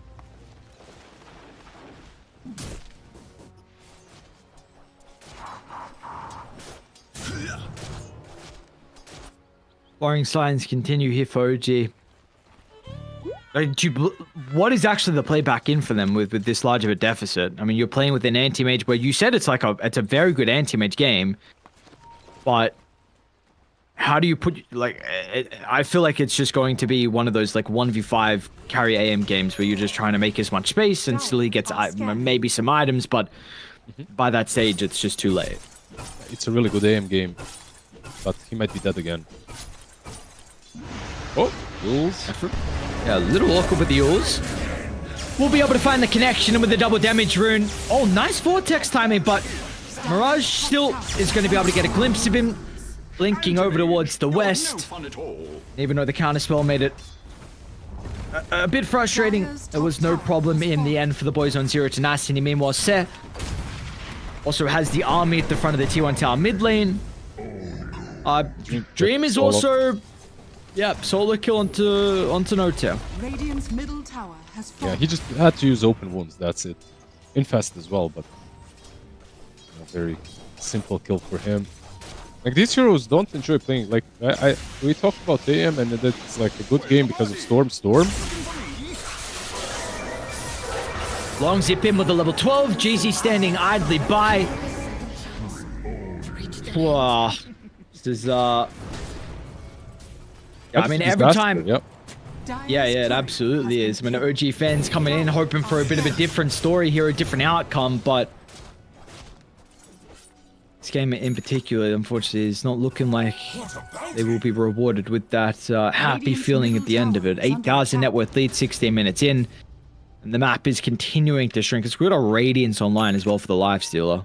Yeah, Radiance on him, Chen moving towards Radiant's Reeves. courier has been There's a killed. Blink on Mars. Storm Spirit as well has Kaya Sanj now, like just absolutely massive on every single hero they are. Meanwhile, on the other side, this AM just doesn't have farm, unfortunately. He's getting there. Helm of Dominator definitely helps. It's like Radiant's a pseudo middle tower Battle is Fury under early attack. on, I guess. You know, it just helps you pressure lanes and also get farm, but considering how much time they spent fighting, it's truly not helping him all that much.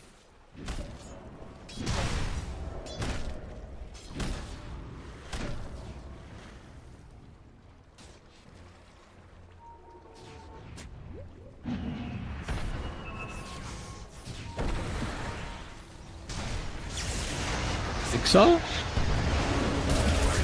Alright, they're actually going to commit the arena for the kill into the Dawnbreaker. Notail will TP in. Tries to do whatever he can to disrupt Zero Tenacity, but he himself Radiant's bottom tower will just is put under himself on a attack. platter. Mirage as well is looking for days. We'll be able to step into the tree line, They have and they will good not have the vision. Yeah, the Radiant has good vision on the cliff, but yeah, Storm didn't go further. They were setting up a little bit of a trap there, maybe with the cookie and Anti-Mage being nearby. So come actually... So I'm going to dodge the spear. Now Mirage is going to be a little bit cautious as well. Protected with the invis.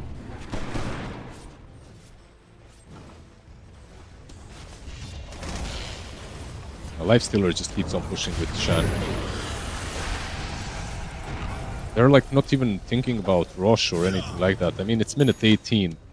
What do you have to think about? You just go and take objectives if you're in this strong of a position. How far is Ags? Ags is about 500 gold away on Dawnbreaker.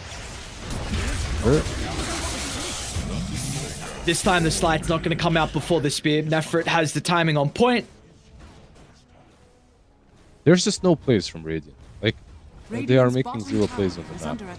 I feel like this is one of the problems when you're playing with the Dawn on offlane. I truly think you need a forward that is going to do a lot.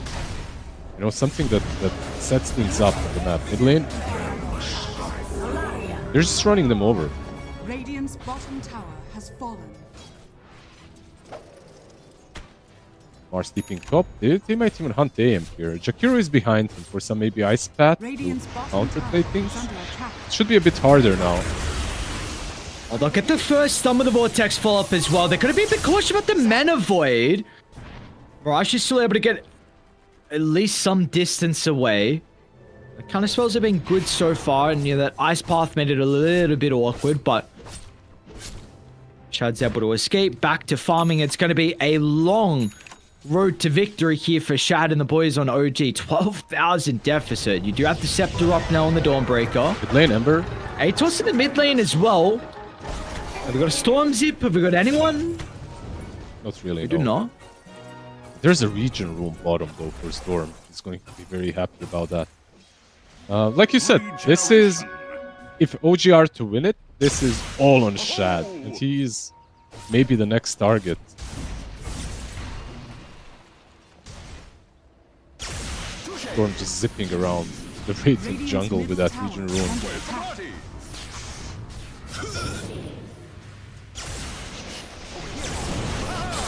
Great call. Is raining out the Dire Heroes? You bet they are. Two popped out in an instant. Jeezy also chucking some daggers from afar. He was hiding behind his tier 2 tower as Ember. Yeah. And only using Sleight of Fist to defend the tier 2. That's all he was doing. He wasn't out of position or anything like that. And he still dies. AM next. Okay. Notel once again trying to do his best, but to protect the anti-mage. The Dawnbreaker will do enough to keep Shad alive for the moment. Mirage is still going to try and hunt him down in the trees. Such a frustrating game for Shad. Where can he go when there are so many lane wards, when zero tenacity are doing this? Like exactly this, they go to one lane, then instantly use the portal to go to the other side lane. Yeah, The tempo, it's just too much for them to handle. Yeah, they had to play the tempo and they played it so far to perfection. 13k advantage at minute 21 is hard to beat.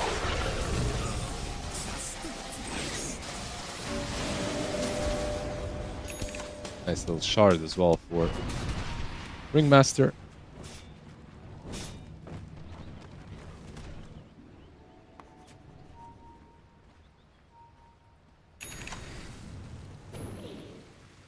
When you look at this game and how we've actually got to this position, do you feel like this is just a strategic loss, or what was there?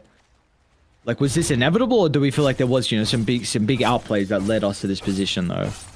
I don't think there were like huge mechanical outplays besides the lanes going a bit better for Zero Tenacity, and then off of that they moved better around the map. I think that one double kill from Storm on bot lane was pretty massive because Lifestealer is defending top, meanwhile your carry and your 5 are dying bottom.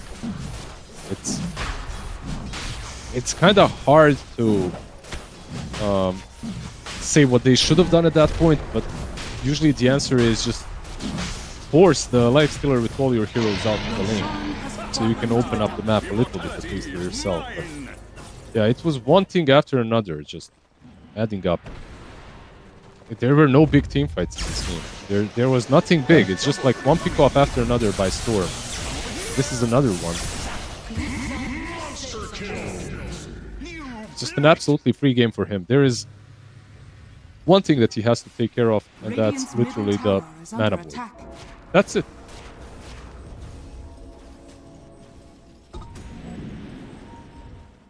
Yeah. When you're playing with this lead. Another thing is this Lifestealer. Look at him. Like he's on the high ground. Radiant's middle tower. Yeah, we haven't really spoken a whole lot about Dream, but he does have 6 kills. Meanwhile, Mirage. Yeah, nowhere's safe. Nowhere is safe at all. And I mean, Radiant's middle they're still tower sticking has in this fallen. game, but you get the anti-mage as farmed as you Radiant want. So I don't know if Radiant's it's ever bottom gonna be tower enough. is under attack. Dire structures It are doesn't feel that fortified. way, at least not now. With this Aegis on Storm, 22 galvanized stacks. Meanwhile, Ringmasters soloing heroes, almost soloing them. And you can't even def. You know, you try to def, but it's just not gonna happen. You know what? Actually, now Anti-Mage decided that he needs to farm, which is the correct decision. He does need to, but I feel like this was supposed to happen long time ago. Like, he joined way too many fights where he died. Understand, I get him, because I understand him, because his team was really losing the game hard, so he felt he had to make a difference. Radiant structures are fortified. Radiant's middle Well, you're gonna have to tower do is something. under One attack. last fight here for OG. Gotta go through the ages that they have for still another, just under 3 minutes. Are scanning. And all the auras that they're playing with the Chen lineup. They've got a great read as well, where OG are currently trying to target to set up the fight. The angle with the wraparound.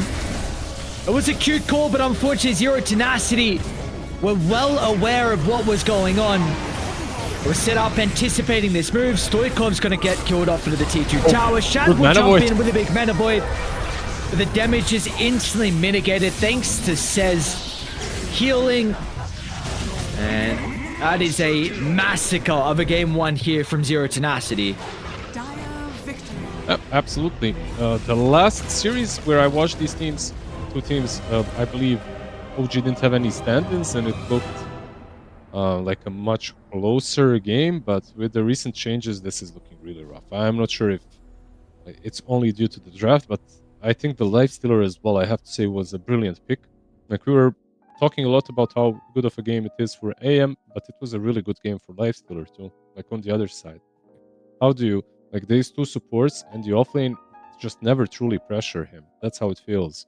And you can't really jump him, you can't pick him off, you can't kill him. I feel like, you know what, like, if you were going for this Dawn pick, I think a good old position for like Lion or Shadow Shaman would be good, especially because of the Storm on the mid lane. I know these heroes are out of meta and they're not really that strong, but they enable Dawn to play in a more of aggressive way as well. You know, you can set up with Hex, Impale, and then Dawn Mami comes from the sky. So it's maybe it's maybe an option, because right now all you're doing is you're waiting for the team fight to start on top of you, and then you go in with Dawn. But yeah, it just, she doesn't have enough ultis to save every single one of her teammates.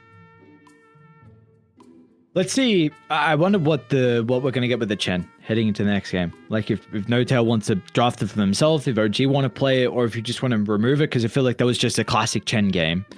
And I mean, when you get Chen'd once, I don't think you want to have it happen a second time, and that they probably will pick it if they have the opportunity. So let's see. Let's see if OG want to get their hands on it, if they want to ban it, or we just go for a completely different game. Hopefully, because I was expecting this series to be honestly quite close, but game 1 not close at all. Zero Tenacity, an absolute masterclass performance, and now a game advantage here in our final series of the night. So a lot of questions that we're hoping to be answered, and they will be answered after a short break.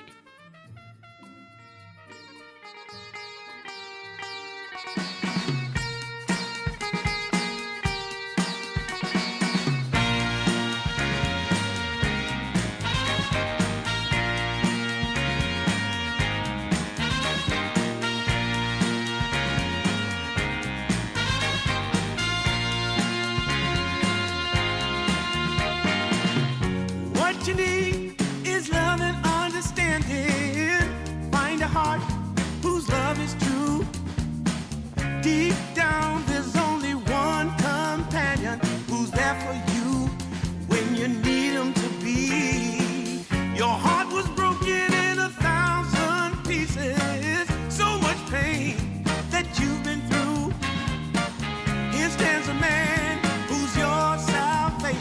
Just ask yourself, am I ready for you? 100% now. I'm ready. 100% now. Yes, I'm ready. Eyes wide open. I'm ready to move. 100% now. Take a chance in a new direction. Any place you wanna go. I don't have all the right answers, but one thing I know, I'm so ready for you. 100% now. I'm ready. 100%. You know I'm ready. Yes, I'm ready. Eyes wide open. I'm ready to move. Well,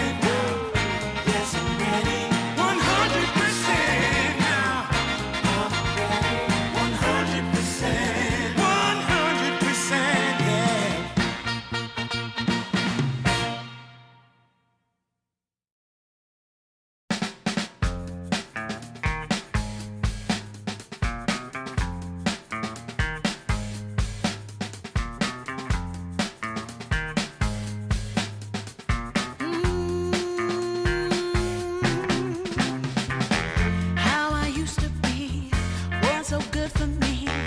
In my mind all the time, no one I could turn to. Now that I can see your love has set me free. You came along, made me strong. I've waited such a long time,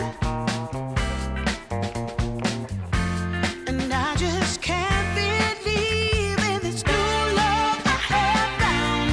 Yeah, don't want it to stop when you know you got a good thing that makes me feel fine. Ooh, wherever it leads me, you know it's all fine. I never thought that this could sweep me off the ground. Oh, I don't want it to stop when it's feeling this good.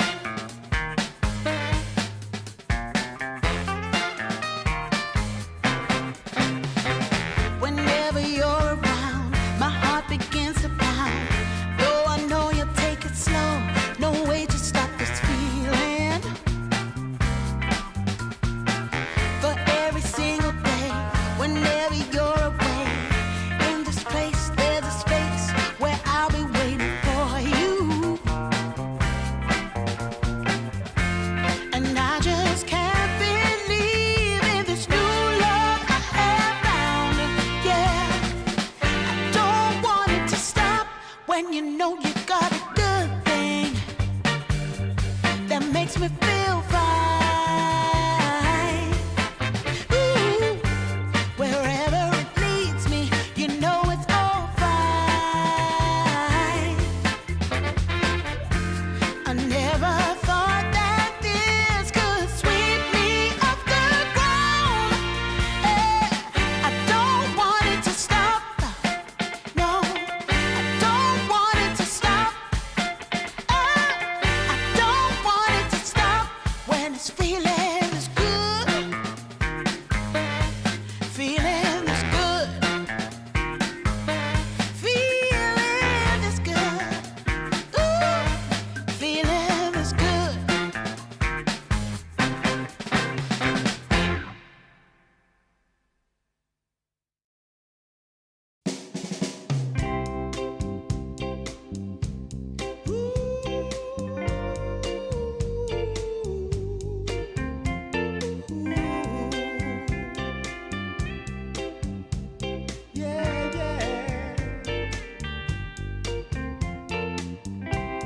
I've been waiting a long time, just longing for a glance from you. Yeah. A chance to look in those big brown eyes. No telling what my heart would do. Hey. When we met, I sure knew it felt as good as it could be.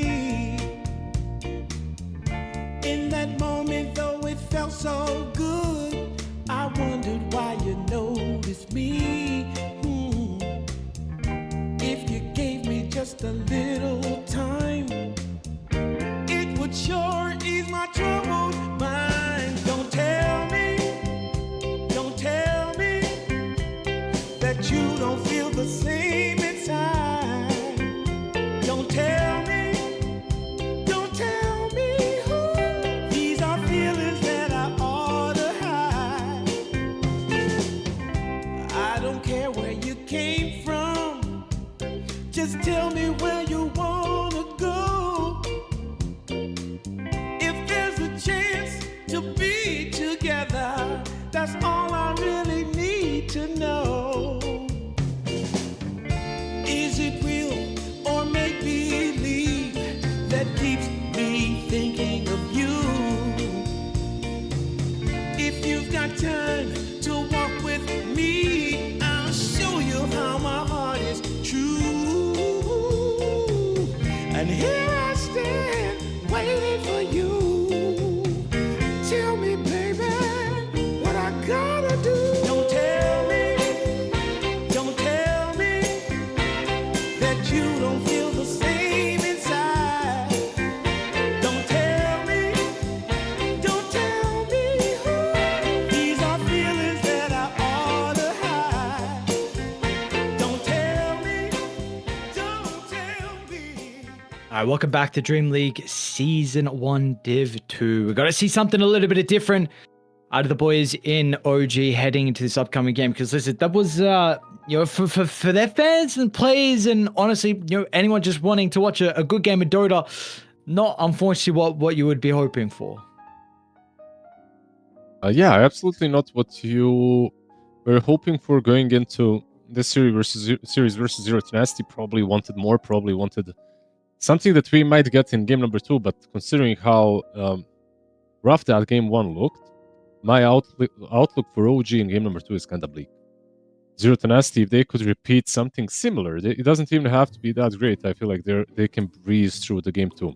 One thing that I'd like OG to focus on is, like, the side lanes didn't go that great. Make sure that their mid laner can play the game. I feel like maybe that's easier said than done.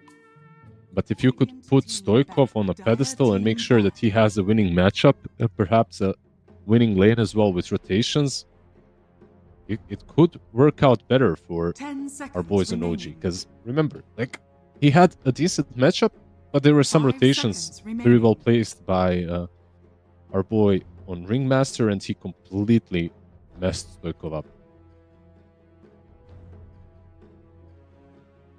Alright, so enable Stoikov. Let's see how they're going to be able to do that, though. A lot of your mid heroes, emphasis on Mirage's hero pool, the Evoker, Park, Earthshaker.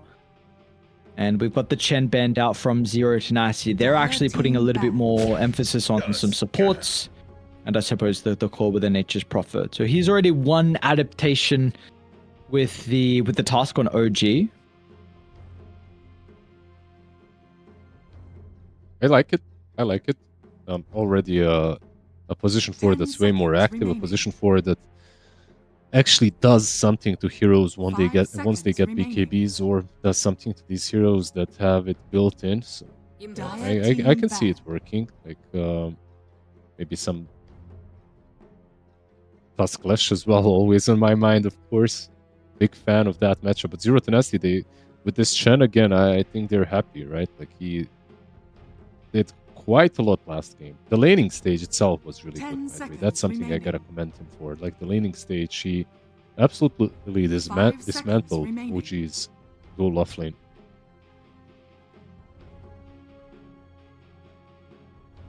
Radiant team ban. What are your favorite ways when you see a Chen and try and construct a draft to deal with this hero? What do you feel like are some of the better ways? I like having heroes that blow up his creeps in an instant. 10 So your seconds Swens, your remaining. Gyros are always on my mind Radiant whenever I see a Dire Chen. team I feel pick. like they're always nice to have. Queen of Another thing that's nice to have is a hero such as Quap. A hero that cannot be ganked by Chen is always nice. Just a hero that can blink out of or has mobility spell out of all the creeps that might rotate into you. Even though currently I feel like Chen 10 is seconds remaining. like a very honest hero. He doesn't smoke a lot. He doesn't make too many 5 flashy seconds plays. It's remaining. like stability is the name of the game. Win the lane, twin gate to bottom, win bottom lane. You know, just move. Like you see Chen coming your way. That's what I'm saying. He's not really a hero that surprises you any longer, if he ever was that kind of a guy.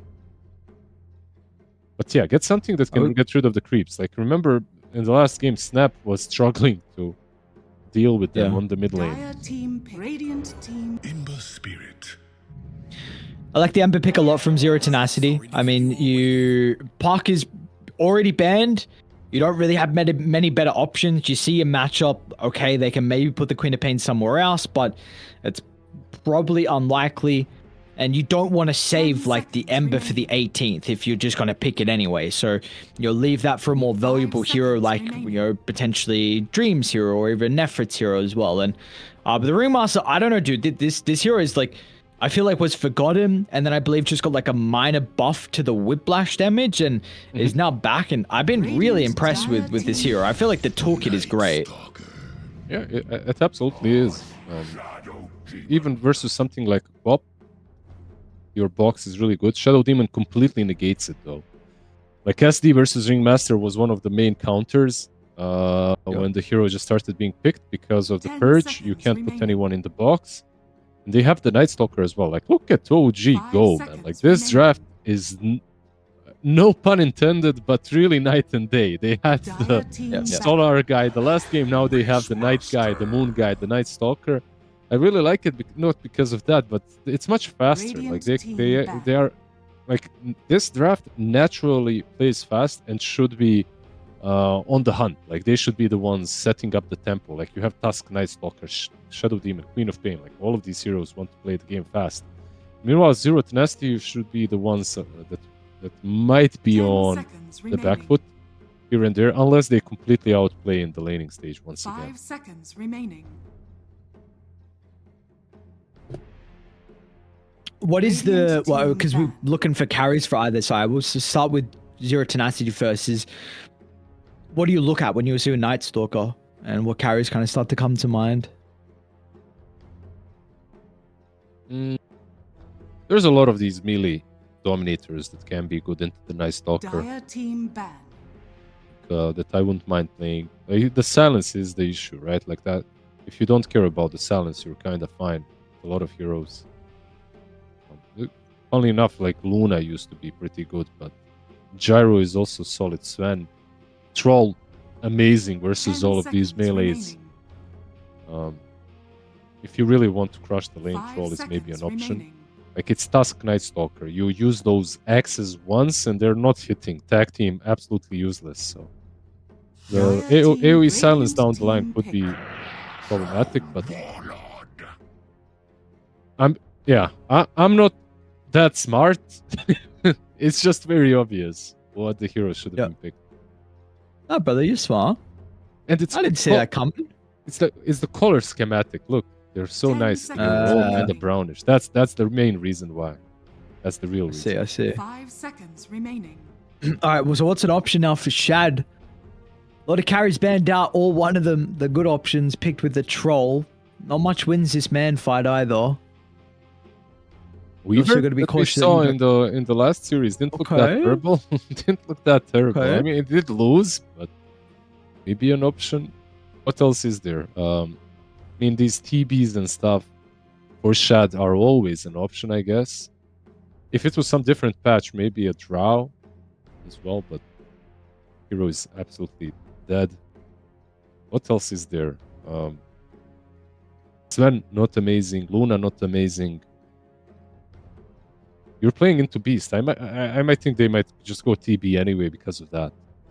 Is Jug still in the pool? There's Jug, but Troll also just presses R. It's not that great. Yeah, and to I ring feel and like they'll beast. TB.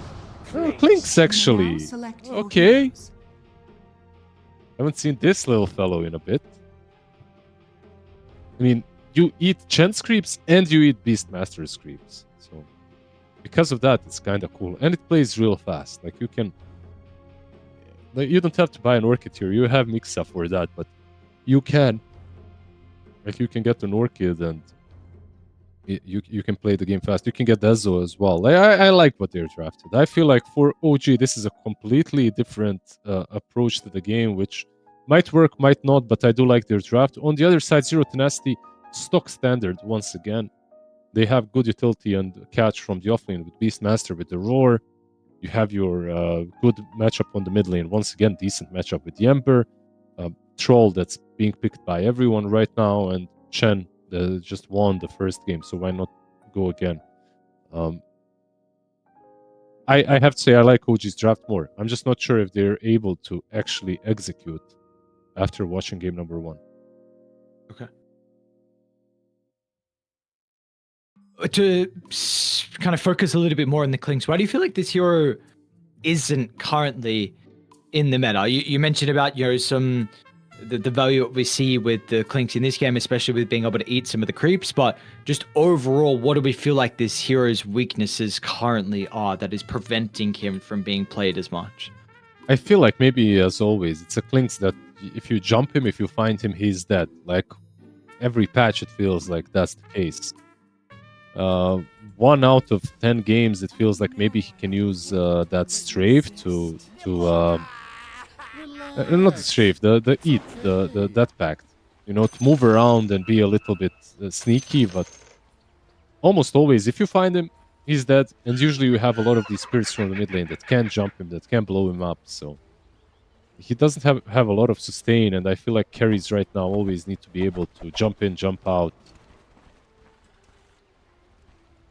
I don't know. That's how I see the hero, at least. He's like, I go in, I fire all the damage, and then I die. Nice, that's exactly what I want my carry to be. 30 Go into seconds damage, to then battle. die. Sick. That's why I give you all the farm. Yeah, exactly. Kill a support and then die for it. You know, the classic position 1. Got any first bloods? Got any kills? Besides smoking a little bit late. What oh, we got the Night Rain fast, okay. Interesting what I've seen this a couple times now, the ward behind the T1 tower. I don't necessarily know why, if they weren't getting kills. Why do you think there's a ward behind that tower? I don't know. Maybe if you're diving the tier 1 tower with the mid laner, you can use it. You know, if you are playing that 1v1 very aggressively, it can come in handy. You can see some rotations as well, some TPs. But overall, honestly, I've talked about this before as well on my stream. Like, there's just no good place for the second ward. Like, the first ward is good on the rune and stuff, on the mid lane. With the tri lane? Alright. Tri-lane gets him. Good start. Back to my rant. I hate room ward positioning in this map. That's all. How do you look? I mean, this is incredibly situational, but how do you look at wards at the 0 minute mark? Like, there's only the mid wards that are exclusive. Everything else is kind of whatever. You know, like very situational at best. I don't see any great positions for the secondary wards. I've talked to a lot of players; they feel the same. Like, secondary wards kind of like, yeah, let's make sure that we have at least a little bit of vision here or there.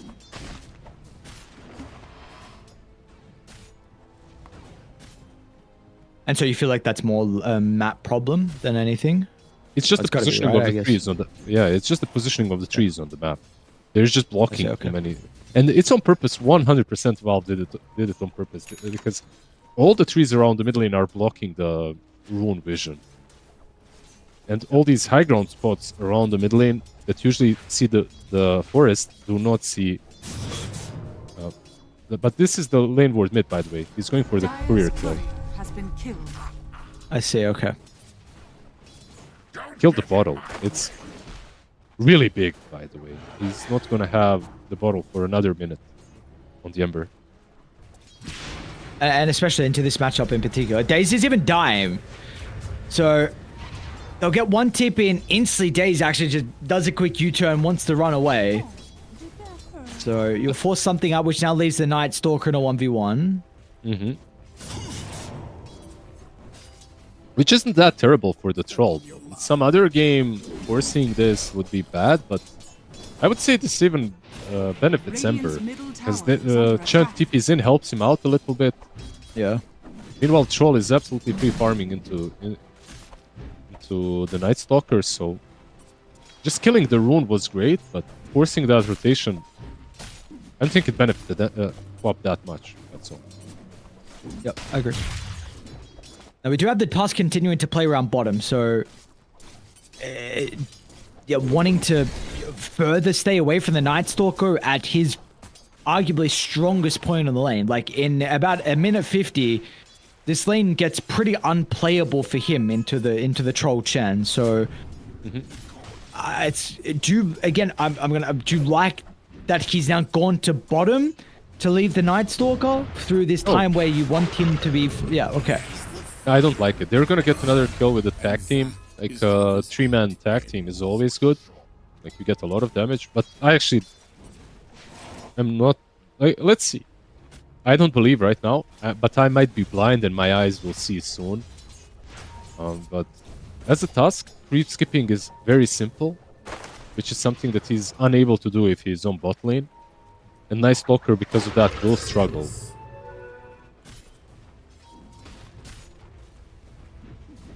I don't think I've seen them creep skip actually in general on OG. Something that they are not the biggest fans of, it seems like. Honest players. Yeah. Well, I think you take a look at the last hits right now. We haven't spoken about the Beastmaster. 7 last hits. Did he give up first blood as well with the Tusk? Were these 2 kills onto him, or was it a support? One on him, one on Ringmaster. I would say this, though. Like, yeah, he is struggling, but he would struggle regardless. It's a Clinks into Beast lane. I feel like Beast actually struggles there, unless he's mechanically just outskilling the Clinks. They do get a kill on mid. That's pretty big for OG, like making sure that Stoikov actually has a good game. They did everything possible to enable this swap.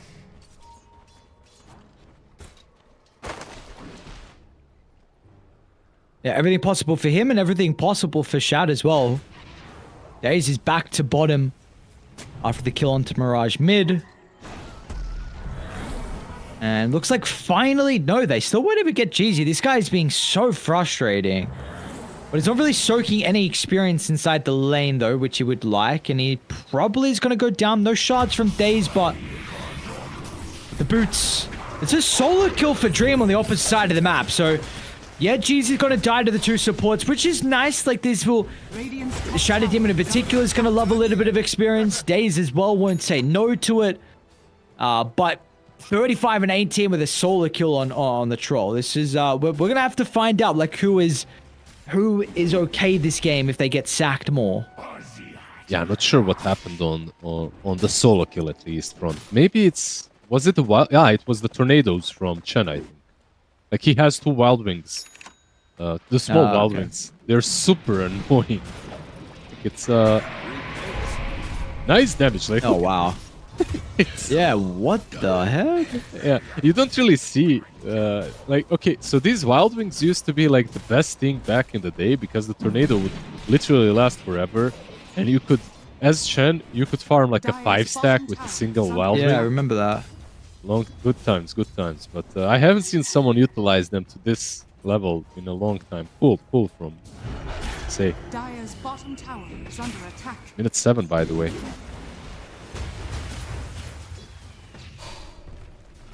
Chad is starting to move towards Nefrit once he's farming the stacks. Bottom TP out. It's already seen the snowball used. Goes all the way back to base. And while both sides are actually going to be able to yoink Radiant the structures wisdom, are fortified.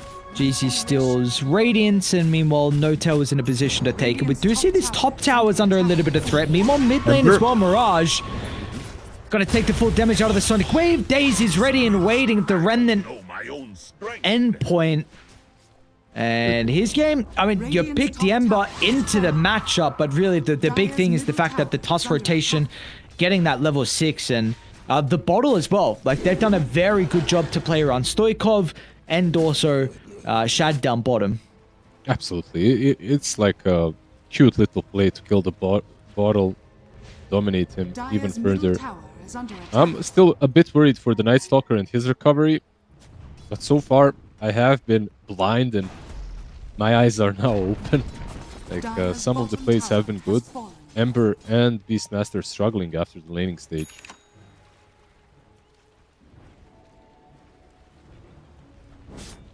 Dire's middle tower is under attack. Oh, is this worth it, Mirage? My thrift rewarded. For now he looks fine, unless they dive even further. They don't have Sonic Wave, so probably will not be possible for now. Flames will spread thrice. Yeah, their lane's Shad's gonna go Mjolnir. Yeah, I don't mind this. I think it's still pretty good. A lot of Dire's spam middle with strafe, tower is under attack. a lot of damage that he can dish out in a second. But right now, OG are doing so much better than in game number 1. It's like crazy difference.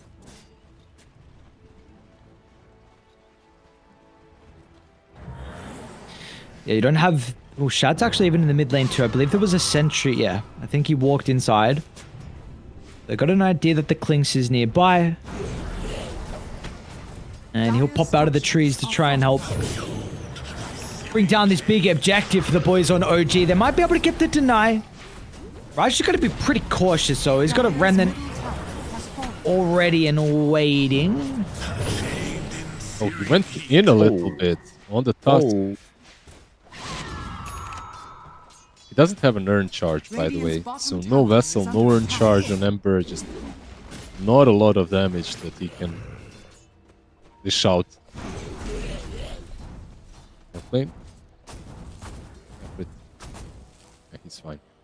He's going for Helm of Dominator. By the way, it's not that bad. Like you're playing Radiant's into bottom tower is under attack.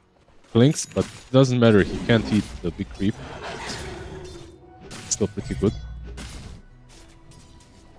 But I've played this. What lane about the Night before. Stalker? Night Stalker Midas, I believe. Phase Boots Midas. Yeah, I was going to ask if he goes Midas. He's full recovery mode. But another hero where, like, yesterday we were talking about Slardar and Midas. Night Stalker Midas also not too bad. You know, to get a lot of attack speed. And a hero that needs it.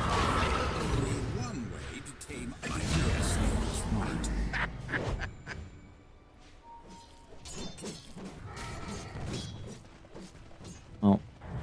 Continuing to see a bunch of kills around this mid lane, though. The supports, in particular, Daze on one of his best heroes with the Tusk, has been very active and very solid. They've got the Hand of God up now for the Chen. I believe Drums are also completed. Importantly, second nighttime of the game. So maybe they want to start to move their forces over towards the north. Combined with the Dark Ascension. Bring down a tower. Potentially even force Dream further into the jungle. He's got Battle Fury pre-11 minutes. He's got really good farm. Like, he's soloed killed the Night Stalker. He is one hero on Dire that truly has not been struggling at all. Chen? I don't really think there's much Dream's going to do. He runs up, chucks some actions, and runs away. He's going to watch his Chen die. He's not that strong just yet. He's still a hero that absolutely just needs to farm, get his Manta, you know, chill. It's on his teammates that are struggling to make plays. I think maybe Ringmaster level 6 is where they can start thinking about doing making a move here or there. He's even farming the jungle.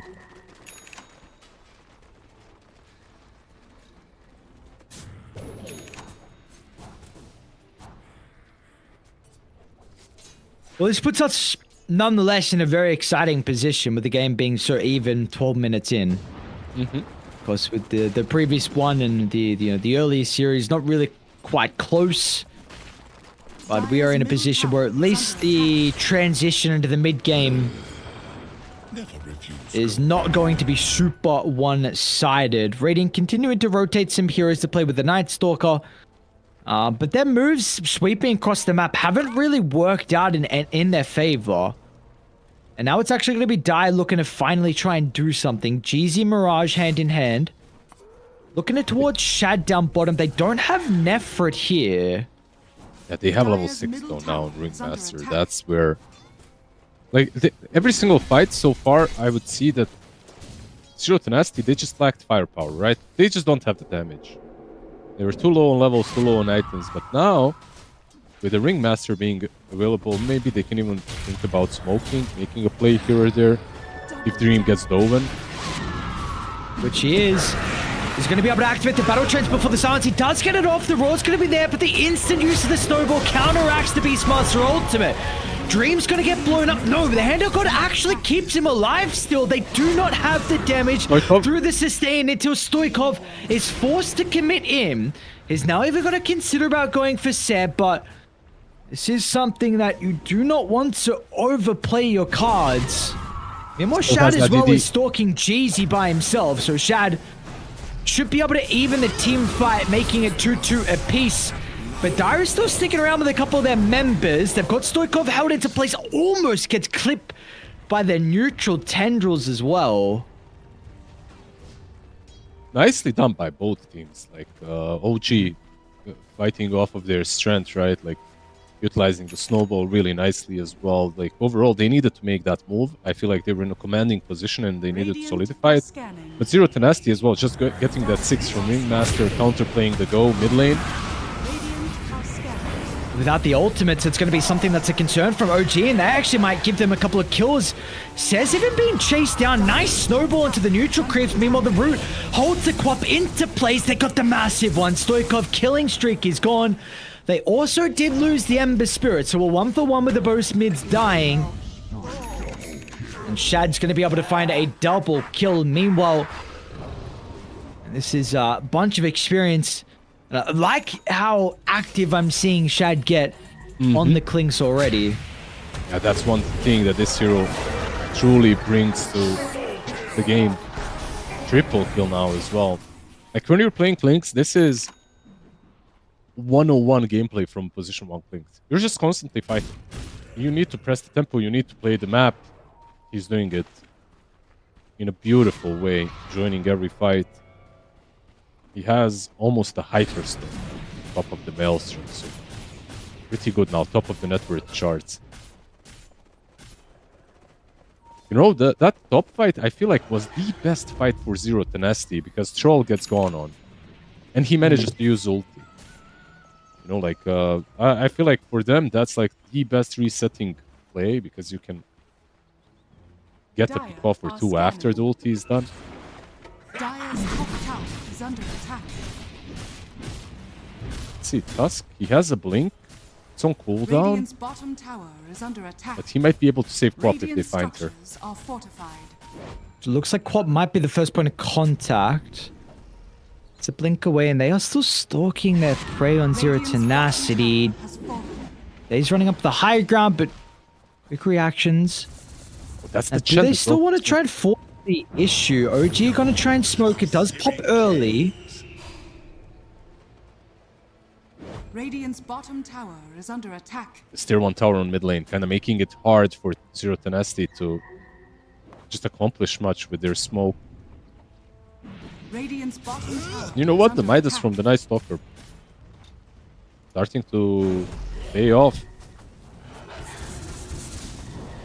They got to force the issue here from Zero Tenacity, but like you said, this mid tier 1 tower making it pretty difficult. My thrift rewarded. Surely you can just send the summons at it.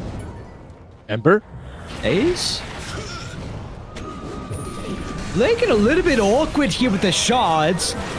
Vanish as well is going to buy some time. It's a really good wheel which controls Shad, but they got no damage inside. The Tusk was able to get the blink away. I thought them holding back the Clinks would have given them an opportunity to try and get a free pick off the start, but Nice now it's focus OG coming. that want to try and take the fight. They've got all the information they would want, and they're going to be able to utilize this however it is required from them. Mixer stalking out, Stoikov with an arcane rune as well, so the constant spam's going to be there, and you see the call from Dire. Roar. They need to come together. The Roar's going to come out, but the Snowball once again completely mitigating the ultimate. Dream Noah eats the Sonic Wave to the face, but the Handed God's going to be able to repair some of the damage. Oh, they're And beautiful. again, you see inside. how Dire, I mean, they are just grouping up, huddling as 5, making sure that every single member does not get left behind. As soon as one person is lost just a step back, that's when OG would pounce, but there was never that chance. How did SD die? Good question. Radiant's middle I see tower Chen has killing fallen. him, but who else? Zember was. They were all around the co-op and the Night Stalker. I didn't see that, but in any case, I felt that OG played that fight very nicely, like just hovering around, saving with the snowball. But then they just stopped. They didn't commit any further, and I wasn't sure why. And then I checked and I saw that DSD is dead, so that probably made them a little bit uncomfortable going for more. Sharon has fallen to the Dire. They're far. They were kind of in a. They had all the vision. They had like good positioning of the Night Stalker. There was no roar. Dire's turret has Okay, Ringmaster. Let's die. The courier, that is. He didn't go up. Dire's bottom Oh, they got tower him. is under attack.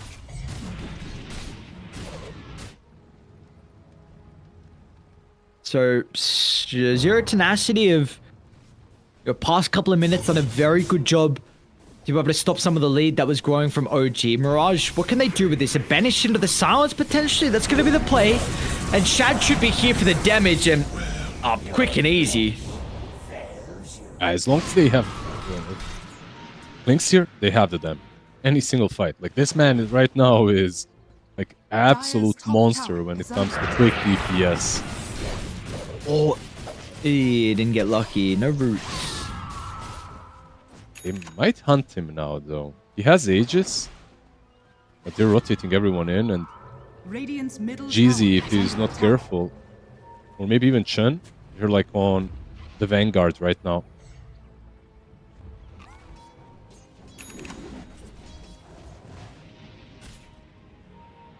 Can you kill him twice? Like, he has no ult. You probably can. Oh, Tusk is in. Chen. They're going to go for the Chen instead.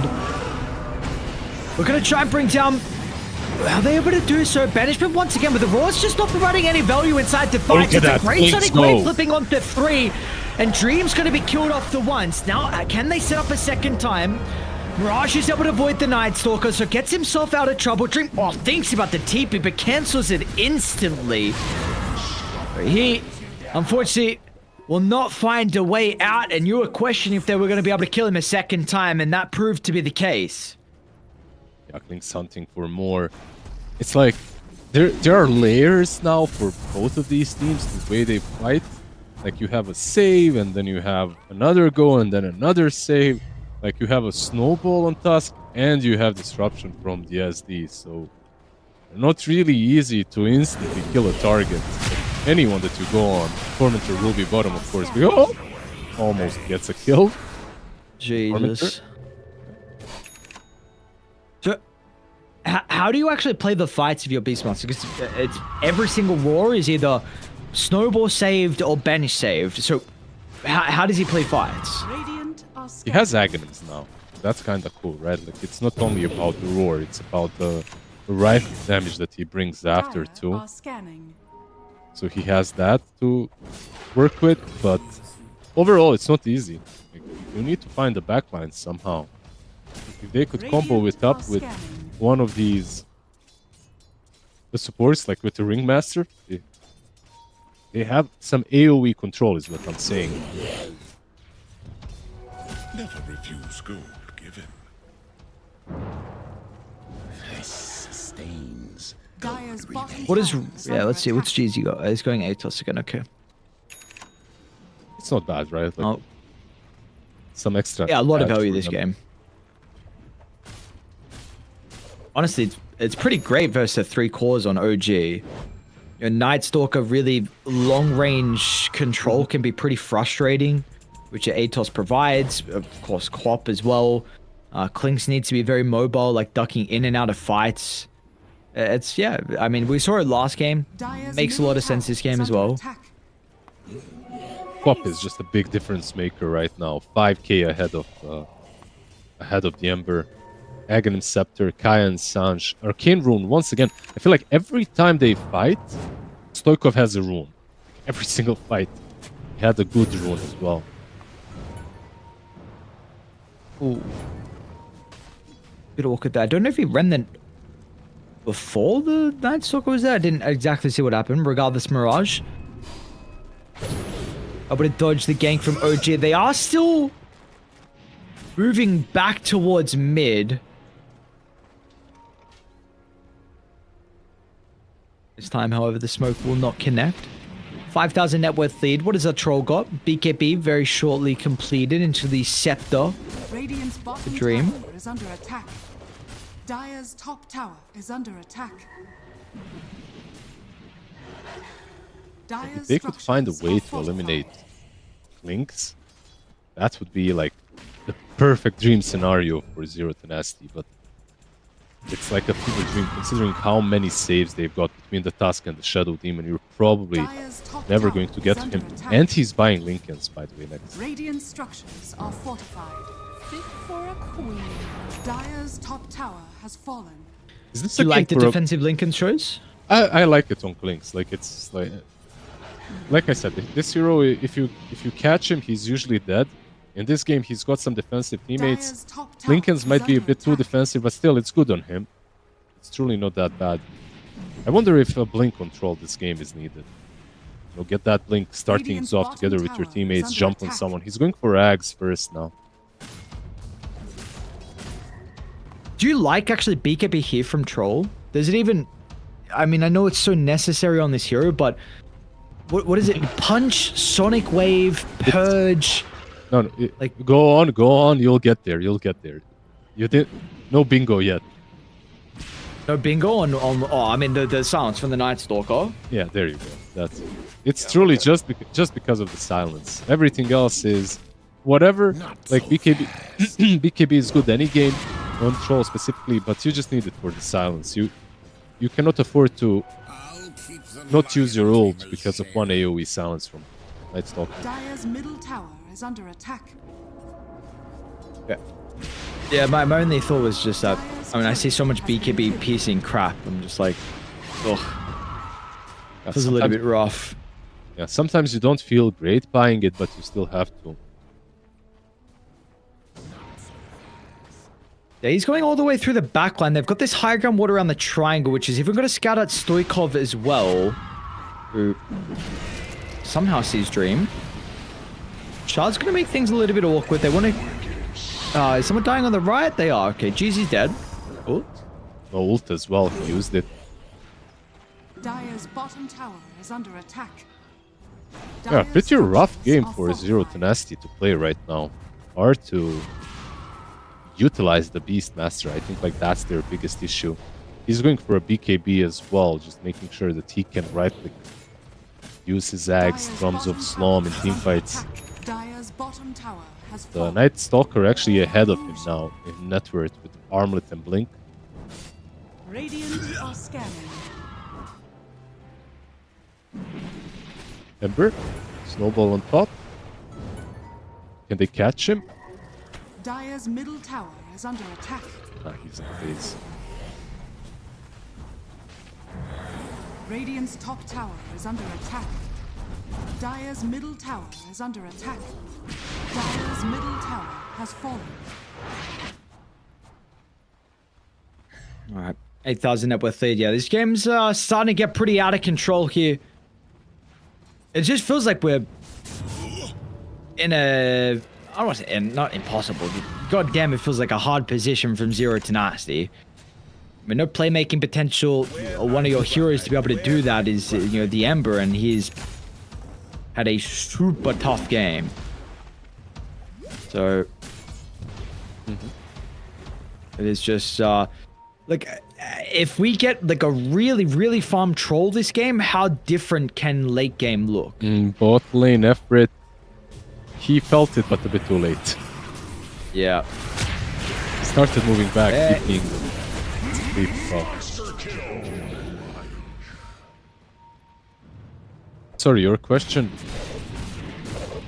About the troll, like if this guy gets enough farm, like can he do some crazy stuff? I think he can, but they can still kite him. Like you said, that they have a lot of things that go through BKB, and you're absolutely right. It's kind of hard for troll to stick on a target this game. And if you can't stick on a target as troll, usually you're not trolling hard enough. So we'll see if they can activate him somehow. I'm still thinking maybe some great Wheel of Wonder from Ringmaster can turn things around. So we're still playing into a Lynx who has completed Linkens, but he's a hero that can be killed if he gets gone on.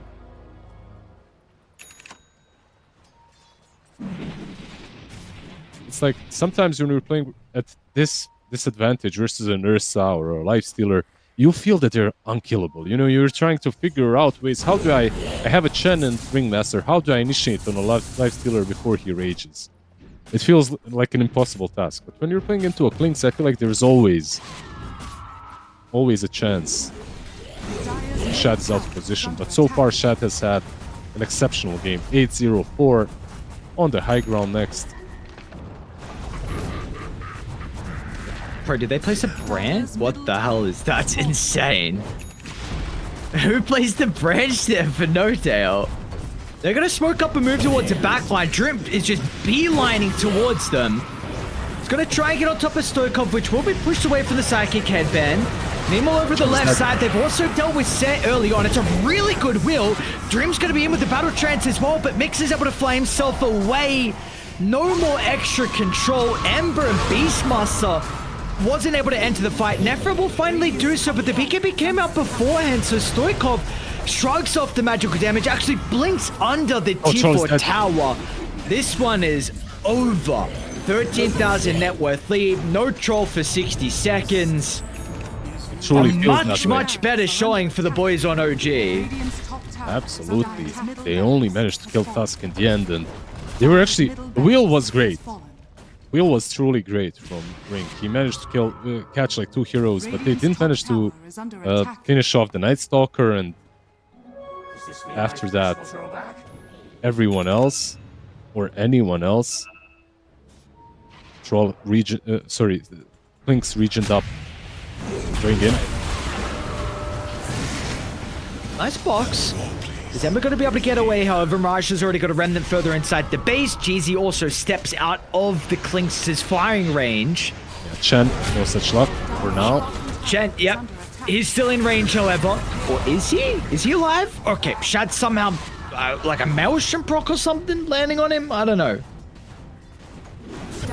He managed to get him. It was a nice bait from Shad that started that whole high ground fight, but it looks like Zero Tenacity, they're not out yet. They lost the battle. They're unwilling to give up just yet. Snowball in. Jesus. It's tag team as well together with Lynx. Nasty combination. Dire's bottom tower is under attack. Still 2 minutes on the Aegis. Bottom tower has fallen. Dire's bottom barracks are under attack. Dire's bottom barracks has fallen. This is a statement, Sonic Wave. He just literally sent them packing to the fountain. That's it. This is one Sonic Wave, one Shadow Strike with Aghanims. They need to move back. It's just a much better game. Much better draft, I have to say as well, from OG, allowing them to play the tempo. And it's not only the draft. I have to say that this task, moving between mid and bottom, making sure that Ember doesn't have a game, was a pretty good move. Like killing his bottle and then helping out Quap some more. Does this hurt? But you love It was super annoying. I wasn't sure if that was gonna work because of Night Stalker being left alone, but hey, he recovered, he bought the Midas.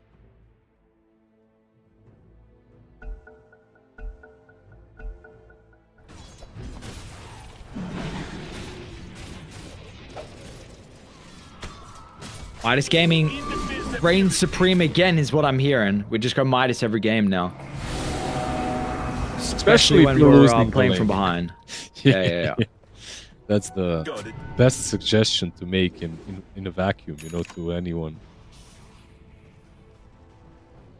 Dire Thanks will are have a scanning. Daedalus, by the way, completed next. So once the Aegis is reclaimed, actually he's gonna have put it in anyway. So the Falcon Blade, so you have Daedalus. Not like they lack damage, but this is now even better.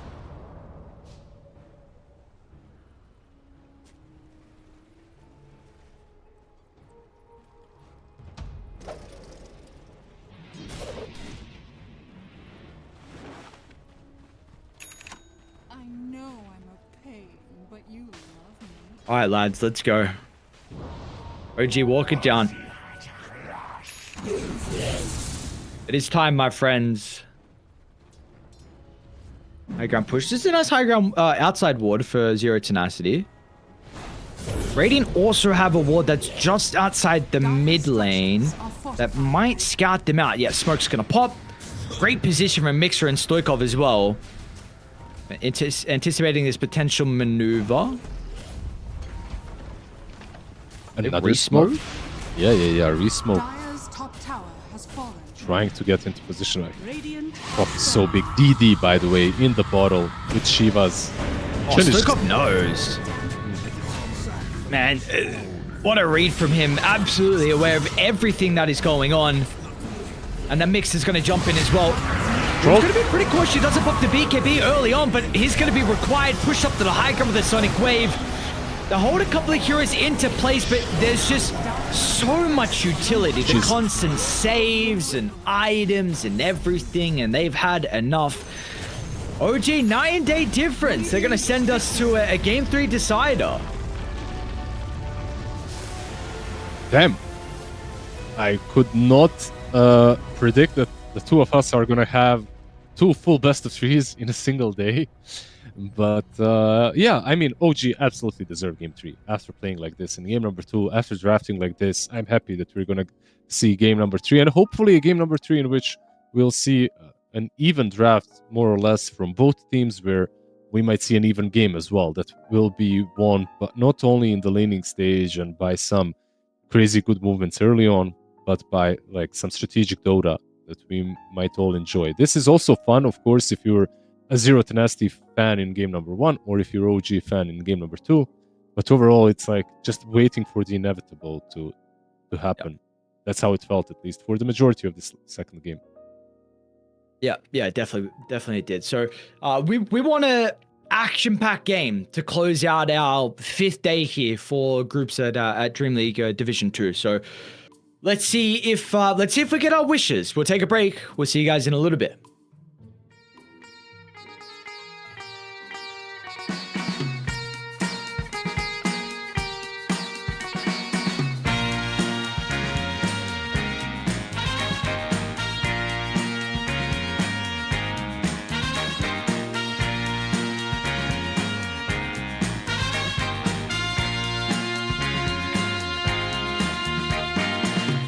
What you need is love and understanding. Find a heart whose love is true. Deep down, there's only one companion who's there for you when you need him to be. Your heart was broken in 1,000 pieces. So much pain that you've been through. Here stands a man who's your salvation. Just ask yourself, am I ready for you? 100% now. I'm ready. 100% now. Yes, I'm ready. Eyes wide open. I'm ready to move. 100% now. Take a chance in a new direction. Any place you wanna go. I don't have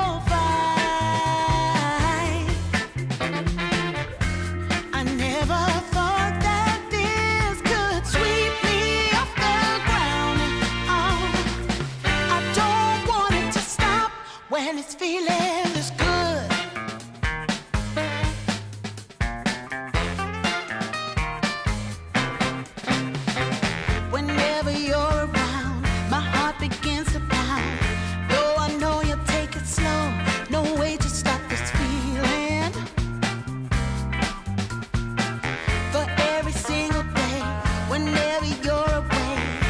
In this place, there's a space where I'll be waiting for you. And I just can't believe in this new love I have found. Yeah, I don't want it to stop when you know you got a good thing that makes me feel fine. Ooh, wherever it leads me, you know it's all fine. I never thought that this could sweep me off the ground. I don't want it to stop. No, I don't want it to stop. I don't want it to stop when it's feeling is good. Feeling is good. Feeling is good. Ooh, feeling is good.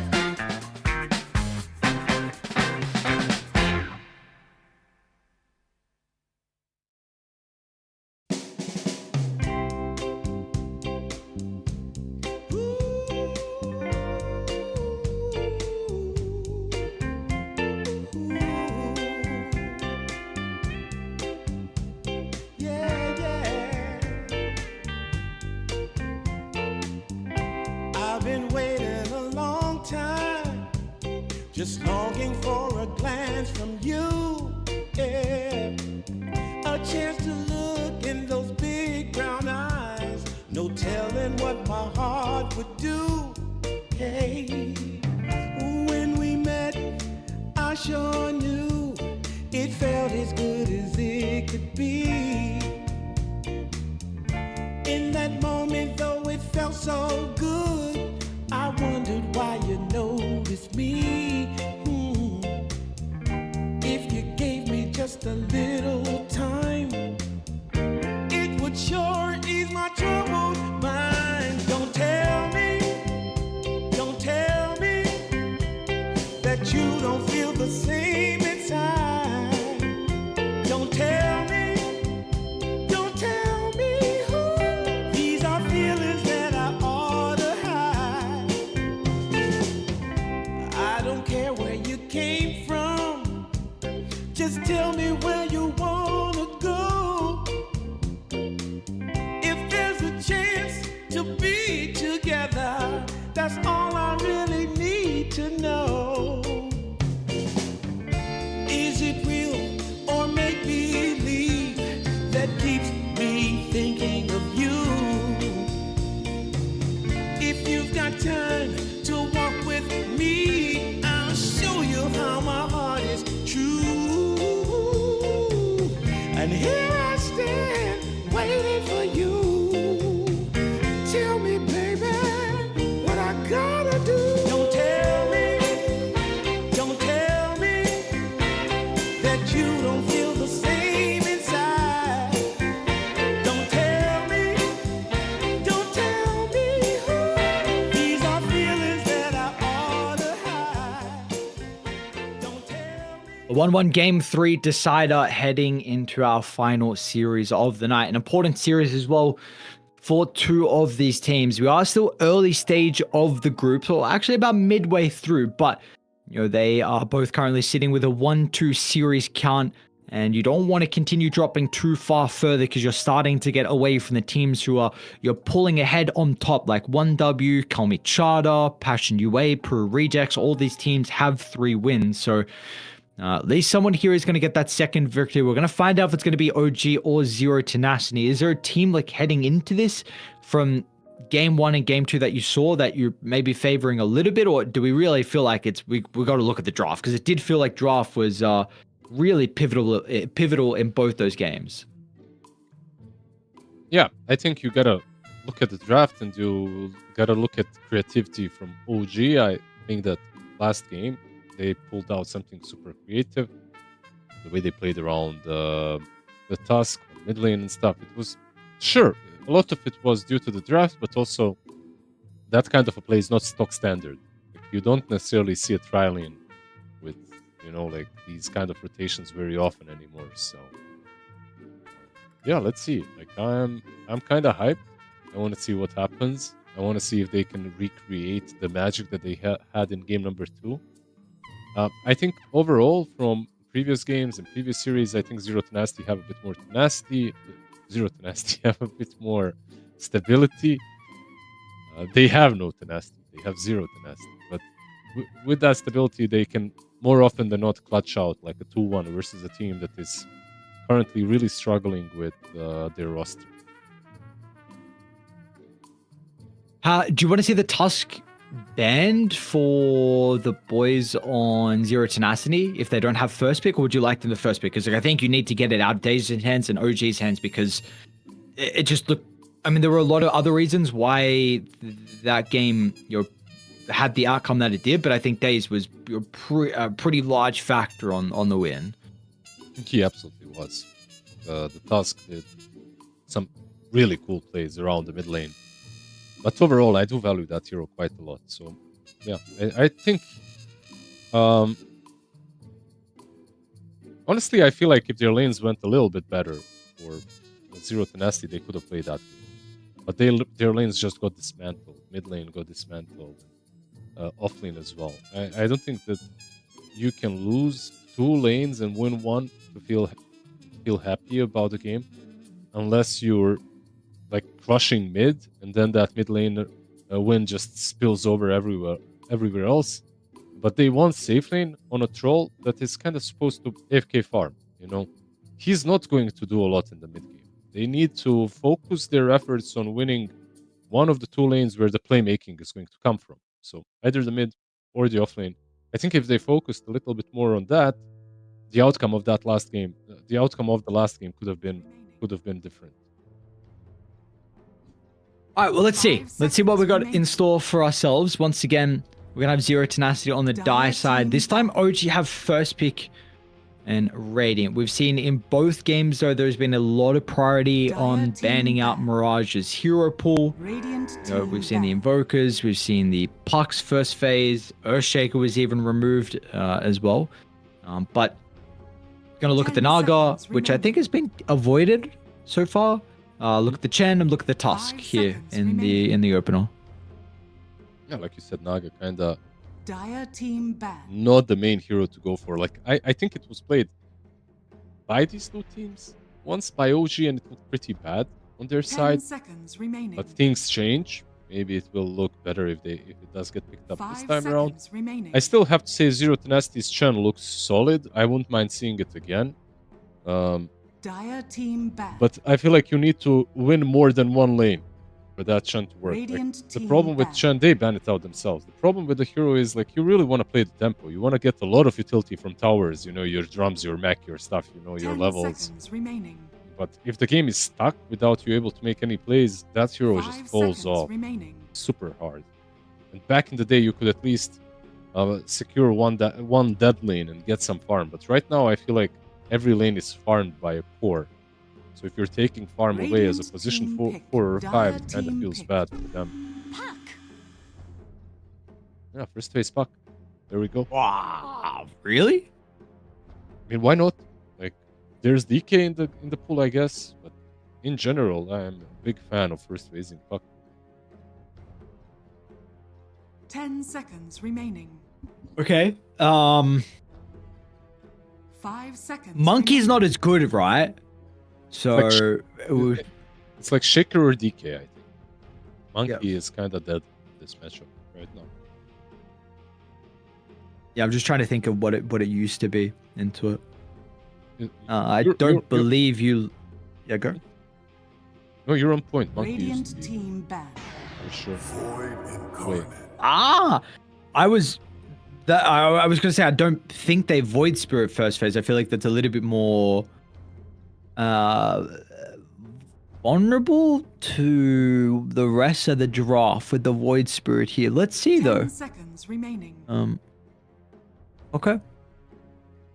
5 Cool. seconds remaining. I am excited to see if he does well with Void. Like, Puck for me is one of the heroes that is currently completely shaping the state of the game. the best answer to him is like, Radiant team for me, the ban. best answer that I have seen versus a lot of heroes, and that's like Lash Mid with Tiny or a Tusk or something like that. But Void Spirit will be the go-to hero for Zero Tenacity. Like Liner and Shadow Shaman are just dead. They're not being picked. And because of that, I feel like Puck is just having a free time in the meta. They ban out the 10 Sky as seconds well remaining. as a hero that does bring a very long silence. But I would 5 truly seconds like to remaining. see some Lion, some Shadow Shaman. Come on, Zero Tenacity. Bring it out of the depths of hell. These heroes into Puck should still on paper be strong.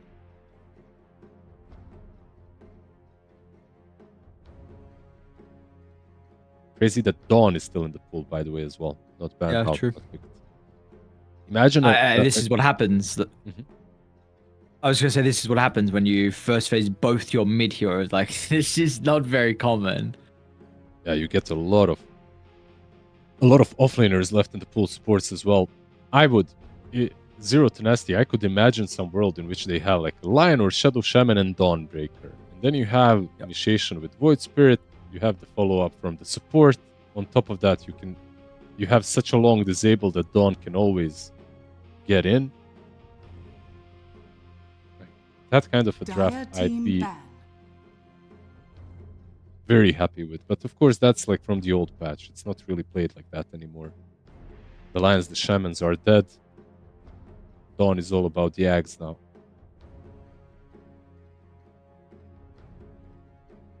I wonder what the Lycan 10 band's seconds remaining. protecting. I have to imagine the second and third pick 5 is seconds remaining. going to be some supports that will struggle to deal with some summons and so I just wonder what supports they're thinking in their mind that they want to protect against with the Lycan. Most obvious one is maybe the Silencer. Like when you're playing a Puck matchup, Silencer on a position 5 can change everything for you. Let's say you're playing Puck into Storm. Like Puck into Storm is amazing, but if a Storm has a 5 Silencer, suddenly the matchup isn't that great. So maybe that's what they're protecting. Maybe they want to pick it, but they could have also just banned it out as Zero Tenacity have the pick out of phase.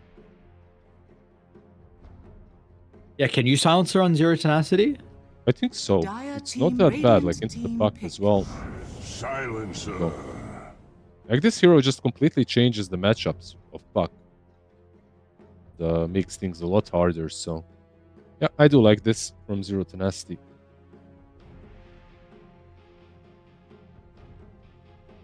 Ten seconds remaining. Yeah, what other beast heroes 5 are left seconds in the remaining. pool? Like Night Stalker, not really a beast hero, but can bully. That's bad. Yeah. I mean, he's banned. He's not a beast hero, but can bully these backlines. What else can do it? Marcy is a hero that can do it as well, but also banned. First phase.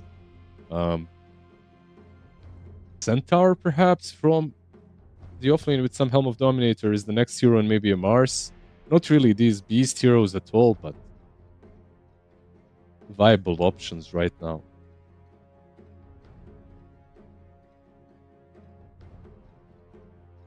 I want to see them pick that Daze hero here as well. Again, like in the previous game with the Tusk, I felt like it was super important to how they wanted to play the game. And I think if you wait, I mean, you're not going to wait. You're going to pick it here. You got the 18th, which has to go for a core. So it's going to be double support. There's surely there's no world where it's not. It's a lot of reserve time they're using, though. Yeah, usually when you're playing versus Silencer, you want heroes that don't care about global. There you go. That's the beast hero, right? Like the best one, maybe even into the Silencer. Doesn't care about global. Can bully him in the lane with any portal rotations, twin gate rotations. Even if she's laning into the Silencer, it 10 feels good. seconds So remaining. yeah, I do like this pick from OG. I think it's 5 pretty seconds damn remaining. solid. Dire team Also, pick. the spell on Void Spirit is nice. And the Tiny, a way to break the Dream Coil, some extra burst damage as well, some good catch. Solid drafting from OG so far. I like it. I have to say I'm a big fan 10 of Silencer seconds regardless remaining. still. 5 seconds remaining. I'm just trying to see what Zero Tenacity want to go now. With the heroes, and if we look for the carry as well, we get the secondary support. Hoodwink We need a banned out. stun, right, for the park. We need something like that. Yeah, I looked at Hoodwink because of the break as well. Bushwhack, of course, is good, but Dire team Sharpshooter Radiant would be team. pretty good. They get themselves the Centaur that we talked about earlier. Not really the most reliable stuns, I've got to say, but you have Global to work with, I guess. Like Centaur stun and Snap, Cookie. If maybe with the Yules on someone that you 10 can set up seconds the remaining. Aether Remnant on the puck, maybe one of the supports can get it. But besides that, 5 seconds even with the Global remaining. Silence, it won't be too easy to catch this puck. Especially once he gets his first Radiant defensive team item. back. OG has no reserve time. Templar Like, they have to burn assassin. through their picks.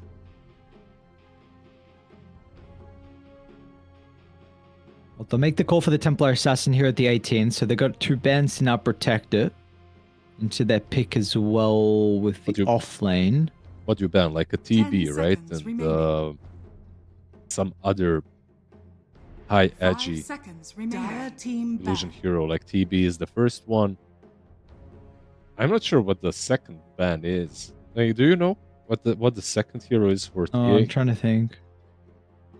Maybe it's just some meta jug or something like that. Like jug Sure. control or something. I'm not sure. I'm not really sure what you care 10 about. seconds remaining. What else you care about once you ban out. 5 seconds remaining. There's one hero that's actually cool, but I know Zero Tenacity won't pick it because no one drafts it. A Bloodseeker into TA. It's kind of good.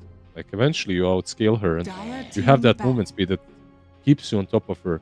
Plus all the AoE damage with the shield. So, okay, Slardar ban means Lifestealer or Jug. Jug. Or they're just worried about the Slardar plus TA combo. Yeah. 10 seconds remaining. I wonder how Slaughter Tiny 5 Lane would seconds go, though. remaining. I mean, regardless, we're not going to see it, but it's what do you want to lane? What do you want to lane with the tiny? We did see a Darkseer last game. Is Tiny is not the greatest laner. Maybe even a Timber is an option for them. No, just get something Yeah. that is. Radiant team back. They ban out the Timber themselves. nice Ben? That's cool. So Dawn's off the cards because the silencer. Mars is an option, but I think you just make it an even better life stealer game or 10 jug. seconds remaining. 5 seconds. And I think life remaining. Mars Tiny seems to be weird. I don't know. Yeah, Mars is maybe the obvious option into the Centaur, right? That you mentioned in previous games as well. You get that Arena versus Stampede. Radiant team It's not like pick. amazing into Void Spirit, but Arena is kind of good. The problem is, like, I don't think they lack catch. Like, you have Tiny and Puck. I feel like OG lacks Yeah. some oomph into that. Dire team Maybe an Underlord as well is an option. But they just go with the Mars. You know, I get it. At the same time, I'm not sure how impactful it's going to be. Is there something else besides Lifestealer that they could go for? Like a Morphling or something similar, maybe? 10 seconds remaining. Gyro That is hero in pickable full at the as well? moment? Remaining. No, I don't think so. I haven't seen it in ages. I'm just like brainstorming. I'm not sure what Big else ball. it is. Yeah.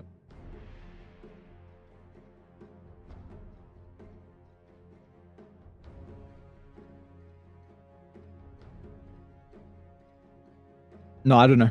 I'm really not sure. Medusa? And you play for the late game, maybe? No, it's just Choose as your simple. hero. Like the most simplest answer that we first called out, right? Like it was Lifestealer or Jug. Jug got banned out. They get themselves the Lifestealer. They have a way to play the game a bit faster. Like Dream can go into a creep, get on top of the enemy side of the map again. So overall, yeah, I do like it. I feel like they needed something like this.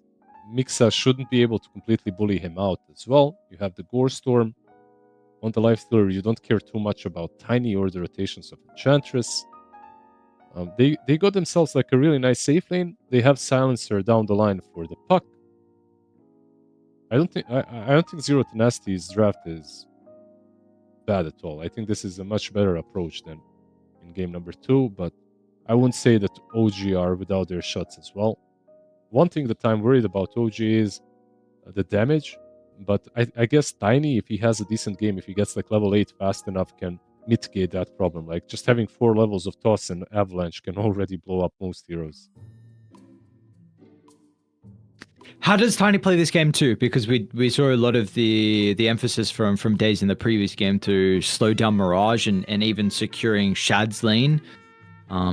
Is this something you are considering in this game in particular, or how does he want to play this? The way I would play this game is maybe with some creep skipping. You know, whenever I see a lane that is maybe a bit difficult for your offlane. But you can also play the lane itself. Like perhaps get some toss back on the silencer leading into a sphere under the tower. Like they have a lot of ways to disposition a target. So it would be. I feel like there's skill potential for them as well. You can definitely play around Mars. It's not like that lane like it was versus the troll. Winning. It's just not fair. You did your best. That was interesting. All right, well, let's find out. Have a game 3 decided between these two teams. Both game 1 and game 2 are pretty stompy. So hopefully we get a bit more of an even final game. There's not really any surprises with the facets. Maybe the only one, it's not even really, but the Mars going Bloodsport. No reason for him to go the other facet this game though.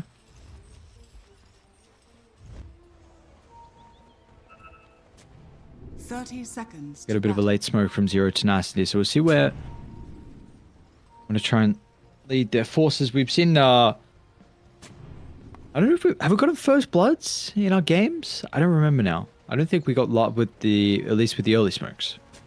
Maybe this time. There was the gyro kill in the previous series, right? That's the one I remember.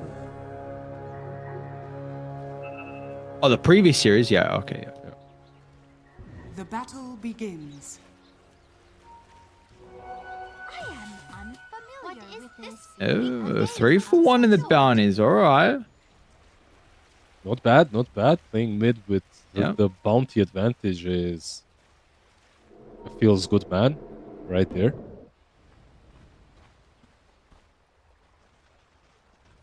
Yeah, that's definitely a walk it down mid now. Like, how dare my life sealer not go right-click the bounty?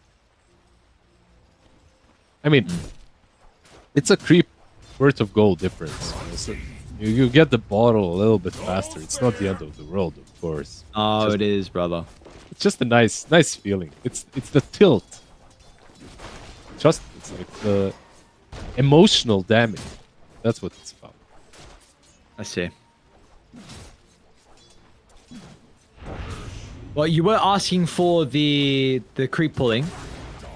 We're gonna see come through from Days. Said dropped an early blood grenade with the arcane curse, so Days eats a bunch of damage. I think it slowed him down as well to block the pull. Managed to get. Maybe he could have made it anyway, but didn't. Or what happened? Oh, he got the range creep pull, but then the range creep just gave up. So, Life Stealer might die even. Holy hell! Ixa gets the first blood. Wait, how did that happen? He just got hit by all the creeps and the centaur and the Mars. Took so much damage. That was absolutely insane. Any? Oh, of course, TP out. Pretty cool block by Set. Very nice, nicely forcing the TP. It's also like not a all things considering, it's kind of an okay time for him to leave the lane. Because Mars has a full wave under the tower. Like, okay, maybe you want to try and soak up to get level 2, but you know, he doesn't really need to be there. You might be like, you know, why doesn't he just TP back to the T1 tower, T2 tower? But it's okay, it's not a big deal. If he didn't TP, he would have died, for sure. The problem is, like, you lose 100 gold, you have to buy a new TP because you didn't die, you used it, and you're delaying your boots, which is... You know, early enough when you're playing Tiny, you want to get those as fast as possible. Not the end of the world. Once again, like you said, Mars is... I mean, this guy is absolutely fine now. He not only got 2 waves under the tower, He got the first blood as well onto the lifestealer. This is a very happy Mars.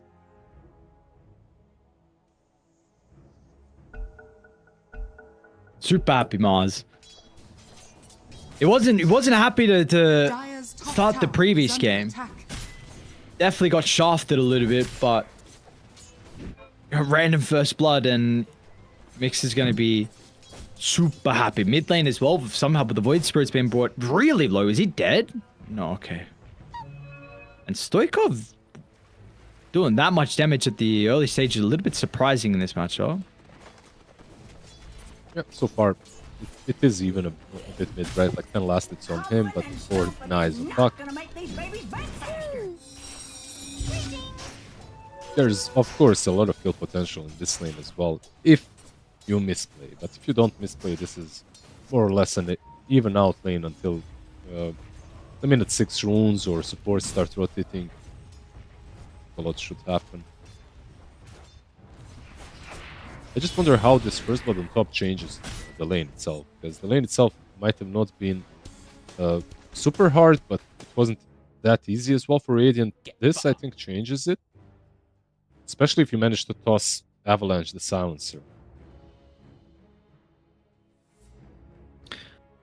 What's the Mars items? Is he going stats? I see that sometimes against the lifesteal. It's just that. Double Bracer, 3 branches, going into phases. Cool. Making sure that his God's Rebuke hurts. He right-clicks. Which I think is the probably better way to be playing versus someone like the lifesteal. I feel like that we see that, versus the lifesteal versus the anti-mage, it's pretty similar. Maybe AM, you're thinking about a soul ring at some stage early on, but it's very good to see.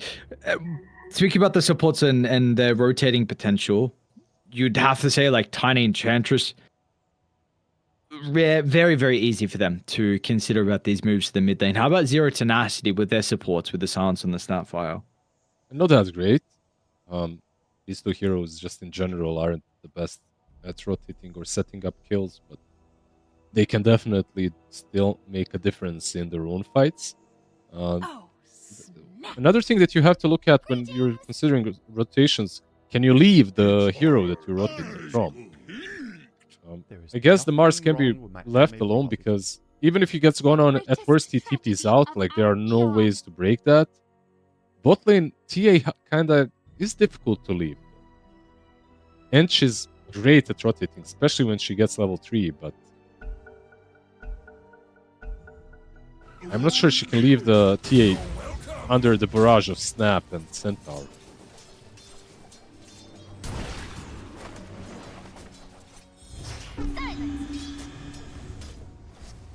Alright, well, we'll have to see if the tier does unfortunately get left alone. Shad, what is the look like? 11-3.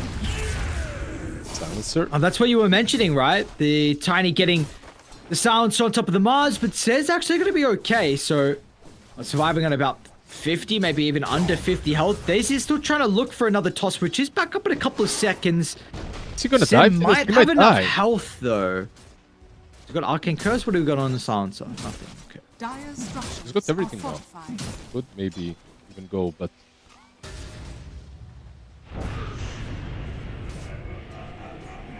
Blood Grenade? I think that is actually Creeps? I think he's dead, yeah. Oh, wow. That was... He baited him so hard. Like, he literally, on purpose, put himself in vision for Tiny to go on. I'm not sure if he's baiting the Mars properly, though. This is a different hero. Yeah. Mars is a different beast. Tiny, I get. Yeah, he got a little bit too cocky. Thought he could bait a second person, but no, unfortunately that's not going to work out. Eventually, we all bait ourselves in the end. Mid lane. Oh, the Wild Wing into the toss back. Kind of cute. Mirage, no point into Dissimulate as well. It's got some one charges, another round of the Resonant Pulse. clipping onto multiple heroes, so the extra barrier should be enough. And now it's a great remnant back onto the tower. Stoikov will miss out on a little bit of damage, and Scatter Blast ain't gonna kill him either. We're looking for another toss. Stays. Has he got the mana? He does.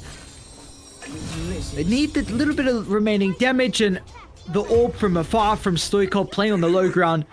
And meanwhile, it leaves Mixer alone as well, so recognizing this opportunity, they're going to be able to utilize the 2v1 advantage. Remember, the TP from the Twin Gate onto the tier 1 tower by Mars, that killed him here. His TP was still on cooldown, so he couldn't get away. For Zero Tenacity, okay, you lose your snap, but you save the Void Spirit and you get a kill on Mars. Not a shabby last couple of minutes, but they need to secure the minute 6. Both of these teams. Minute 6 runes are crucial for the Void Spirit and the Puck. It looks like they will not try to. I'm not sure. Silencer is on top. And Mirage is coming back. He might be a couple seconds late, though, with wanting to pick up the bounty. Daisy's going to eat the remnant. And they'll get the kill. They won't, unfortunately, get the power room, but Mirage gets a good chunk of change injected into the bank. Yeah, Snap was controlling the bot rune, and then he just left it, maybe to try and assist and stop. Should be okay. They're going to be cautious how far they go if they want to take the bait or not. Spear's going to connect on towards the silencer. They'll get the toss as well for the extra damage. Seth should go down. They haven't chanced. Dream's going to be able to run this off. Can No Tail get in range? No. What did he get? Got the Hill Troll Berserk. Not the best creep to get this early on an Ench, but it's something, you know. Ain't much, but it's honest work. Dire are scanning.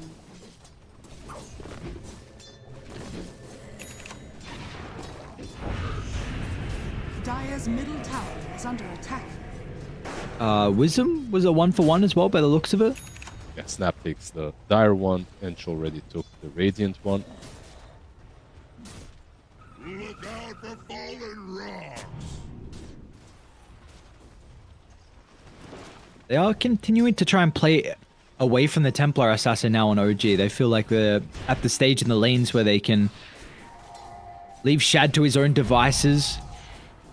And we saw what the Lifesteal was able to do previously in Game 1 to a lot of success. We'll see if he does go that armlet route once again, but they're wanting to do as much as they can to at least slow down his game and play with the Mars, who has this arena.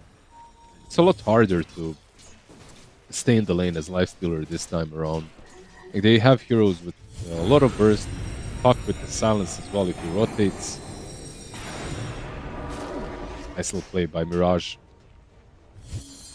Mirage to get the bottle. Agents of the void. Can he get Tiny? I think Tiny's dead. Get blood from a stone. You seem to have trouble grasping cause enough. Did he solo kill a Tiny? Yeah. Oh, He got the double rune. Ashes, okay. Top lane Puck is going for Lifestealer. Now, he does have Infest. So I'm not sure if this is truly the easiest play, but Silencer definitely is a killer. Or maybe even the Snap. The Snap looks like a much easier kill. Oh, the Arena. Oh, nice attempt with the cookie to get over the tree line, but the Arena encloses the walls and puts another grave in there. And now they've still got the core. Doesn't connect onto Zed. Dream's going to be able to run this off. But unfortunately, the Silencer's movement speed is far too slow. So they will run down with the position 5 on 0 Tenacity.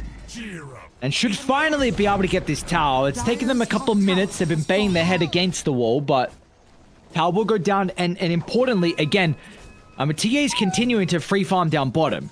So you're making everything happen across the map with your Puck still keeping up and your TA going uncontested. For what it's worth, Centaur is also having a pretty good time. Like, he's got the Helm of the Dominator, 1,000 gold on top of that. We'll see what he wants to go for next, but yeah, he's been pretty left alone as well. him and TAA have been literally just trading farm.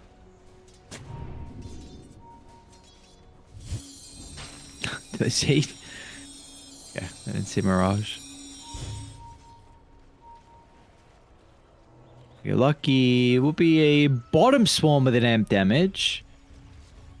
They're going to be able to at least force the Void Spirit not to pick it up. No, Mirage will commit one of the ultimate charges. And he's going to be rushing a Scepter, so no earn this game.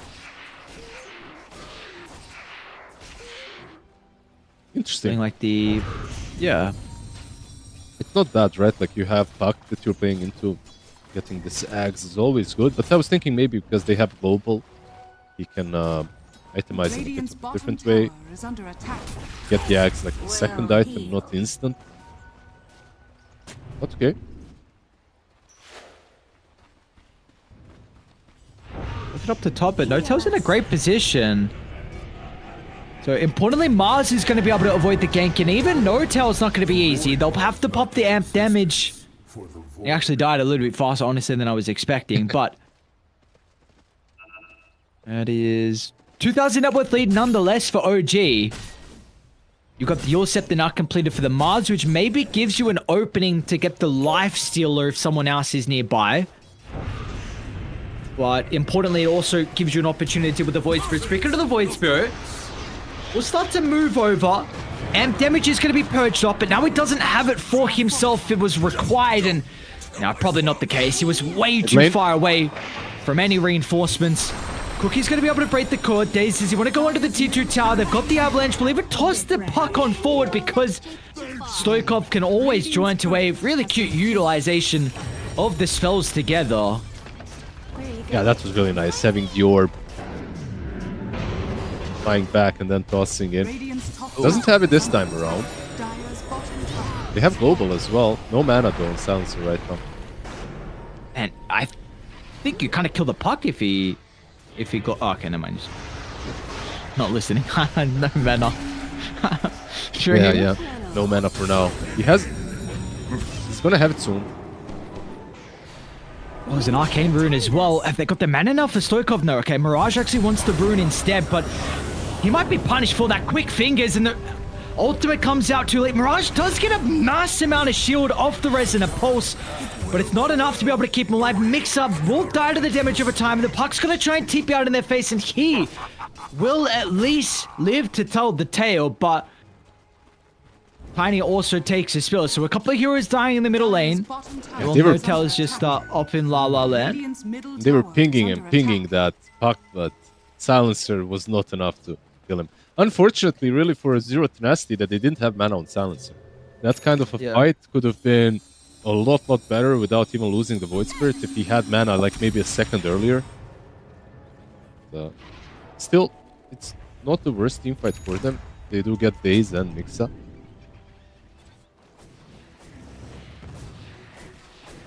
Yeah, this guy's been quiet, and it's a little bit scary. Centaur's pretty close with net worth. Must have got a kill in that previous fight, but when do we want to see Shad start to even, let's say, move away from this area? Oh, he's going to have Dazzle, so usually that's already good enough for him to start fighting. Or maybe they're going to try and start the fight on Zero Tenacity. Be forcing out some reactions. Stoikov's stun's not going to be able to hold him into place. We are seeing so much emphasis put around this mid lane, and that will continue to be the case. Another power rune up in 10 seconds. Even the lifesteal is actually starting to run to the river. Stoikov? They're going to be able to eat the remnant onto Daze. Silence is still there. I'm going to Stampede to try and close the distance, but they're only going to be able to catch up to the Tiny, and that's not the target. You've gone too deep. And OG, they're going to be ready to punish, so just get Jeezy. Slow it up onto Nefrit as well, helping Shad to be able to get in with the right click. There should be enough to also deal with the Centaur's life, and that will be the case. So I guess there's my answer as well. If Zero Tenacity go a little bit too far, then Shad, he's more than willing to show up. Yeah, that was, by the way, without the arena even. Mars was on top lane. He had to use it. Well, he tried, I think, to go for a kill. Didn't get it on Lifestealer. But, yeah, good fight for OG. Punishing that super deep dive coming from Zero Tenacity. And Aghanims is not there yet on Void Spirit. That's like his big power spike. And also Radiance on Lifestealer is something that they need. Dream again went for the armlet into the Radiance, so we'll see how fast he gets it. But TA on the other side is more or less already online. I think this is maybe even rush timer for them. They have Ench, Wint Untouchable, and Heal. It is scary, of course, into Mortimer's Kisses and stuff, but it would be a nice way to force a fight.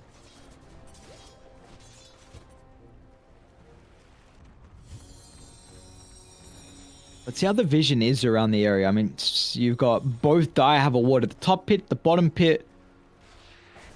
It's going to help continue to control the runes. Radiant are scanning. But potentially anticipating that Roche fight like you're mentioning.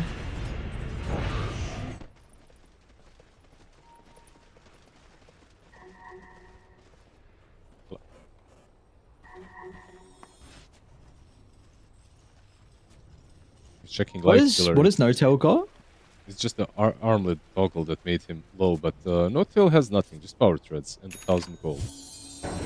Hasn't decided yet what his team needs.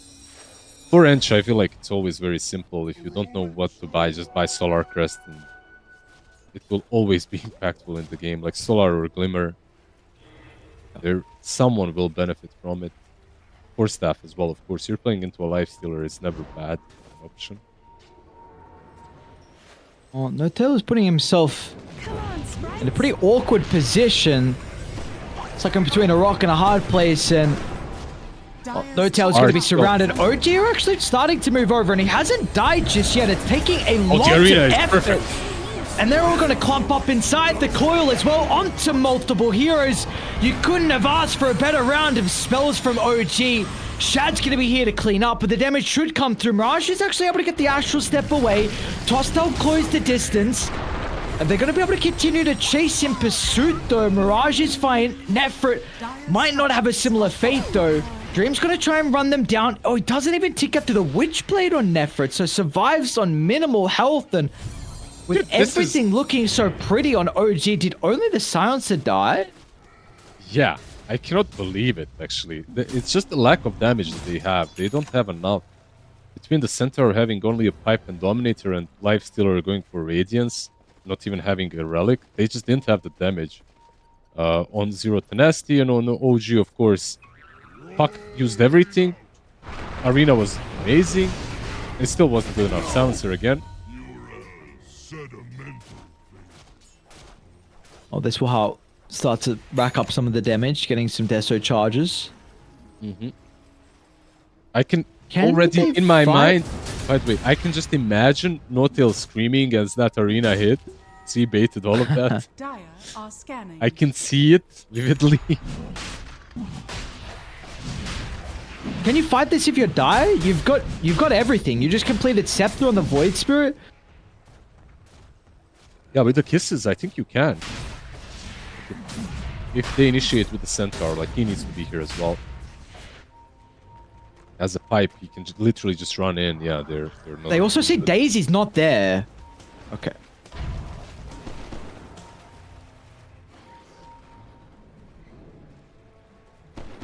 Dire are scanning. Roche's below half, and Nefrit's gonna scout this out.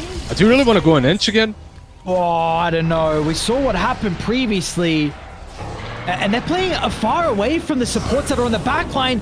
Cookie Stun stops the spear. They're going to be able to have an opportunity to activate the Global Silence along with the Mortimer Kisses, but it's point blank. It's going to help Shad to be able to get some of the right-click damage out, but now Shad, he might be vulnerable. The dealt with the refraction, he's stuck in the middle. Daze is going to try and protect him with a nice toss away. Getting some separation, but it's not enough because they didn't deal with Dream. Once the life seal is on top, it may not matter in the end though. You killed the TA, but the rest of Radiant were freely able to maneuver inside those team fights and utilize their spells accordingly. It's just mixed up once again. On the Mars finding the perfect jump from the back lines. Most importantly, I would say catching the snap. I feel like snap is kind of always a bit too deep and can't.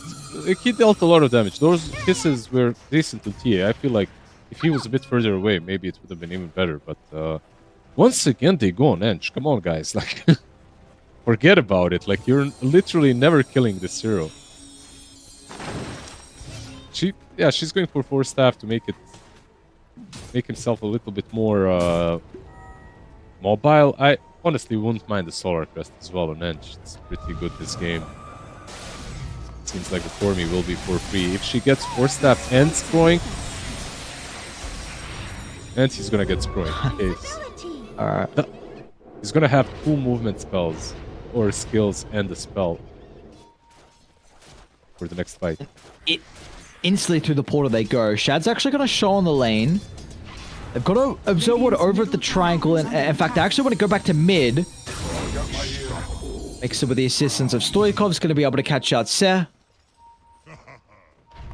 And let's see, how do you play the map now if you're OG? Do you just all kind of clump together around mid, control the triangle, which will open up the mid tier 2 tower and bot tier 2 tower? Well, Rush is still yours to take, right? Like, there's still an Aegis to be taken. I feel like it's definitely an option for them. Dream. How do we start with this? The Avalanche into the silence. They've got the damage. Multiple blinks. And a scary game when we're at this stage. Yeah, I mean, they got some damage apparently. No, I mean, his body just disappeared. On my screen, it looked like infested. Dire's bottom tower is under attack. Dire's But I thought you were talking about his health. Yeah, they killed him real fast. There's a global on Zero Tenacity, but without the Lifestealer, I don't think you can contest this. By the way, Lifestealer, I don't know what happened to him, but he fell off hard. Still no Radiant. Yeah. Minute 21.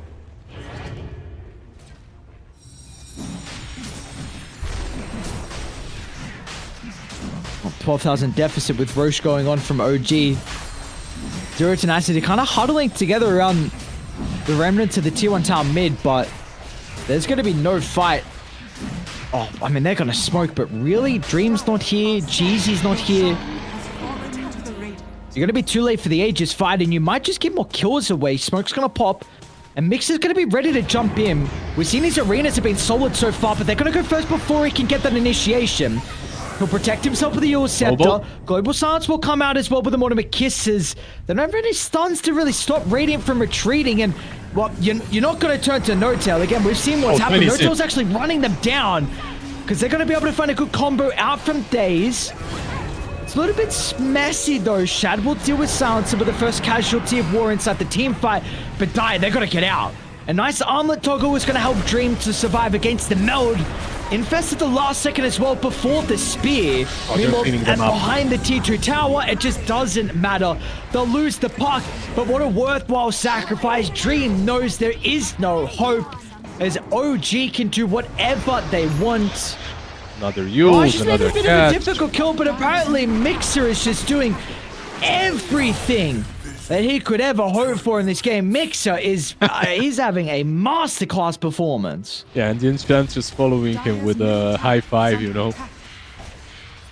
Just absolutely beautiful from Mixa, from Ench, from Tiny. I think this whole game they're playing on a different level. Baiting out the global and moving back, that was the first sign of a successful fight. Just successfully baiting out the global. Truly was... Oh, man. That was it. Right. He lost his rally. Did he have the other component, or is that Radiance completely done? No, he needs Talisman as well, which I don't know if that's good or bad. Oh, he's so poor. He's probably like the relic, so he can farm a bit faster. By the way, that last fight Tiny did a ton of work as well, like multiple double avalanche tosses, setting things up for TA to hit as well. Just beautiful team fight. Truly from OG. Zero Tenacity, they're kind of falling apart.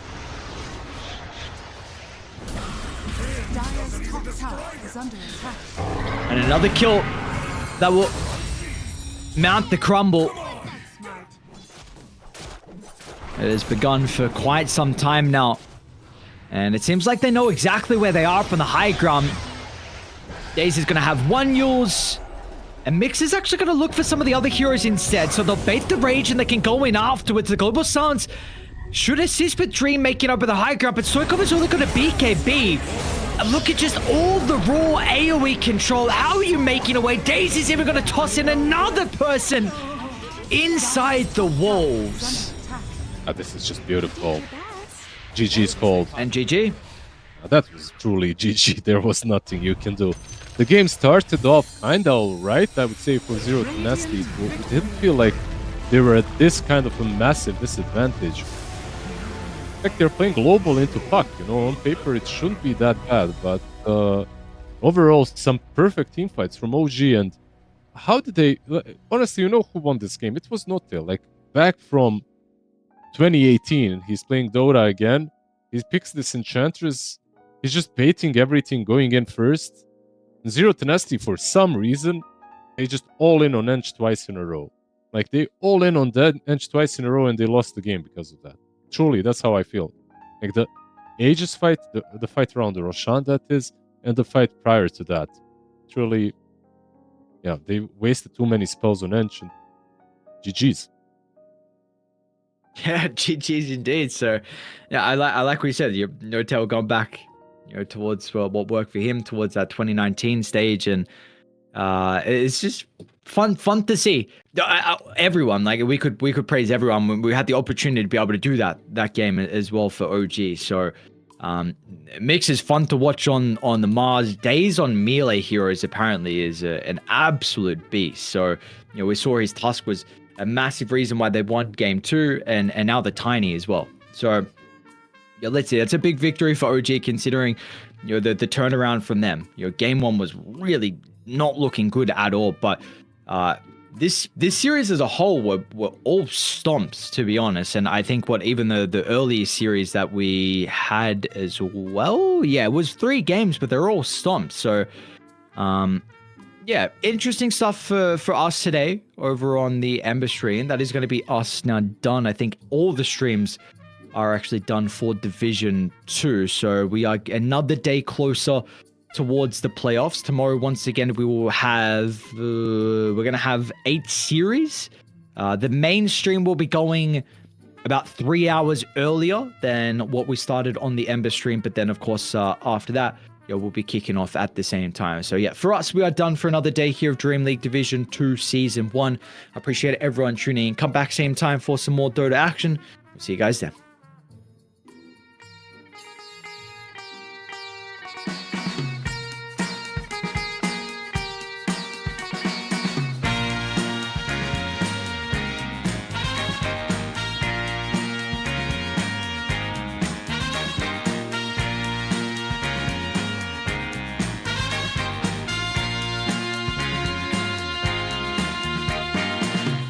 What you need is love and understanding. Find a heart whose love is true. Deep down, there's only one companion who's there for you when you need him to be. Your heart was broken in 1,000 pieces. So much pain that you've been through. Here stands a man who's your salvation. Just ask yourself,